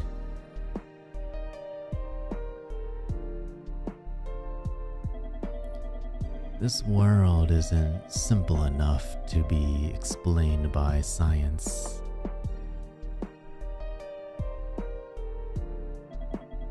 I mean, look at you. You're tiny now. Right?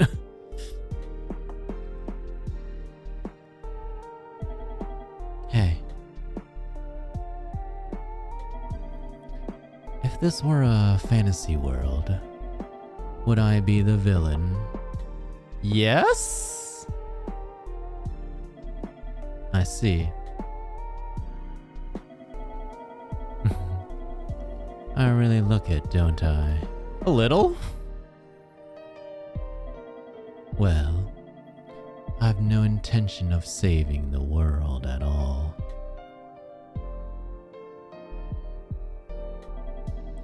Though I'm a bit intrigued by the idea of destroying it. Wow.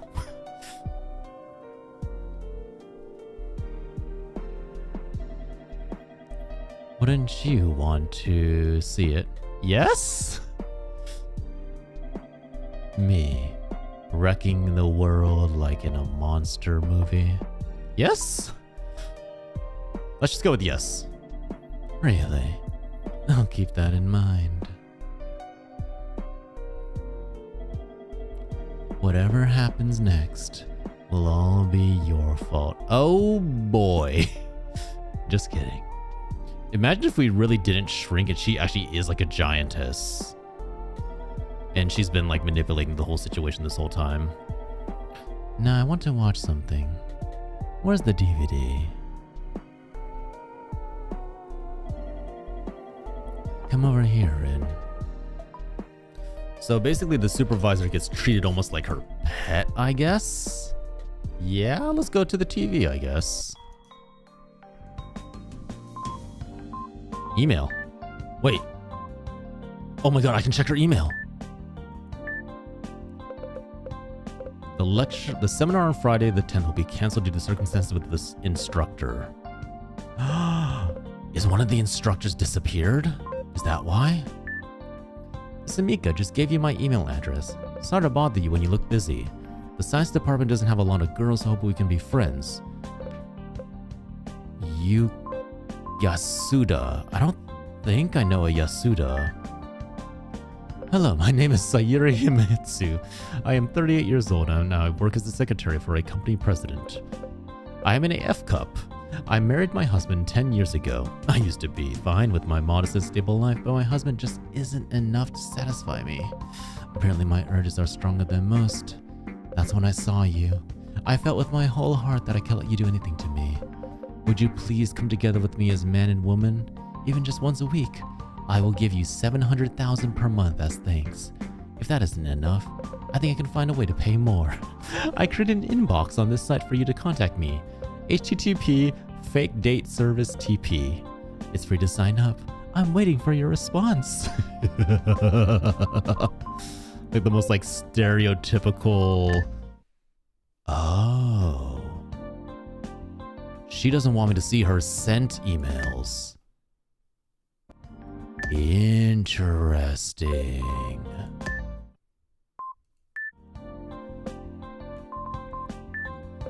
And then Cola Float, I think that was the last update. I like spam with lore. I know, right? Return, rival, return. News. Disappearance of daughter of large conglomerate. Clara Kotobushi. I don't think we had a Clara.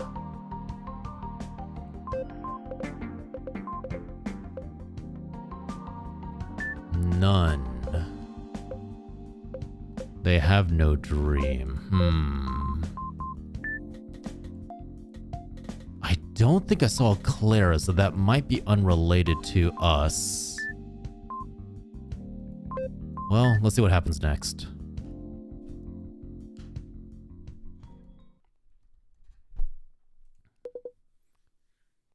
Rin. Rin, wake up. Hey, Rin.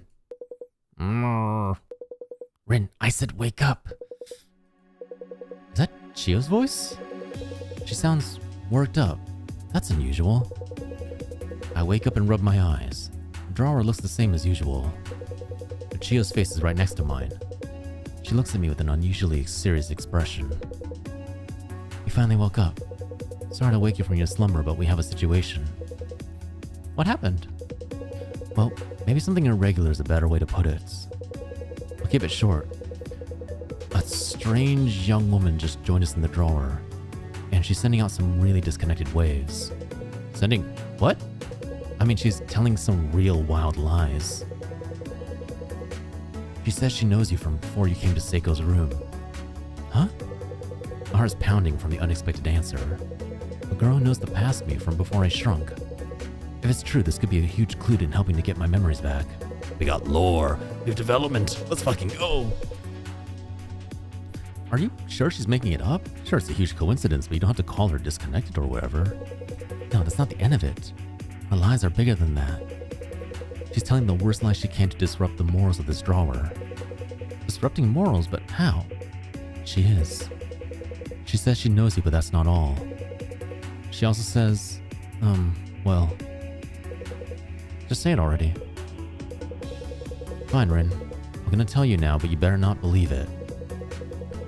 Chiyo closes her eyes and takes a few deep breaths, as if the knowledge is so horrible that she doesn't even want to put it into words. She says that a long time ago, way before you shrunk, she was your girlfriend. A shocking development. The newest little person apparently dated me before I lost my memories. Chiyo says it's a lie, but I should hear what she has to say for herself. The newcomer is standing tall with her arms crossed in the middle of the drawer. Every time her golden eyes move, her hair also sways in waves. The smell of her elegant and refined perfume fills my nose. Rin, it really is you. She really knows my name. Thank goodness, Rin. I wanted to see you for so long, but I couldn't believe we were reuniting like this. I'm just happy to see your face. It's been so long. Rin, you're happy to see me too, aren't you? I'm at a loss for words. Beautiful wavy blonde hair and thick eyelashes. Beauty so dazzling that it could never be forgotten. But when I see her smile, my past memories come back to me like a wave. Or so I thought they would. Sorry, who are you? The air in the drawer freezes over that instant. The blonde girl's face twitches. Even the other people are holding their breath. Not a single sound could be heard in the drawer.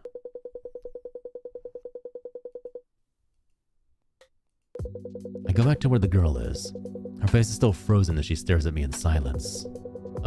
Sorry for running away earlier. Right, my name's Rin. Nice to meet you. The confusion etched in her face grows deeper. Wait, sorry, nice to meet you isn't right. I actually have amnesia, so, I don't have any memories from before I came to this room. I can't recall anyone who I knew outside of here, so, you really can't remember anything? Yeah, I really can't. Oh, but maybe I do remember a little. I feel like I might have a slight memory of a girl who looks like you somewhere in my brain. You don't have to try so hard to comfort me. Any lies you tell will become obvious soon enough. Why don't you try to guess what my name is? Even if you lost your memory, you might remember something. I searched through my head with all my might. Nothing's coming to me, sorry. No. It's only natural with so many unnatural things happening. Even amnesia seems possible in a situation like this. Oh! It's the girl! It's the motherfucking girl, the one who was captured and taken, the one who's like the head of the conglomerate. My name's Clara Kotobushi. I never thought I'd have to reintroduce myself to you. It's as if we returned to the starting line. We spent many precious hours together, if you must know. Hey, couldn't help but overhear you yapping about being Rin's ex or whatever. But could you stop with the lies? Or are you talking big to slay the memory of Rin's first time? Wait, is that what Chiyo's pissed about? She's like, I took his first time. You didn't take his first time. That's what you're worried about? First time? Rin, what does she mean by that? Well... Listen up. If you want to keep insisting that you really were Rin's girlfriend, send us some proof. You're making us stink because you know he doesn't remember anything. How dare you tarnish this poor boy's reputation? You're just a horrible liar. He comes fast, doesn't he? What? And he likes doing it with the armpit. A few thrusts and he's done. Am I wrong? I can feel like Rin's self-esteem being like crushed. What? How do you... What? Why do you know? Why is the super embarrassing conversation even happening? What else? He has a scar on the back of his calf. His right one, if I remember correctly. This hurt me passively. I'm being hurt actively. He got it while making a secret base in elementary school. The doctor said it would never heal. But he got that injury trying to protect me. Even after we got together, he always tried to keep me from seeing it. He'd wear full-length pants even when sleeping in the summer. I'm sure he didn't want me to feel guilty about it. No way. Then Rin really wasn't a virgin? Is it that shocking? Chio's face has gone white. She disappears into the far depths of the room. Her steps are unsteady and her melancholy is clear. She moves like a ghost or someone about to become one. Rin, sorry for revealing something so embarrassing. It's just that she seems so focused on your body. I thought this was the only way I could get her to back off. Ow. I feel so bad for Rin. Well, it was definitely embarrassing. But I'm fine. I'm sure it's more embarrassing for you to talk about it to somebody you just met. Heh, you could say that. Rin, you really are kind. Even without your memories, you're still you. Something I noticed, every time one of them gets like something that like shocks them or there's some kind of like cognitive dissonance, they get that weird like flash of color as an outline for a second. It's too bad about the amnesia, but we can work on this together. We'll get your memories back and escape from this weird place. Weird place, huh? Yeah, Chio, just because I have amnesia doesn't mean I'm a virgin. I can imagine Moo going like, yeah, Chio. That's right. I told you I wasn't a virgin. What now? We've shrunk and are now in a girl's room, in her desk. No matter how you look at it, that's not normal. Plus, that Chio and everyone else too. They're all so strange. I don't know how to put it, but they don't seem like they're in their right minds. A little off from normal, wouldn't you agree? I think they're unique, but I wouldn't say there's anything wrong with them. They might be strange, but they're good people. And would you say SAEKO's a good person too? I don't know what to say. That expression makes me think something happened between the two of you. You're always popular, Rin. I remember the fuss people made over you on Valentine's Day. To be fair, I could see a very effeminate boy being very popular on Valentine's Day. But I suppose it's fine. With someone that huge, even talking must be frightening. And she seems kind of gloomy, honestly. But I need to get along with SAEKO too. She promised she would help me turn back to normal. I should make use of that promise. Oh, Rin? What's the matter? You're making an odd expression. Right. That sounds like a good idea. I have many things I want to tell Clara, but they just won't come out of my mouth. Sorry, do you mind if I step away for a bit? She was acting kind of strange. I should check on her. I know you, Rin. You're always worried about everyone. Promise me you'll come back right once you're done. I promise. Right, that promise. She was just like in shock over in the corner. Wait. I kind of want to see how much points that cherry can give. Rin. Chio falls silent, still curled up by the wall. She tries to turn her lips up in a smile, but I can see the trail of a tear on her cheek. Is me not being a virgin when she slept with me that big of a deal? What? What do you think? Do I look okay? Well... Sorry, I didn't want you to see me so down. It's silly. Of course, I already knew that you had a past too, Rin. I just kept pretending you didn't and assumed things were how I wanted them to be. I thought I was your first. Is being my first really worth crying over? She had one job. Take virgins. Sorry I wasn't a virgin, I guess? That's not the point. It's the first time I've ever heard Chio cry out like this. Sorry for yelling, but that's not what I... There's no point hiding this anymore. Rin, you were in this drawer before you lost your memories. You were a great supervisor before you lost your memories too. You got along with SAEKO, she really liked you. Wait! The bittersweet memories. Is that us? Wait. She said she had bittersweet memories. SAEKO was like mentioning that during one of the conversations. Is that us? But one day, a newcomer made a fuss about escaping and, well, a lot happened after that. Terrible things happened to all of us. And you lost all your memories. That brings us up to now. You put up with my pranks back then too, and at times you slept next to me. But you never spoke about any past romances even when you had your memories. That's why I assumed you were a naive virgin. But you probably just didn't want to burden me with anything. Sorry to bog you down with this. It's not really your problem. So that's why she was like so eager to like get it on with us. She already knew us. And she probably had like a certain level of fondness already. And it's not like you remember any of it. But even if I don't remember any of it, I can't pretend I wasn't involved. Let's see. Oh, right. Chiyo, is there anything you want? I don't think I've gotten you anything before. In that case, comfort me. Huh? You don't have to if you don't want to, really, but I'm always the one comforting you. So today, just for today, please. Thank you for the sip of clear, refreshing, hydrating coffee, Linois. Actually, not gonna lie, this actually was gonna hit the spot. I just realized I haven't taken a single sip this entire stream. Thank you. Apparently, I'd hidden the fact that I had a girlfriend from Chiyo before losing my memories. In her shock, Chiyo had just one request. Comfort me. Do I take her to the bed?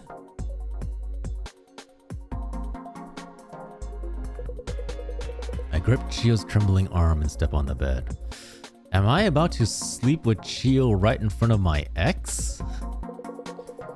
Chiyo's body sits down the soft white sheets. For some reason, my hands remember how to undo the buttons of her jacket. Rin. Yeah! What are you and Chiyo doing there? She was feeling down, so I thought I'd take her somewhere she can rest. Is that so? It's like he says, Clara. Rin's the supervisor here, so he manages all the items in the drawer. Since the bed doesn't have that much space, I need Rin's permission to use it. And I have something important to talk to Rin about. Something very important. About managing the drawer. And in the room of your special crazy lady. Yeah. So could you just step away for a while, Clara? Fine. But I won't forgive you if you do anything untoward. After saying that, Clara glares at Chiyo and only Chiyo. Then she slowly backs away. That completely ruined the mood. Rin, why'd you ever date her?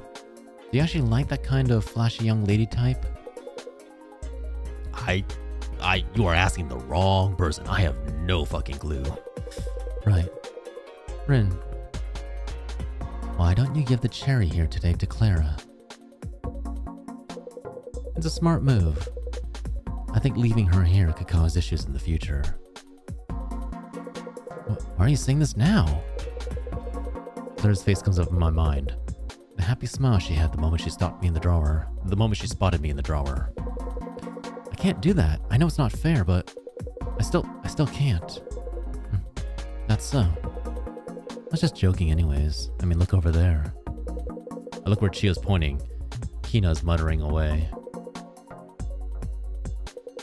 There's clearly something off with her. I have a bad feeling, so I run to her on reflex. Kina, are you okay? Huh? Yeah, of course I'm okay. She's lying. She's obviously doing worse than yesterday. What's wrong? Did something bad happen? What? There's nothing wrong. I'm just a little bored, that's all. Don't get the wrong idea. I'm not that weak. It doesn't bother me one bit that people are getting gobbled up. Shimon, Yui, don't care about them. But honestly, I'm tired of living here. That's the truth. Yeah, Rin.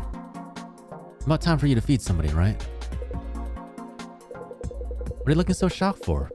How many days do you think I've been here? Anybody get the memo by now. Evening comes and the supervisor feeds somebody. And when Seiko comes back, she eats that somebody up. I don't care who dies, but the routine's always the same. It's gotten dull. I think it's about time I paid my dues too. Do you mean? Don't get me wrong. I'm not offering myself up like some sacrificial lamb or whatever. I don't like you as Seiko. That hasn't changed. But I've done what I want to do in my life. I'm exactly 27 now. Might as well kick the bucket early like Jimi Hendrix. That is a reference. Rin, you see that cherry over there? Feed me that today, will ya? Sorry, just let me think by myself for a bit. It's evening. I need to feed somebody soon, and somebody has asked me to choose them. I need to make my decision. The kind of badass, yeah. I mean, there's no other choice. It only gives 25 appeal. Nobody except Kina is gonna match the...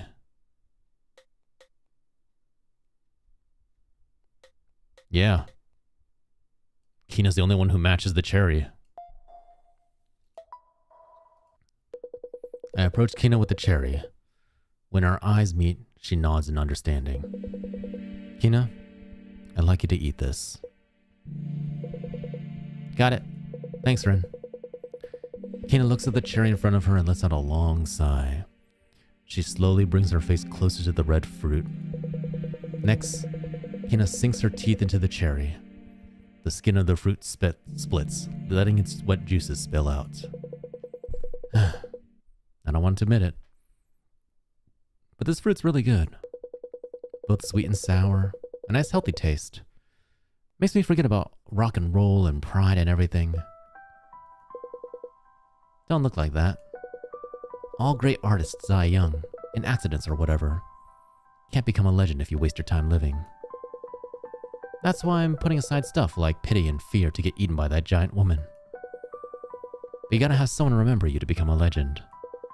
Rin, you get what I'm saying, right? There aren't any corpses or gravestones here. Only memories get left behind. So it doesn't matter how you do it, but you have to keep living for as long as you can. And remember me for as long as you can. Got it, kid? Yeah, I'll remember. I'll definitely remember you. Man, what's with that face? Makes me embarrassed just looking at it. Well, whatever. Guess I'll sing my heart out to the end. I have the deepest voice out of the women here, right? I'm pretty proud of it. Power's everything for metal vocals. I found some good instrumental stuff in the iPod for once. And I was good at writing lyrics, you know? Gonna start now. Clear those ear holes and listen up. I don't know if I can do this. Rainbow falls and ideas die. I'm not. The penis will stand out. Wait, what? Giant boobs raining down in the apocalypse of Sodom. I have no idea how I'm even going to be in singing this.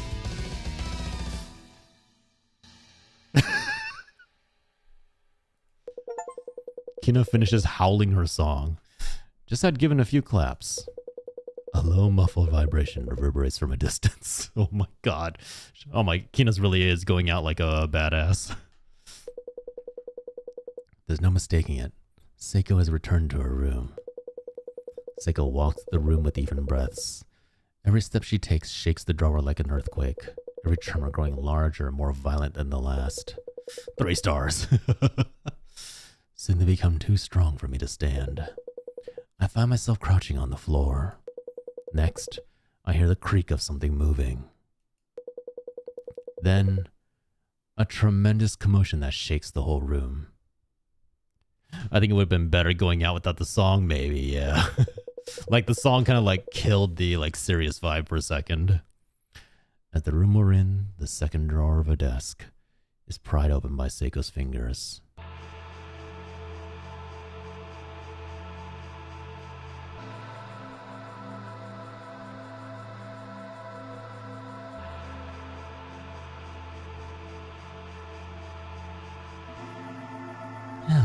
cute little people. Were you good today while I was away? I had to talk to a lot of people today. I'm a little tired. Do you think she's being investigated? Because, like, everybody keeps disappearing around her? Everyone kept asking me questions. Really? I have no idea why. Anyways, I'm exhausted now. I'll have another one of you as a treat today.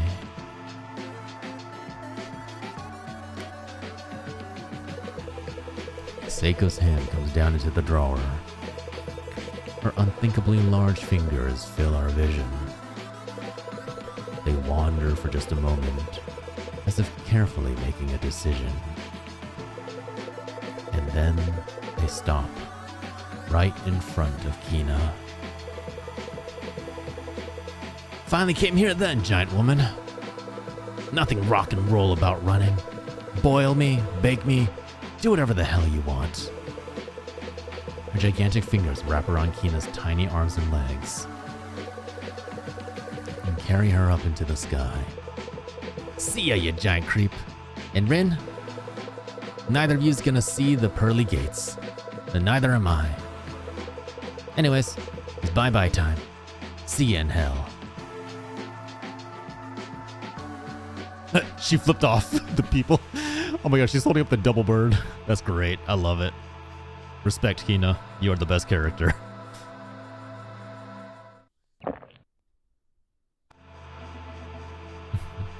Yum.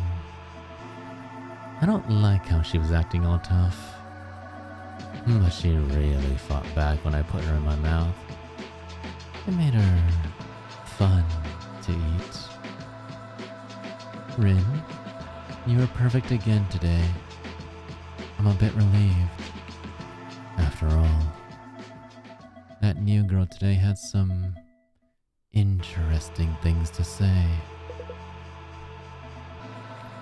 She said she knows you from before your amnesia and brought her to surprise you.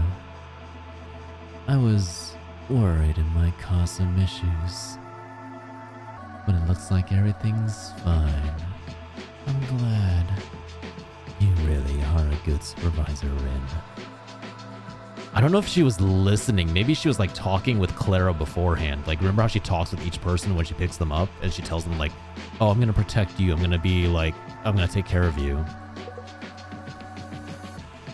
Oh, and Clara. As you can see, I can do anything I want with you. I can eat you. I can crush you. I can make you obey any order I give you. So,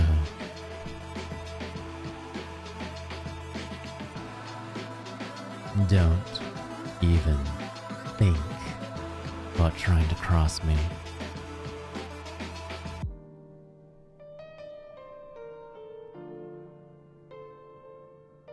Holy shit. We are so fucked. Claire doesn't know Rin was there.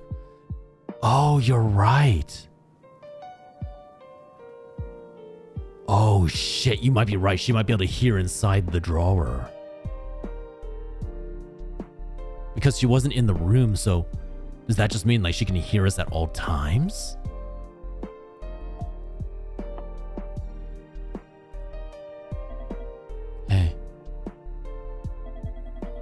Have you become a bit more honest lately?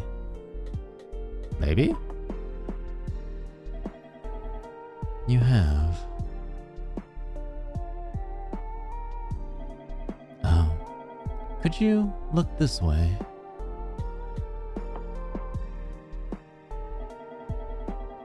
Respond. Oops, sorry. Oh. Could you look this way? Yep. Yeah, sure. I'll look any way you want. What? Well, were you surprised? Yes? Look like you were. sorry. I just wanted to surprise you a little. Why? I wonder why. Stress relief, maybe?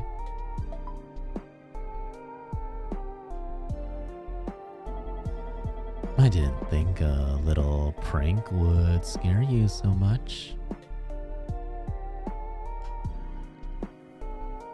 Oh, what giant fingers, how not— Moo! Being around little people is so relaxing.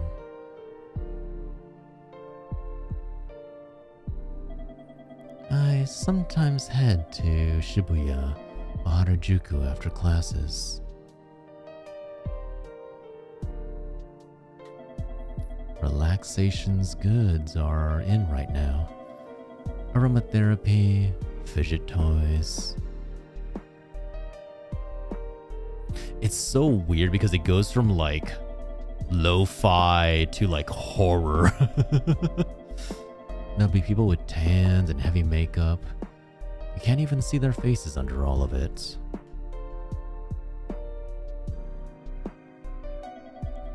I'm sure they all want to forget who they used to be and get reborn as someone else.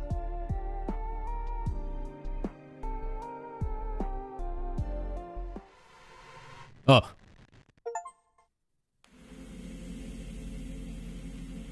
Oh shit, I didn't respond enough.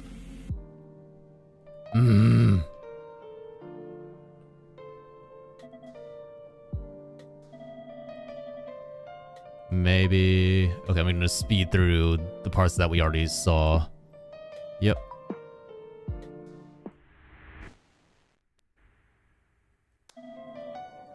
Yes. Yeah. Why? So needy for a cannibal? I know, right? It's like she wants like constant attention.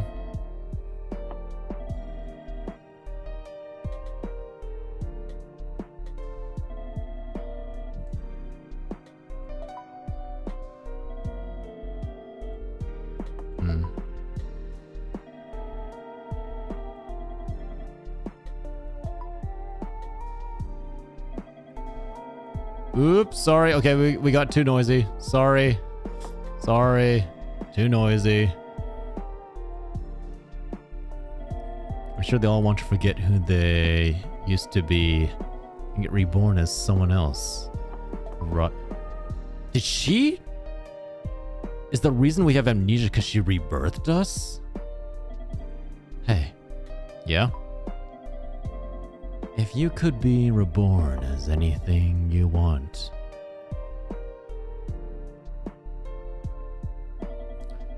what kind of human would you want to be?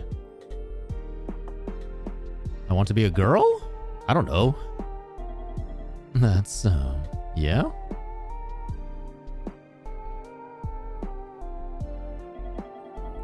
If that's what you want, I won't stop you. Thanks? What is this conversation? It might be nice to have another girl for a friend.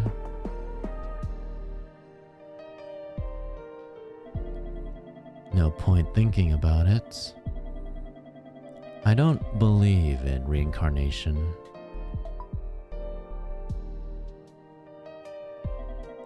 And I quite like who I am now. The wow is so tempting. You feel the same way, don't you? Yes?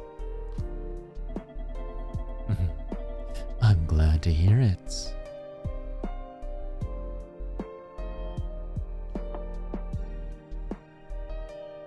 Jesus, her boobs are gigantic. It's gotten late. Let's sleep for today. See you, Rin. Rest well until tomorrow.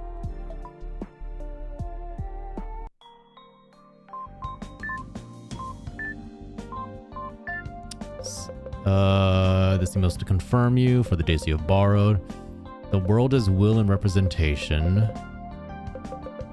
Fundamental Physics series, the theory of relativity. Okay, so nothing too crazy. My boyfriend who lives in Japan has gone missing. If you know anything, please Oh! This is Clara. Like, she contacted her, and I think... Oh, this is why she went after Clara. Because Clara reached out and was like, hey, I'm looking for my boyfriend.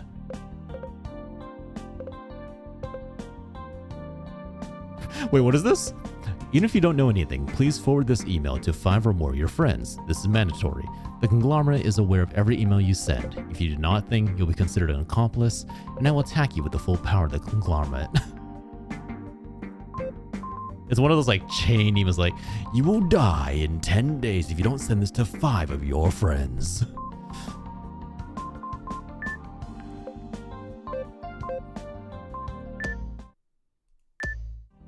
Damn, she's still not letting me access the inbox.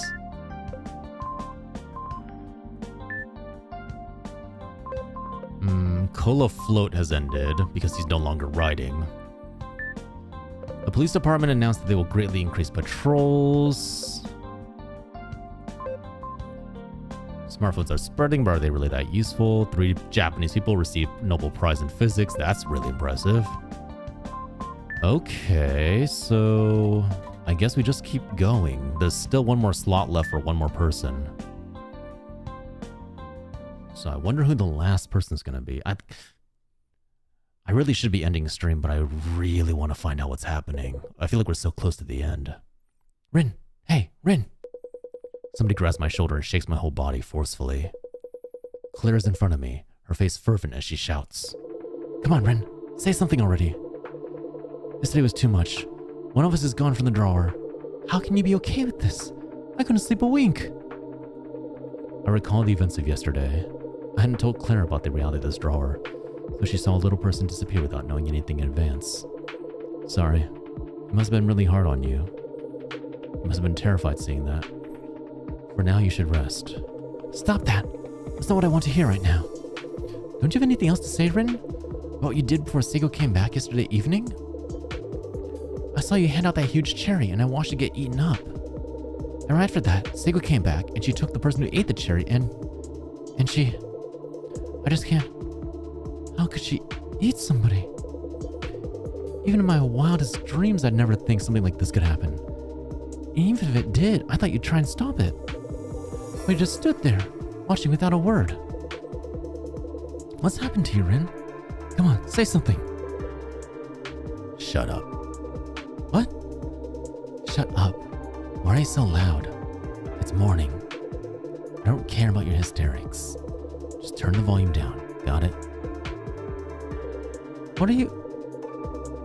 I've got a thing to say too. Clara, stop making trouble for Rin. What? Trouble? Yep. Getting angry and then shouting at Rin because of principles from the outside world. Have you even thought about how Rin feels? I know Rin's feelings much better than you do. How long do you think I've known him? Everyone here is the worst. Awful. You're all crazy. Rin, you won't tell me the same thing as the rest of them, will you? You wouldn't do that. Telling me to shut up or that I'm being hysterical? Even after something so awful happened right before my eyes. How can you all be okay with this? I feel multiple gazes on me. I ponder over what I should say. First of all, Clara, let me say sorry for not telling you something so important. I should have let you know about the situation yesterday. I know it's shocking, and I'm sure you can't trust me now, but it's my fault for not telling you about SAEKO in this drawer. I'm sure there's more you want to talk about, but everyone's watching here. Let's talk in private later, where nobody else can hear us, okay? Okay, but we have to talk. With those words, Clara turns on her heels and walks away, leaving just Chio and Akari in my sight. I don't think she'll live long. I'm heading back to bed. Night. What? Good night then. Clara lets out a huge yawn and walks off. A few seconds later, I can hear her breathing peacefully in her sleep. Rin, I'm going to repeat myself. Get rid of that Clara girl. And fast. Forget hysterics. She's attacking you, the supervisor. If you keep her around, she'll start causing problems for everyone else. You remember what I told you about health, right? Yeah? To me, that Clara girl looks like she could break down any time. Maybe today. I'm almost Does Chio control who loses health? It seems convenient that Claire loses like almost all her health right after one day. If you don't send Claire to SAEKO today, she might lose all her health, and then we'll all be killed. Maybe she was your ex, your girlfriend. You don't have any memories of that now. There's no reason to treat her differently. Stop thinking so much. Just get rid of the person who's hurting everyone else, so that we can all live a little longer. Got it? Sorry, just let me think for a bit. Chio's anger still hadn't calmed when I left her side. I feel the electric tension in the stagnant air of the drawer. But Clara was shocked. I put some distance between us to avoid a fight with the other little people. I can't keep ignoring her. I should go talk to her soon. I walk away from the others and head towards Clara. She seems just a little less agitated than before. Thank you, Rin. You actually came. Sorry for shouting at you earlier. You were just so calm even though someone had died. I was shocked. I thought you'd become somebody I didn't know while I was in this drawer. The Rin I knew was a boy who was a kinder and stronger heart than anyone else. Who'd never abandoned anybody. This location won't do. Let's go somewhere with a better view. Would you lead the way, Rin? A better view? In this drawer? Yes. I want to talk with you somewhere just a little bit calmer. Can't we? Is there a place like that in here? Okay. I'll go look.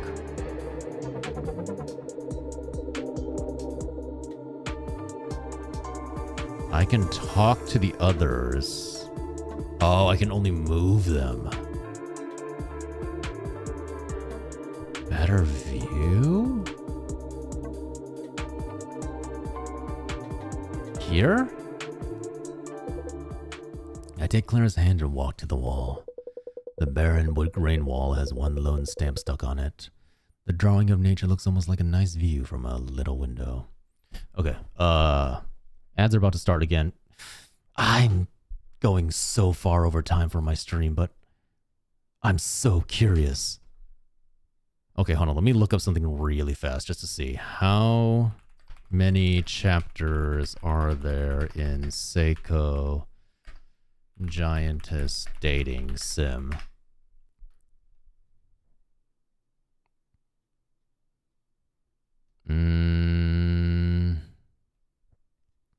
Curse you ads. Don't worry, I'm not doing anything. Don't worry, I'm not doing anything at all. I'm pausing. I just need to see chapter...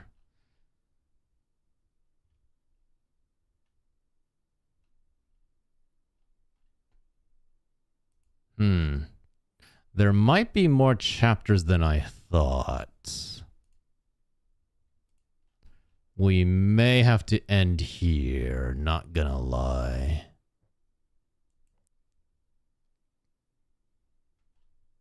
Like, as much as I want to keep going...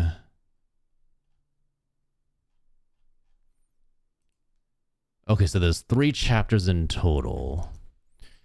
I don't know if we're... Oops, shoot, sorry. I don't know if we're going to have the time to keep going. It feels like this could take another, like, hour or 2. Shit.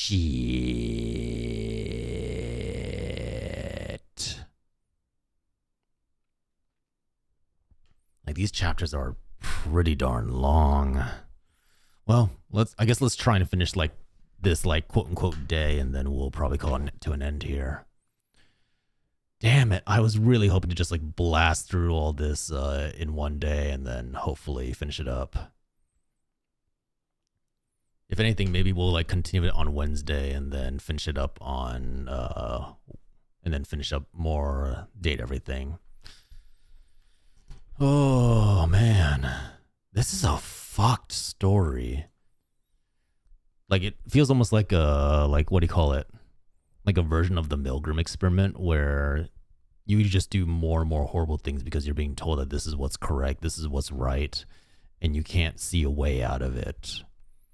Like, it makes sense. Like, it's one of that situations where, like, yeah, if you don't sacrifice somebody, she's just going to murder everyone else in the drawer, so there's no good situation out of it. I mean, it does a really good job of like kind of pulling you along. I do have to say, I kind of wish that rather than having like the appeal numbers, it would just give you an item and be like, hey, choose somebody to be the one who's eaten. Like, don't give me numbers. Don't give me an indication of who needs to go to be the next story beat. Just, hey, here's the item. Whoever you give this to, they're going to be the one that gets eaten. And then just go off of that. But I also see why you wouldn't want that, because you'd have to like basically write a fully branching different path for each person, and that would be insane. That's so much writing. That's like a fully fledged visual novel at that point, rather than just like a shorter one. All right, we're back. It doesn't hold up to a real view. But the gentle touch of this forest and river make me remember that day we spent at Takarayama Park. Takarayama Park? Yes. I see you've also forgotten that name. I was a rather sheltered young lady growing up. I spent every day taking lessons.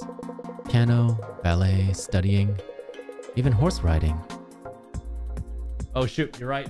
My bad. Thank you, Yang. I was forced to do everything I could to better the role of the daughter of a wealthy family. I know now that I was lucky to be born in my position, but at the time I was always suffering. Why couldn't I take detours on the way home and play when I wanted like my classmates? I didn't understand. One day, after a harsh scolding by my piano tutor, I finally reached my boiling point.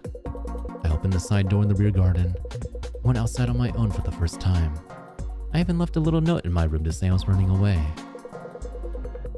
But I'd always been driven around by car, even back and forth from school. I didn't recognize any of the roads. I just walked and walked until I found myself in a large park on a hill. Takarayama Park. And that's where I met you, Rin. Oh. When you saw me crying on a bench, you called out to me. It was so sweet. And after you heard what I had to say, you just stood up. You were still so young then, but you decided to go to my house. You stood up for me to my parents and the staff, saying they weren't treating me right. How you felt sorry for me, all while holding my hand. We kept meeting after that, with you protecting me from any dangers I came up against. You were always my hero, Rin. Wow. You were. And with time, our relationship deepened. But then my family decided I should go to a high school in Germany. We spent so many days together then, because we didn't want to split up. Do you remember? But when I returned to Japan a few days ago, I heard that you'd gone missing. And that's when I knew. This time it was my turn to protect you. I would protect you no matter what obstacles I faced. That's why I'm going to fight SAEKO. I don't care how large she is. Twink hero, yeah. Living the best life. Branching paths would have been still nice. You don't have to have full interaction between each character, just writing a few compelling story for at least a few more paths. Yeah. I agree, like, yes, I could see like branching paths like really expanding this story and making it really interesting, but I also think perhaps some of the writing might have suffered because you'd have had to write much more branching paths to make it all fit. No matter how strong they are, the villain always loses. I know that. I don't know what the other people in here are thinking. I don't even know for certain what you're thinking now. But there's one thing I'm sure about. Rin, what's happening here isn't normal. I can't just accept this without a fight. I'll escape from here and help you get back to your kind former self. That's my wish. I'll do whatever is necessary to make it happen. I don't care about any of the other little people. So Rin, won't you join me? I return to the middle of the room and look around the edges of the drawer. Claire has decided to fight SAEKO after the shocking events of yesterday. Conversely, Akio and Achio Nakari are trying to protect the peace we have now. Honestly, my current self doesn't know which of them is right. There's a large daikon radish pickle in the middle of the drawer. I feel like today's decision will be a very important one. Before I decide everything, I should talk to the other little people some more. You just need to focus everything around Rin and Seiko attempting to dismantle his whole life. That's a fair point. That's a fair point.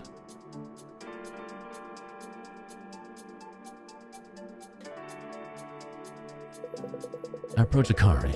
She woke up at some point. She stares at me as I walk closer. What? Do you need something? No. You don't know who to offer up today? Well, don't choose me. I'm not going to make anybody hungry with how I look. I meant that as a joke, but... What? Well, I think that maybe you don't need to give anybody up. There's no point in staying alive in here anyways. Might as well... Forget it. Maybe I just want to get off in a weird way. Fucking a car. Oh my gosh, he's so weird. Seriously, forget it. Just decide what you want to do without my input. I don't care, even if we all end up getting killed together. I head towards Clara. When she sees me, her expression brightens. Perfect timing, Rin. I have something I want to ask of you. You do? Yes. I want to borrow something in this drawer. The first request for the supervisor. A request? I'm happy she's relying on me, but I'm a little bit scared, since she's in the middle of fighting with the other little people. I'll listen to your request, but just to check. It's nothing dangerous, right? Of course it isn't. Rin, could you bring me a clip? Huh? A clip? I don't know what she'll use it for, but it should be fine.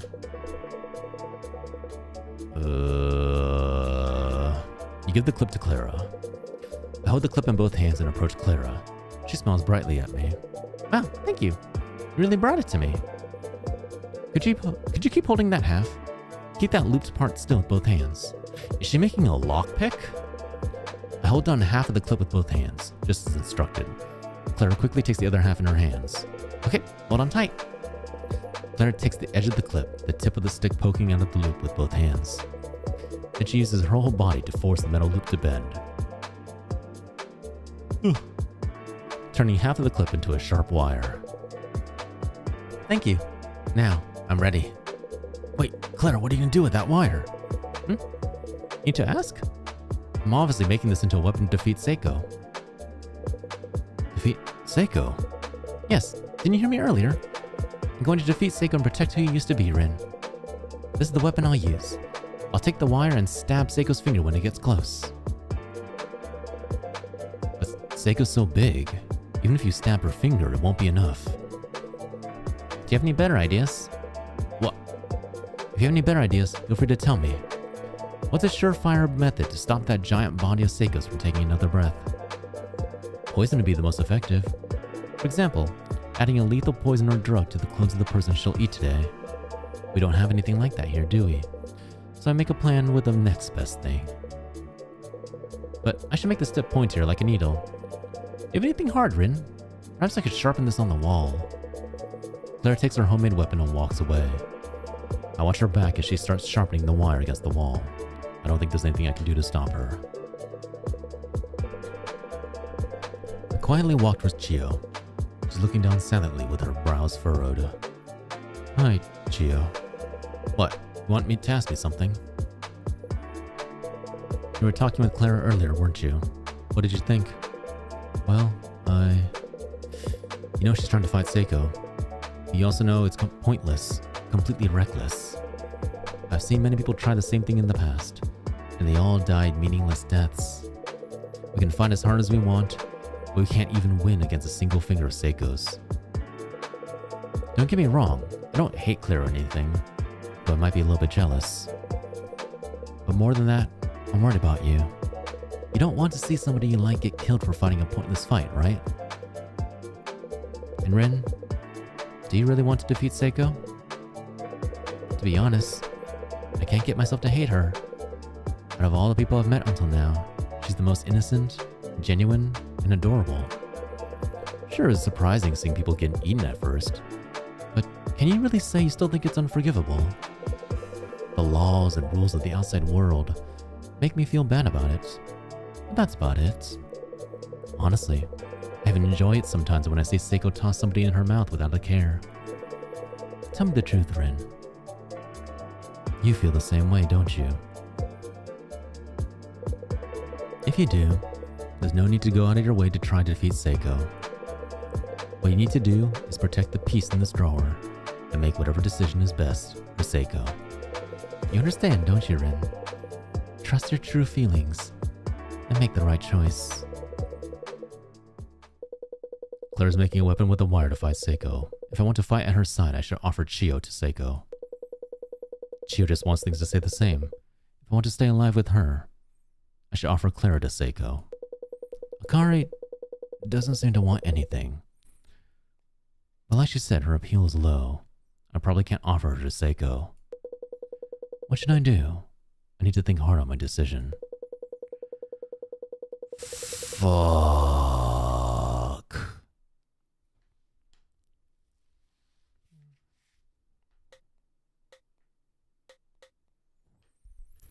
Oh,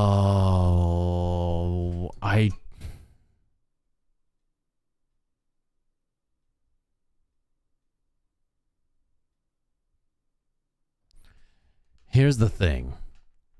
Clara's health is 5. She might literally die tomorrow. But Chiyo's also not doing too well either. She's only 10. That's a good note to end on and never open again.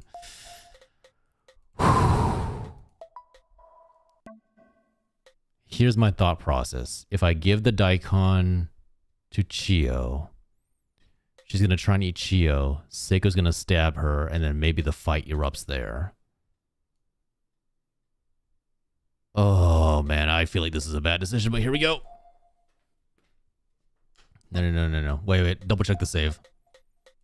Okay, we have a save. We can come back to this point if we have to. I find my resolve and slowly approach Chiyo. When she sees the food in my hand, her eyes grow wide. Rin. I silently hold out the pickled daikon radish in both hands. The unique and tantalizing sour scent hangs over the drawer. Sorry. I'd like you to eat this, Chiyo.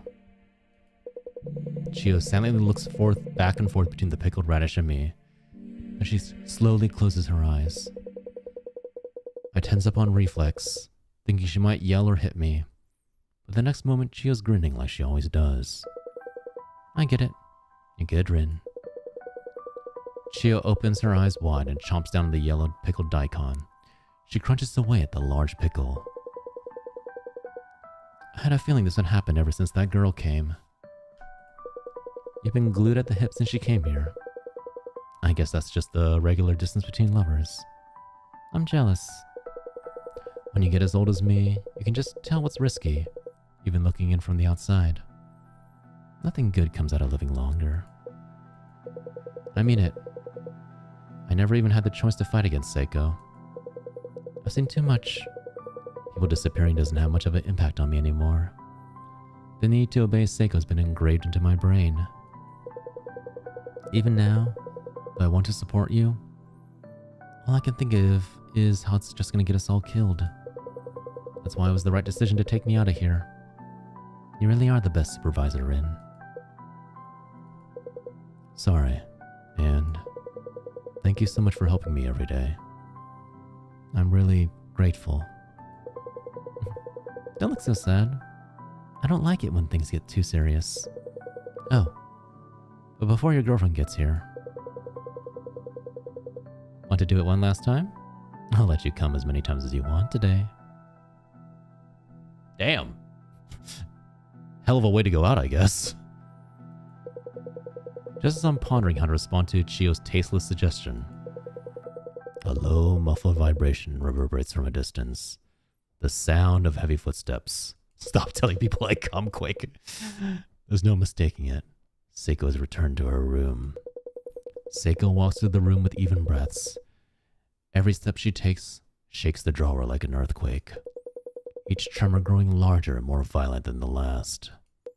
Soon they become too strong for me to stand. I find myself crouching on the floor. A tremendous commotion that shakes the whole room. As the room we're in, the second drawer of a desk, is pried open by SAEKO's fingertips.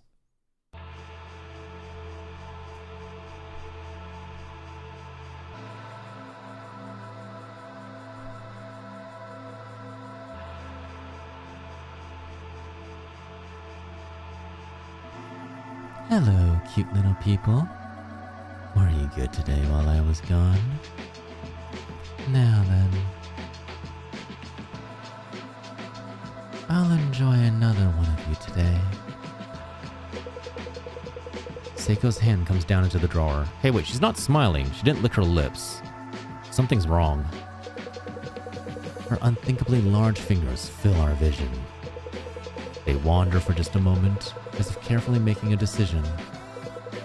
And then, they stop, right in front of Chio. Looks like the time's finally come.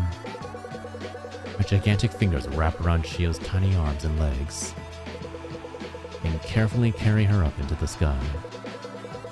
Seiko, thank you for everything. And Byron, keep living for my sake too.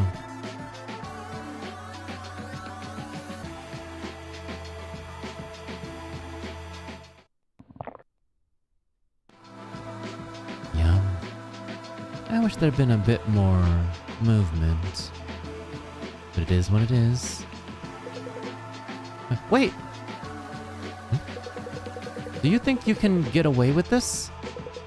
You ate a living being. A human with a life just like you. Something ain't right, yeah. And you're even enjoying the cruelty of it? You're a terrible human being. Oh.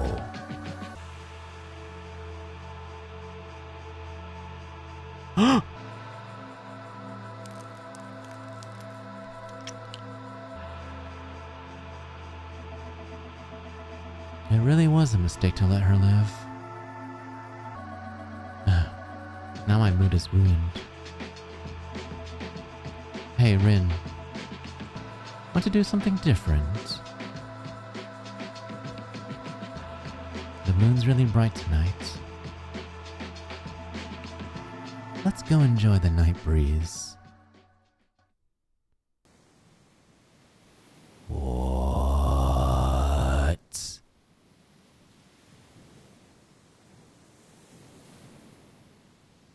Holy shit, that escalated so quickly. Rin, aren't you cold? Careful. The sea breeze is strong at night.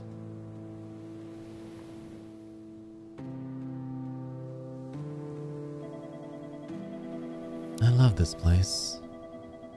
It's high up so you can see the waves go far into the distance.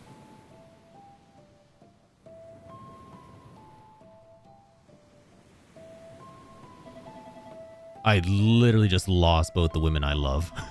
Did you have fun with me these last few days? Yes? Really? Really?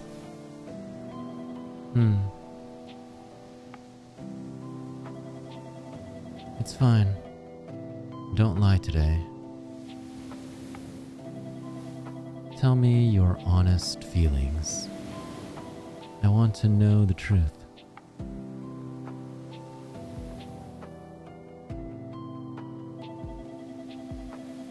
How was your job as the supervisor?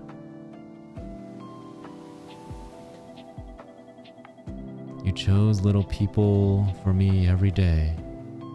How did that feel? It was the worst? Huh? Every day hurts. Letting you eat the people here alive. It was just the worst.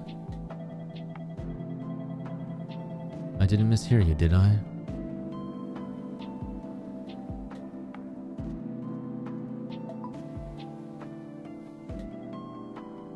You killed everyone.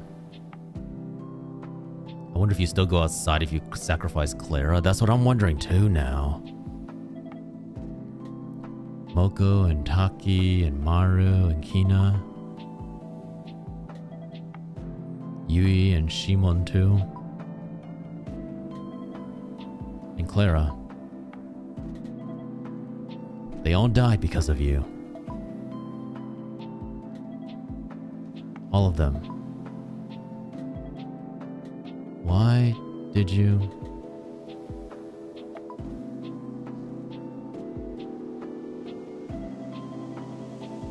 I can't help it. There's another me inside of me. Her senses are dulled, and she rarely moves. Someone good-looking likes her, or a friend's dream comes true. There are 2 wolves inside of you. Oh, she is still wearing the earrings, you're right. Other people cry in happiness at that, but she doesn't respond at all.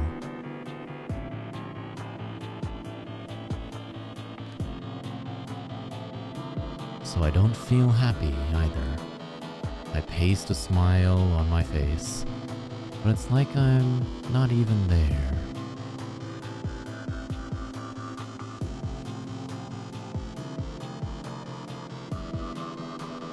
But, you know,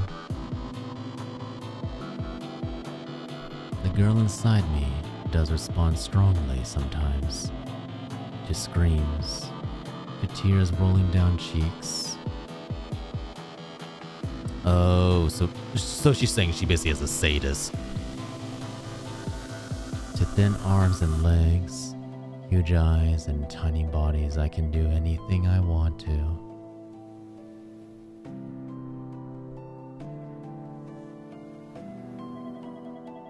The first time I shrunk somebody, I finally felt fulfilled.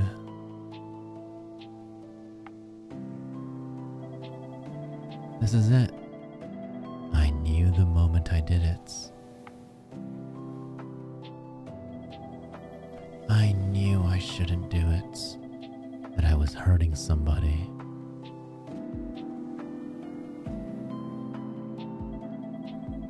But there's something within me that I can't hold back.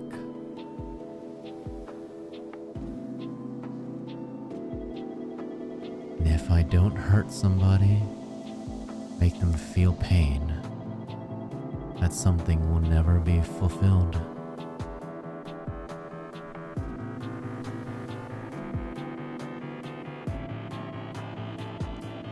I wish somebody's smile could make me happy, like it does for other people.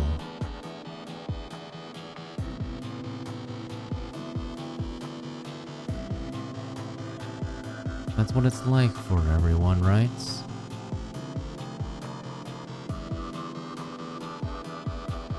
But not for me. I can't be happy unless I'm hurting someone.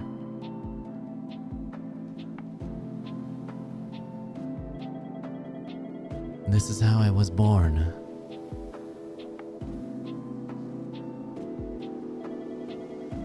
So who cares? I can do what I want.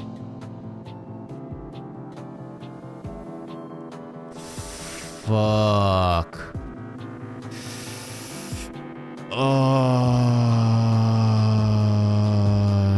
No. True, it sucks to be born that way.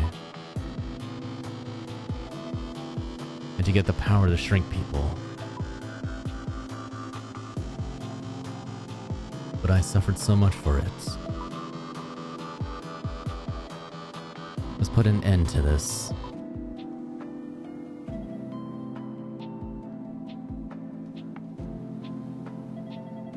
Rin, you're right. But if that's true, then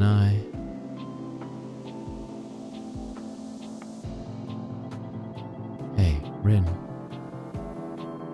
Let me go home. I want time to think by myself.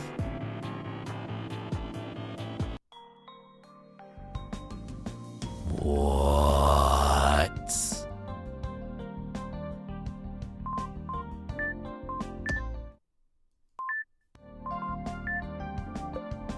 Oh I think this Yasuda girl is next. Like her friend.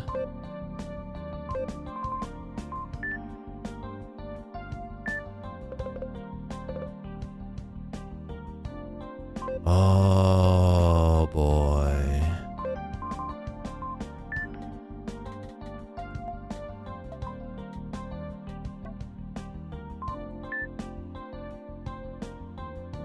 There's probably multiple endings to this based on nice ways to die. I return to the center of the cold drawer. I hear neither the sound of the wind nor the waves lapping the shore, only the terrible silence of the drawer. Even the faint sound of my heartbeat feels like it might stop at any moment. There's someone new in the drawer. Should I go talk to them like I always do? I get up and try to walk over, but I can't find the strength. I fall on my knees and then onto the floor. The wood is hard. Maybe I'll just lie down forever. Hey! Hey, you alright over there? I heard a huge thump. You're not hurt, are you? I'll head over now to check on you. Don't force yourself to move or anything, just wait right there. I hear loud, heavy footsteps. The footsteps of somebody who isn't used to living here yet. How are you doing? I'm Kazu. Oh no! Oh, I think that's the inspector that was like investigating the case. It's nice to meet you. How are you doing okay? You look like you're down in the dumps. Why are you so depressed? Sorry. Huh? You don't have to apologize. Oh, could you tell me your name? We'll be living here together, so I'm sure it'll come in handy. Rin. Rin, so you're Rin. I guess you're the type that's popular with the ladies nowadays. Don't worry about that. Just talking to myself. Sorry to ask you this when you're down, but could you help me out a bit? I'm trying to profile SAEKO. Wait, do I need to explain what profiling is? You know what I mean, don't you? Oh, he's totally a cop. You don't know. My bad. Profiling is when you use things around a person to analyze their personality. I want you to help me find something that'll help me understand her. Something she's used for a long time, which might show what she likes. That'd be perfect.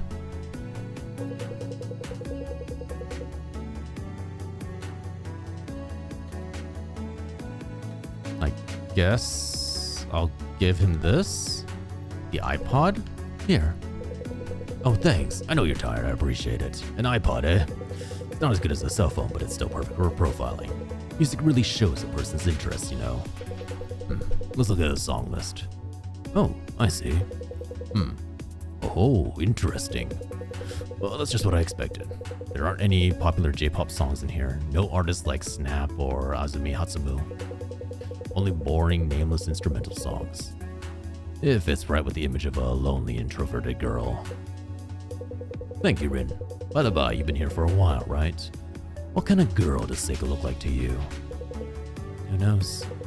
My, what happened to you? Oh, I know. You must have suffered from being here for so long. But you don't have to worry. SAEKO will be caught soon. Hopefully he'll be here shortly. And? That's all you have to say. Here, I thought you'd be crying in happiness. Let's put that aside for now. I'm actually a magazine... Never mind, he's useless. He's a magazine reporter. And for a while I've been following a series of disappearances, the vanishing incidents. I've gone to the house of somebody relevant to the case for an interview, but ended up getting caught myself. Somebody relevant to the case? Oh, do you want to know? Of course. I mean SAEKO. I say relevant, but the police are already calling her the culprit internally. You'll recall the incident 3 days ago where the Kotobushi girl vanished. That really got the investigation going. I mean, she's the daughter of a wealthy family. Even when she's walking around alone, she always has undercover security watching her. When she disappeared, there wasn't anybody suspicious nearby or any cars. Just a female university student. No matter how you look at it, that girl's suspicious. But I can't believe somebody who'd covered her tracks so well is getting caught so easily. It's still not clear how she does it, and there's no warrant or evidence. But this is a clue for the vanishing incidents that have been tormenting the cops for years. They can't let this go. The investigation's perfect, and the media are already on it. The first search will probably start tomorrow morning. So, I bet you're pleased as punch. You'll finally be free. You can go see your family on the outside. Or do you have a case of that, what's it called? Stockholm Syndrome? If so, your head must be whirling right now. I got it, but you're too loud. Could you go away for now? Unless you're in need of some counseling. Well, I'm sure you need some time to organize your thoughts. I'll leave you alone for now. I'll come back when you've calmed down. The last act begins tomorrow morning, and I'm getting an interview with you before then. After shouting that, Kazu walks away. I throw my back onto the flat floor and lie down. I feel it. I feel like we're close to the end. I want to keep going. With Gio and Clara gone, the drawer feels multiple times larger than usual. Kazu frowns as he fiddles with the iPod in the distance.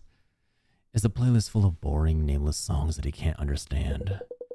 According to him, the outside world is coming for SAEKO, and the police will search the premises tomorrow morning. That means, if I live through this night, SAEKO will be caught tomorrow morning. Then what? If I can go back to the outside world, what happens next? Plus, there are the others, and SAEKO. What happens to us? But, honestly, I don't want to think about anything. If I could just disappear from this world, one sense blurring away at a time.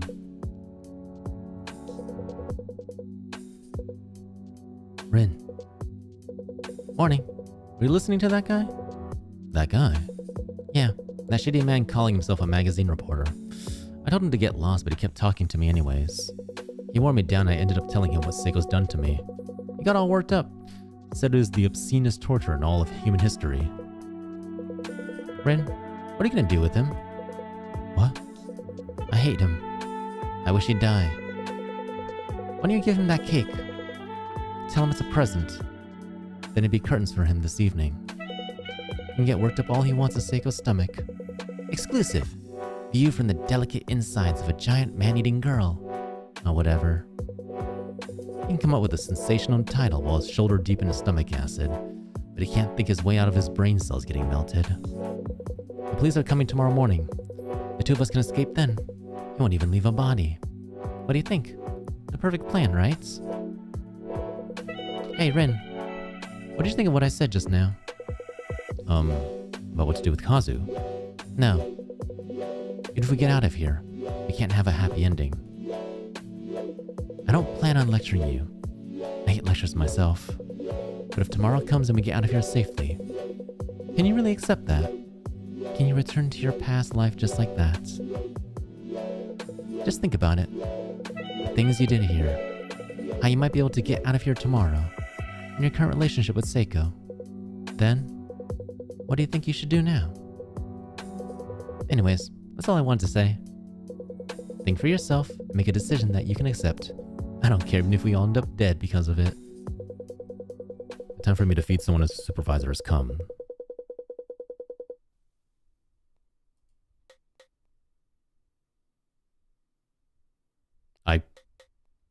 There's literally no other option.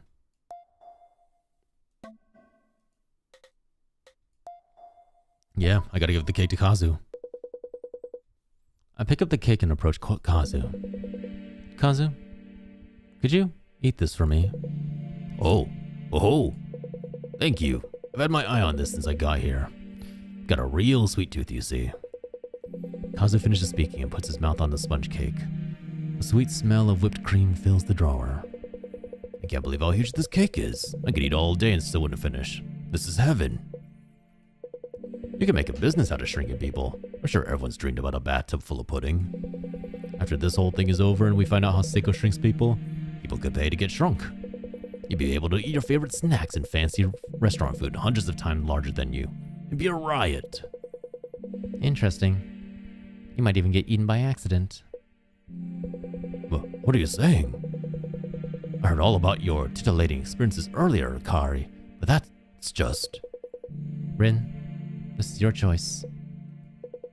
I expected a different outcome, but your choice is... It's fine. I'm used to this. We just have to wait for the usual routine now. Kazu, Sorry for cutting you off. I'll keep out of your way until you die, so rant all you want. What? Huh? Until I die? What are you saying? Nah, think about it. If this draw is where everyone in the vanishing incidents has ended up, aren't there too few people here? I know SAEKO has a personality problem, but where has everyone gone? Hundreds, no, thousands of people have disappeared over the years. It's a huge case. Why are there only 3 people here? Kazu's voice gets louder as he starts making a fuss. What's happened to everyone? Rin, don't just keep your mouth shut, say something. Just as Kazu begins to shake my shoulders while wailing, a low, muffled vibration reverberates from a distance. The sound of heavy footsteps. There's no mistaking it. SAEKO has returned to her room. SAEKO walks through the room with even breaths. Every step she takes shakes the drawer like an earthquake. Each tremor growing larger, more violent than the last. Soon they become too strong for me to stand. I find myself crouching on the floor. Next I hear the creak of something moving. Then a tremendous commotion that shakes the whole room. As the room we're in, the second drawer of a desk, is pried open by SAEKO's fingers.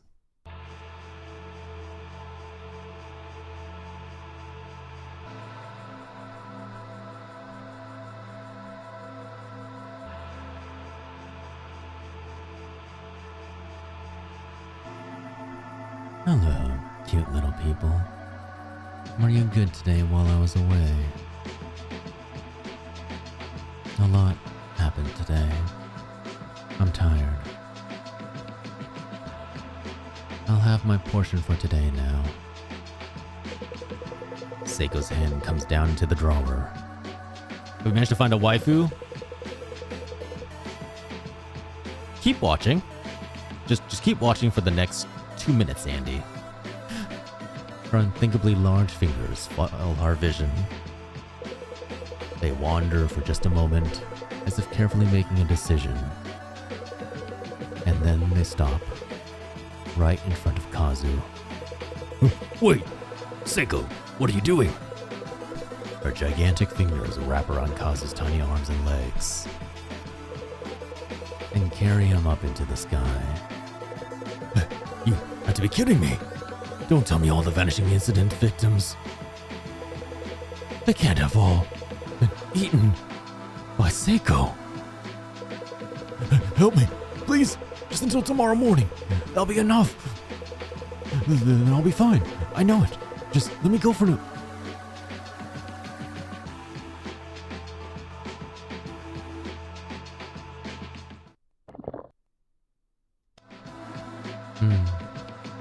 Mediocre. Tomorrow morning, huh? I want to think about something. Byron.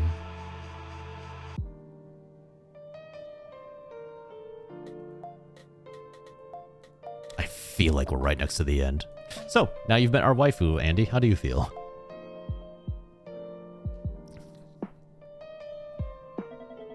Hey. I changed my mind.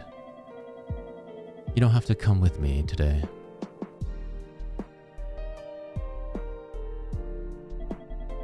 I want to think on my own. You'd have more fun talking with somebody else, wouldn't you? No, I kind of want to see this to the end now. Come to my hand. I'll take you back to the drawer. I won't go back? Okay. Well, do what you want, but I'm fine on my own. Ah! Fera! Holy crap. Hi, people. Welcome in, Fera. How are you? Congrats on the debut. It looks so good. Congrats on 2 years as well. Hello, welcome in everyone. Welcome in Ethereum. Welcome in Waffle Kiwami, sorry. Welcome in Dead TNT. Welcome Eris Moon. Welcome Nemu. Welcome Razor. Welcome Freelancer. Welcome in Upshift, Bringer, Blossom, and Jack Nano. Hello, everybody. Oh, that voice, I wasn't ready for that. What, my voice? Hello, how are you? To be perfectly honest with you, Bringer, right now my voice is probably a lot hoarser than normal, but this is my normal voice. Farah, thank you for the raid. Raiders, if you don't know me, my name is Magical Prince John. I'm an Eldritch Prince, and we're currently playing through SAEKO, Giantess Dating Sim. It is not what you think it is. So far beyond what I expected. It is everything I expected and also not at the same time. But Farah, what were you up to? You celebrating I know you're celebrating your 2 years, but what have you been up to? What were you up to today? What did you do? What did you have fun? The ladies are short? Technically, yes. There are short ladies in here. So you know that is not wrong. She drank Pilk. But did you enjoy it, Farah? Did you find a new taste for the combination of milk and Pepsi? Or is this now becoming your new stream drink forevermore? You did enjoy it? Yeah. It's not that bad, right? Like everyone memes it and it goes like, oh my god, it's just like so disgusting. But really, like Pilk is not that bad compared to some other strange shit that I've eaten or drank before. She cheated, but we don't talk about that. It was ice cream. So what you're saying is you didn't drink Pilk. You drank a Pepsi float. Am I wrong? Say it with me, everybody. A Pepsi float. I drank a Pilk float, same thing. Is it truly the same? There's sugar, there's cream, it's frozen.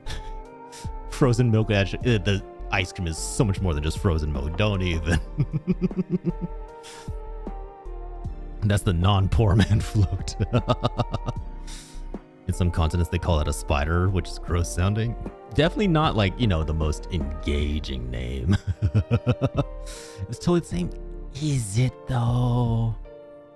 Okay, so Farah, what you gotta do next, the next thing you gotta drink is, you know those fire noodles, the Korean fire noodles? I can't remember the brand name, but it's the one with like the 2x spicy noodles. You take that, you make those, and then you pour that into a cup with some ramen. Yes, Bulldog, thank you. You pour that into a cup with some ramen, and you pour some Pepsi in that, and then you drink that. And you have the milk on standby for when your tongue starts burning. Do that, and that will be a true punishment. It'll be lovely. I can only see this ending well. It's gonna be great. Your throat will burn while your stomach rumbles. It'll be perfect. You will definitely not have a fun time on the toilet. It's not that bad. What, the noodles and Pepsi? Those are funny because my old coworkers used to buy those when they wanted to save money. Yeah, I guarantee that does not end well for their tongue. Paula and Upshift, thank you so much for the follows. Welcome to the cult. But Farah, thank you so much for the raid. If you want to hang out, be my guest.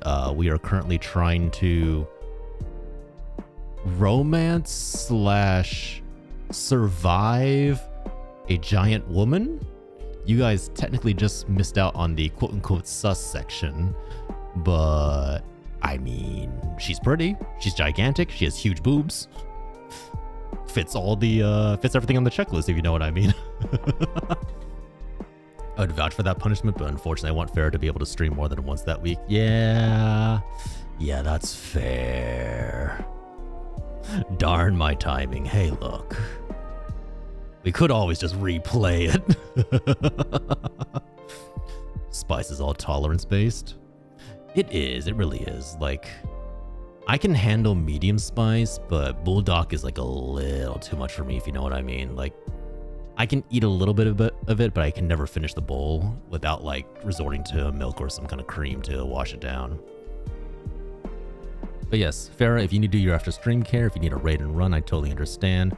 I'm going to be here voicing a super giant woman with huge boobs, trying to make her sound sexy, while also doing my best to survive and not be literally consumed. You need to shower and get ready for bed? Hey, no worries, Farah, no worries. Thank you so much for the raid again. I really do appreciate it. And again, congrats on 2 years. So happy for you. You've come so far. I've only been eating spicy for like the last 5 years of my life and only go up to medium. I've been eating it since I was a kid. That's the thing. Like, you would think I'd be able to handle spice, but it doesn't seem to work out well for me. I don't know why. Don't know why.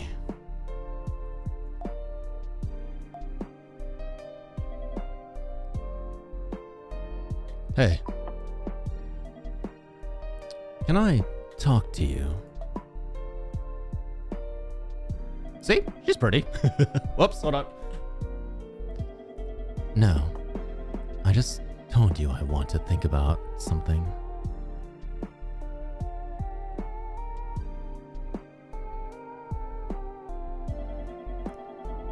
What did you want to ask?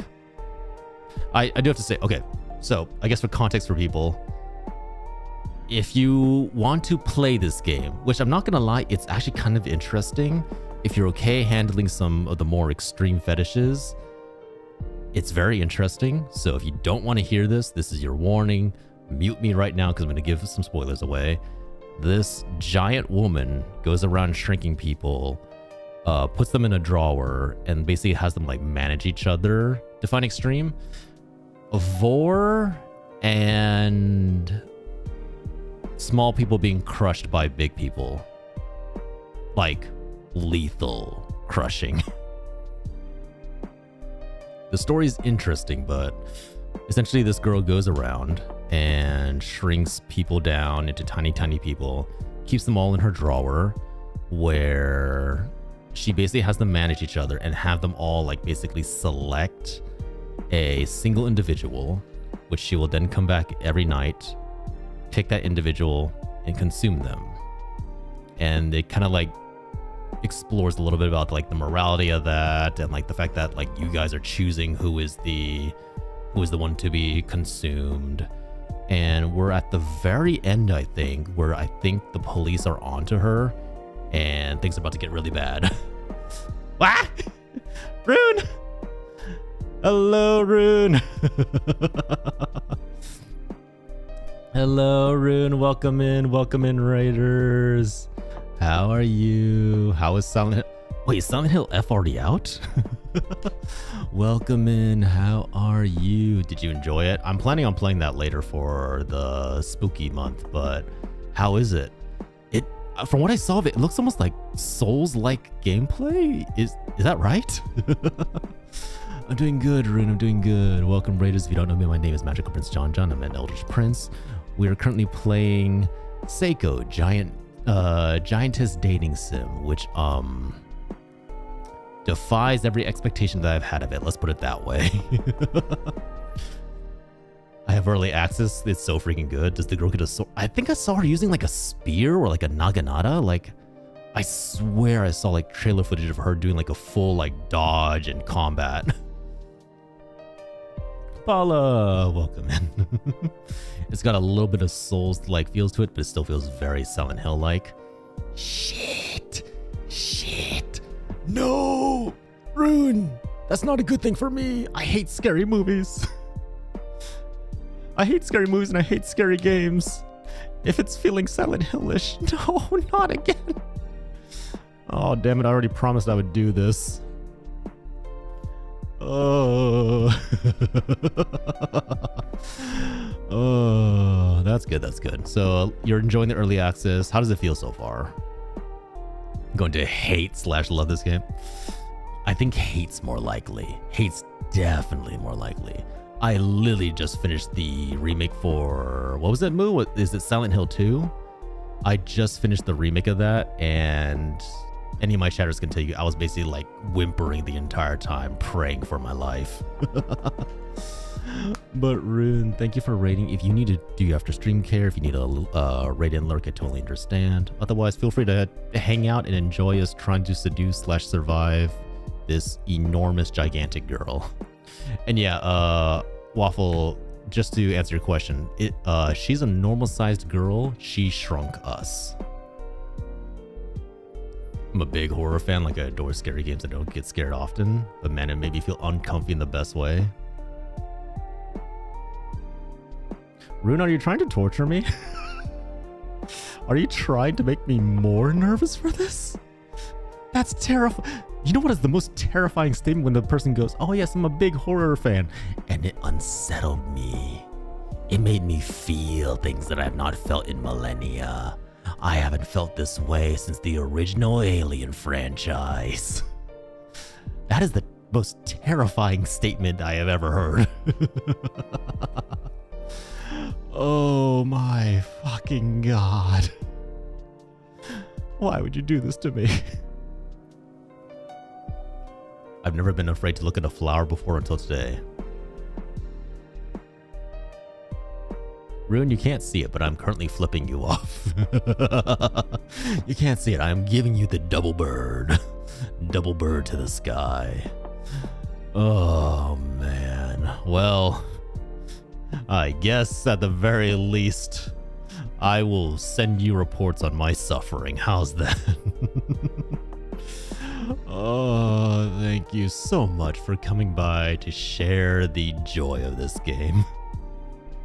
Let the hate flow through you, young Skywalker.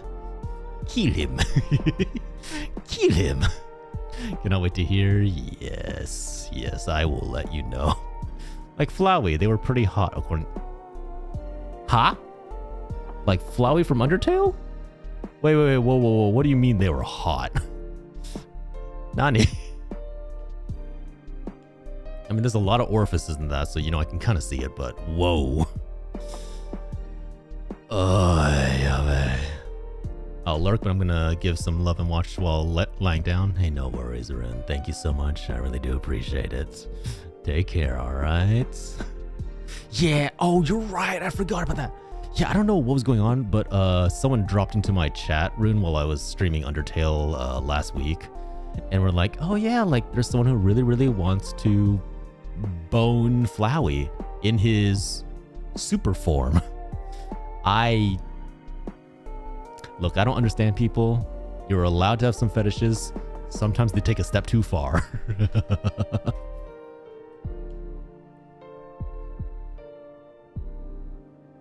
What did you want to ask?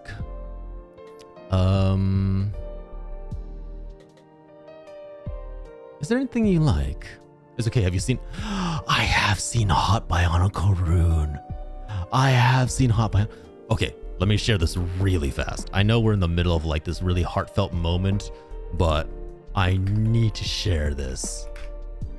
For those who have not seen, there's an entire subreddit of people just devoted to making sexy Bionicle with the pieces available from the Bionicle sets. As you can see, they are massively, as Rune puts it, caked up with enormous bajungas. This one is also really impressive. Like, this looks like it would fit right in, like, Rune, can we agree all these would fit in Warframe? This is just Warframe, but with Lego pieces. What? I did not see this one. What is that? Oh my god. You have to applaud the creativity of this, right? Like, it's incredibly... Like, holy crap baskets. Some of these are like very inventive. Like, that actually looks like Booba in a low crop dress. He could have served himself food on that thing. I know, right? My favorite thing someone said was some of these freaks would put breasts on a Beyblade if we didn't keep it from spinning. I'm willing to bet someone has tried. Someone has found the perfect way to balance booba on a Beyblade and is just unleashing hell in somebody's DMs. They would absolutely fit in Warframe. This is perfect for Warframe. Hi, Nemu Sleeps. Nemu, this is the evolution of Minecraft, okay? Once you move on from creating digital peni, you have to go on and make physical Lego peni. It's only through achieving physical form that we can truly... I just realized that they even have balls. Hold on. They put a set of dong. They put a set of jewels for the dong. That's really impressive. This is the natural evolution. Through soul-searching research, we've arrived at the culmination of Lego crafting.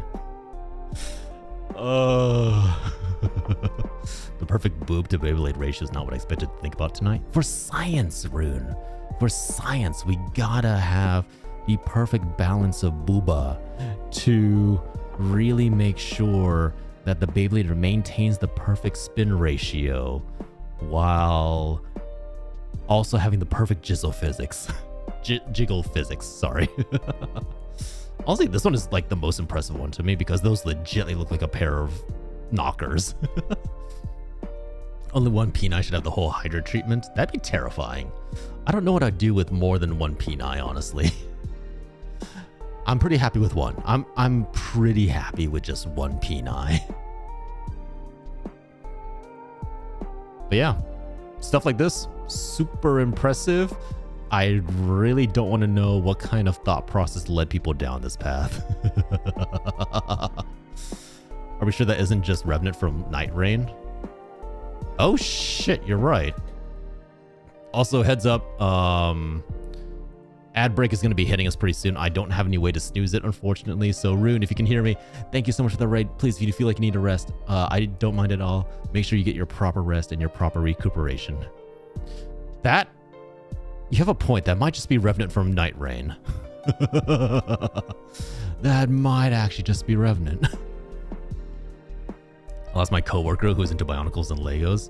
You should show them images of this Moo and be like, hey, look, I want you to recreate this. I want you to show me what your creativity can bring to the table. Once I'm up, ain't nothing get me down.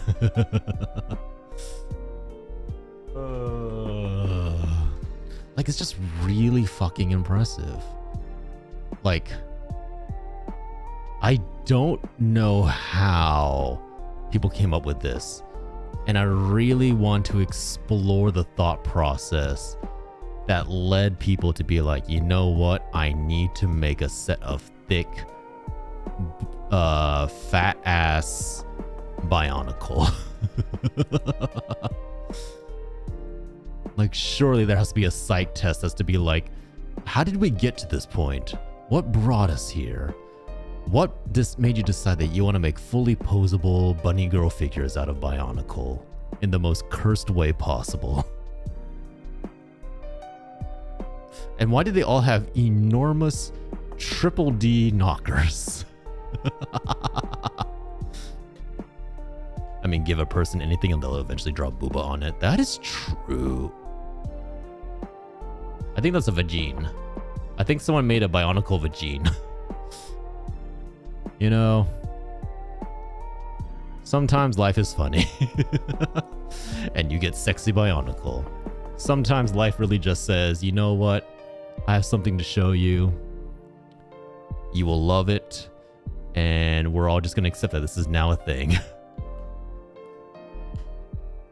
Respect. Respect to those people. Oh my god. This truly is a cursed internet world we live in. And yet it's so beautiful at the same time. At least I'll sleep well tonight, dreaming of stroking off on beautiful metallic Bionicle. I still say this is just Warframe. I swear to God, someone was like, hey, you know what? I wonder if I can make a Warframe out of Bionicle. And it just escalated from there. Like, look at this. Look at that beautiful, gorgeous body. How amazing. True. If we're talking about Gooners and Gooner culture, this is truly peak Gooner culture right here. Hi, Zindani. Hey, what's up, man? Look at this, Zindani. Isn't this better? Look at that. Cupped perfectly within these receptacles with nice shoulder pads. And let's not forget the absolute booty cheeks on display here. Like, goddamn. Goddamn. All right. Enough about Hot Bionicle. For the raiders coming in, if you don't want to get spoiled on this, real fast, I'm going to give a very quick summary. Basically, this girl has the power to turn people into tiny, tiny people, and she puts them in a drawer and lets them select one among all their numbers to get eaten by her at the end of the day. And there's a little bit of diving into morality and the ethics of all this, and choosing people to die essentially for you to live. But at the end of the day, you're flirting with a giant woman who also is eating all your friends. So, hey, if that's your fetish, this game is perfect for you. And honestly, legitly, the story is very, very interesting. And now we're just desperately trying to finish it. Is there anything you like?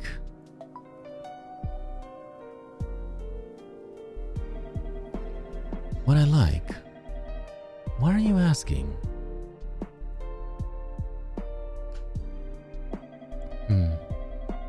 I like looking at clothing, seeing what's popular and what isn't.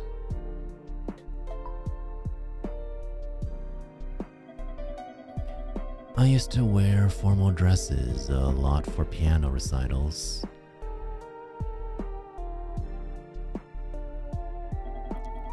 I'd be reborn as a princess from another world just by putting on a long dress.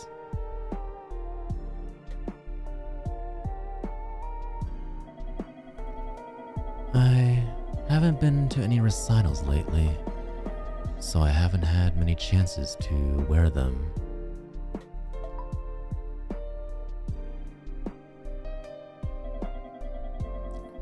I still look at clothes sometimes and think about whether they'll look good on me.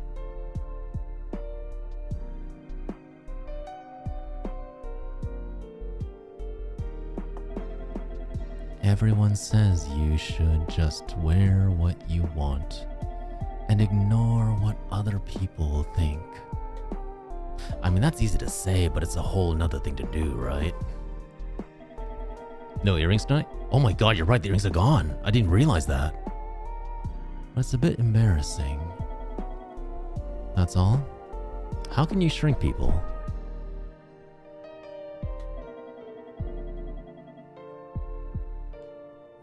So you're curious. It's a mystery to me too. But I remember when it started.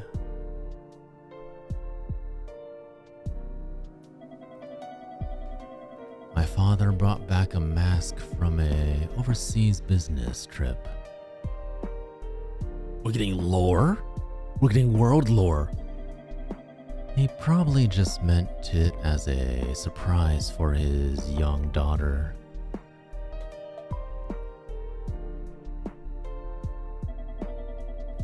But on the next full moon, I suddenly felt ill. And now I'm here. What? How do we get from point A to point C? What? You look unsatisfied. It's a mystery to me too. All of it. But even if I don't know the backstory, all of it started with me.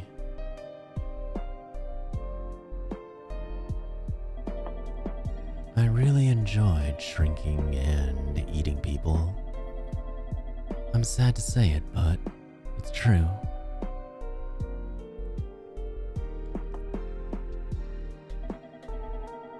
That's all? What's your personality like? Tell me about you. Well, I'm a bad person. Why ask when you already know? You must have already realized that in your time with me. No?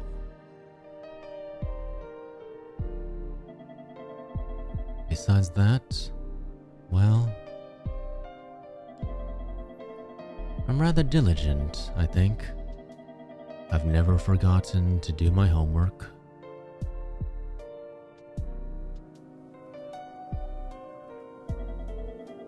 I usually do what people ask me to do. I usually do what people ask me to perfectly, though I haven't had any chance to show you that.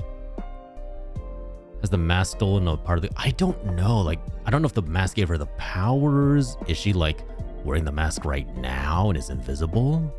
I don't know. I like things to be harmonious. Like with my room and Scriabin's melodies.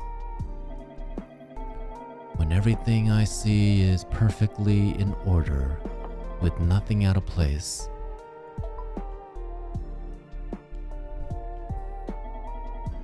I love it when the world is like that.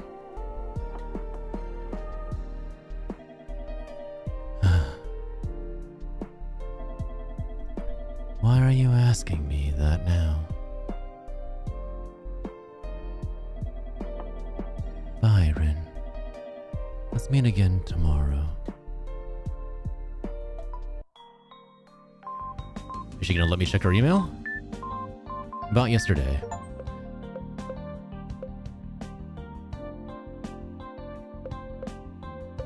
Okay, so Yasuda is not getting a response. No sent emails. So she's never sent any emails out. That's a lot of private numbers. Outgoing calls, no outgoing calls. So she's basically never been picking... Wait.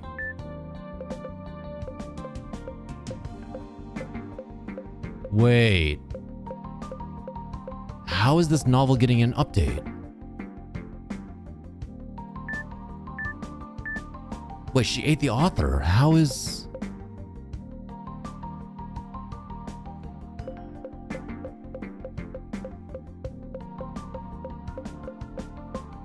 Yeah, it's the same writing style. Wait. She ate the author of this. How is it getting an update?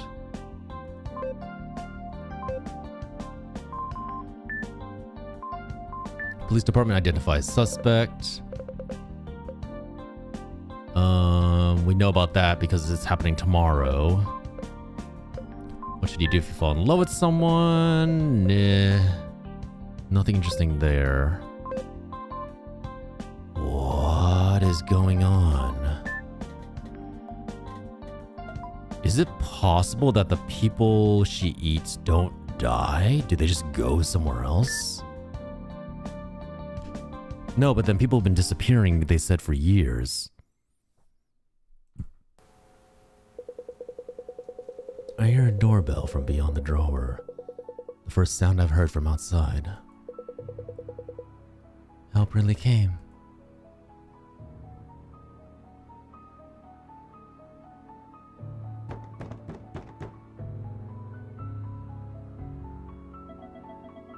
I knew this would happen.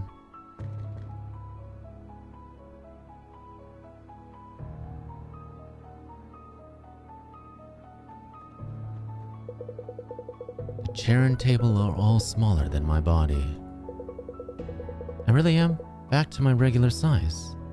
Oh, we're back. First, let's get out of this room. Wait. Oh, that's me. That's me. That's me. Never mind.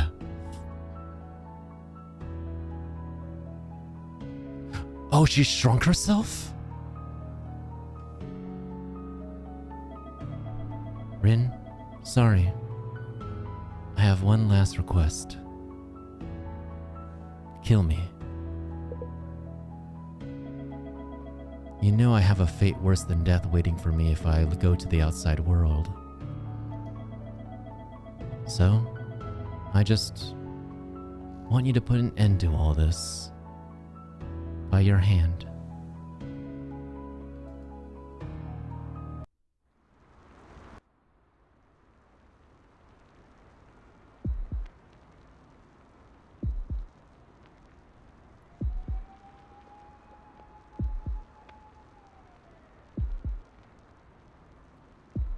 Oh, I have to click. Oh, that's fucking wild. I have to hold down the button.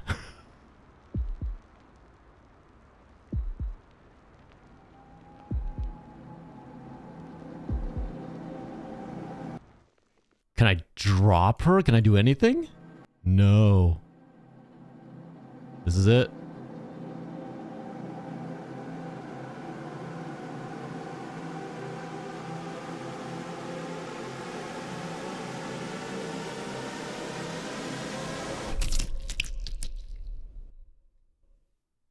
Holy shit.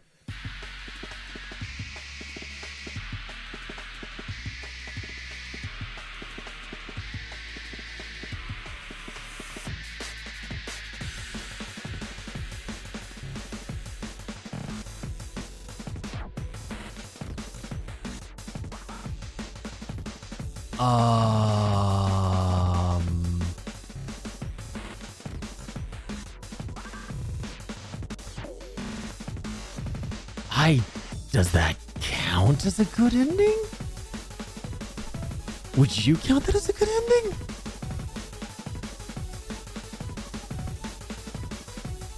Holy fuck.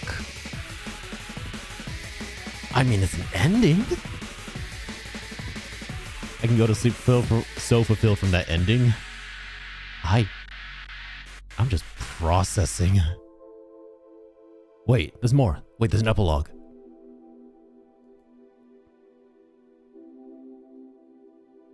It's not over.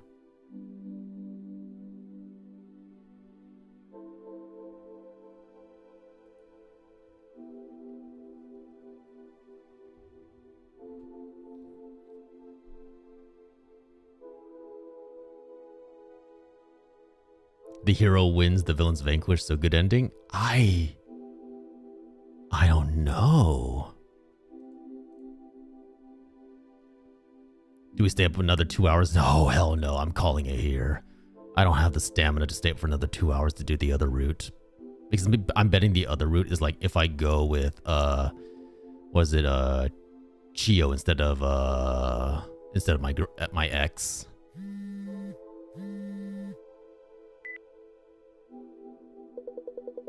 Rin, it's been a while. How have you been? I mean, she was kidnapping people off the street and shrinking them. Yeah, but it feels like so many loose ends just never got tied up. Well enough. How about you? Normal, I guess. I sometimes dream about scuba diving, but that's about it. I'm probably doing better than you, though. Did you see the article in the tabloids? They call it SAEKO the most seductive mass murderer in all of history. The outside world's the worst. I want to talk to you again. Can I go visit you sometime? No. No matter what? Yeah. Okay. I went back to university, you know. My life outside's all back to normal. All of it. I just had to redo half a year's worth of courses.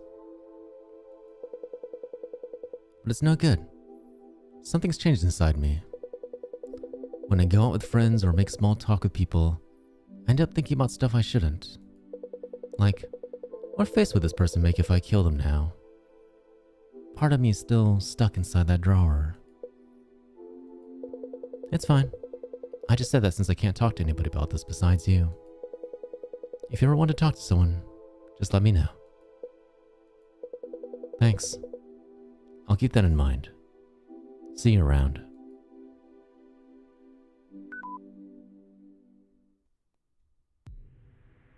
No. Oh, fuck. We need therapy. We need so much therapy. Holy shit. If you went with Chio, I feel like Claro still would have been squished and Chio would have been the one eaten instead. Maybe. Maybe. Even the peanut. I know, I saw that too. I was like, well, even the peanut's there. The scissors is new. That definitely wasn't there before. Well, Rin's not walking away from this a normal dude. So yeah, honestly, I think if you have the time, and it's not a very long game, I'd say maybe 2 to 3 hours. I yap a lot, so don't use my time for reference. Kind of worth checking out this game. It's a very interesting build. It's a very interesting way of doing it. I think Moon and I had like a little discussion on like branching paths and like trying out different like combinations of who can stay alive and who doesn't, and how that changes the atmosphere and the culture inside the drawer would have been really interesting. But I also get why they didn't go that route, because that could have made things much more complicated. But holy shit, I feel like a little mind fucked right now. Misleading title though? I mean, we did go on a date with her. It was a simulation. We definitely had a giantess.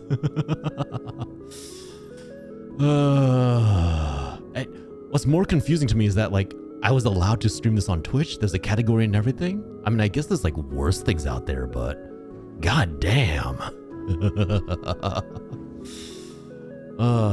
Okay. Regardless, our next stream will be on Wednesday for Date Everything. Gonna do the very last stream of Date Everything. And then Friday, more Silk Song. I want her to put her in my pocket ending. I would, like, you like put her in her pocket and just walk out. Maybe you can if you make like certain decisions. Like if you instead decide to support her instead of like rejecting her. Because remember, like at that conversation at the beach, we rejected what she wanted. We rejected like the connection with her. So maybe if you instead like reach out to her and like instead sympathize with her, maybe instead you can like take her with you and save her at the very end or something like that. I love letting you say drawer. Wait, how do you guys say it? Drawer. Even if you say drawer, it's still 2 syllables. Drawer.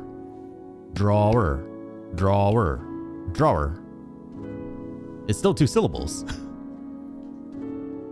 I am correct in this. My English is impeccable. No, I'm joking.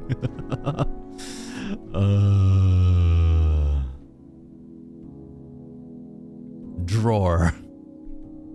Oh. No, you know what? No, I am correct. I am correct in this. I do not make mistakes. I am correct in this. I say drawer, and that is how you say it, damn it.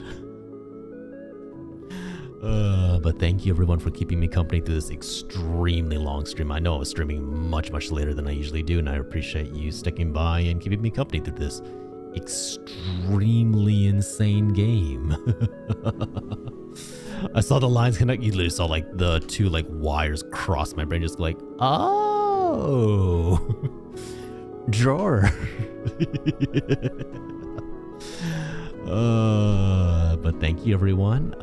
If you want any updates on when I do stream, honestly, Discord's best for the scheduling and everything. Ow. And if you want announcements for the 2.0 and when that's coming up, which is pretty darn soon, assuming I can get everything in line, Those are my socials. YouTube and TikTok are where we post clips from stream. Hey, you might find yourself there. You say drawer, I say drawer. No, you know what? I'm sticking with drawer. Everyone, fetch your drawers. It's time to go on an adventure.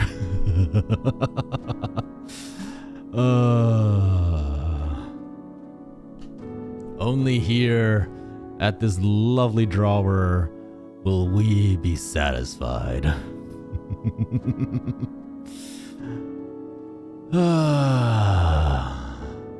Alright. Since it's spooky season, I'm going to send us on to Heroic, who is a lovely, gorgeous artist. Actually, wait, is Psyche on? Damn, no, Psyche's not on. I'm going to send us on to Heroic, who is a lovely artist who does some really, really good creepy style art. And hopefully, we'll get to enjoy a little bit of winding down peaceful times from the absolute mind fuckery that I just went through. I swear my brain is going to be like broken for the next few hours. Sleep well, everyone. Thank you, Starry. Thank you, Moo. Thank you, Yang. Thank you, Rune, Farah, and Yorkish, and Hero, all for the raids. I really do appreciate you dropping by and sharing communities with me. If you don't mind, first raid message is for subscribers. Second raid message is for followers. Helps to say hello and also helps to register you in their channels. Heroic is a lovely being. I definitely recommend giving them a follow if you just want some cozy, at the same time spooky times. And I will see you all on Wednesday. Take care. Good night. Go find yourself a big, strong, tall giantess who can turn you into a little miniature being so that she can put you in her pocket. Pocket waifus.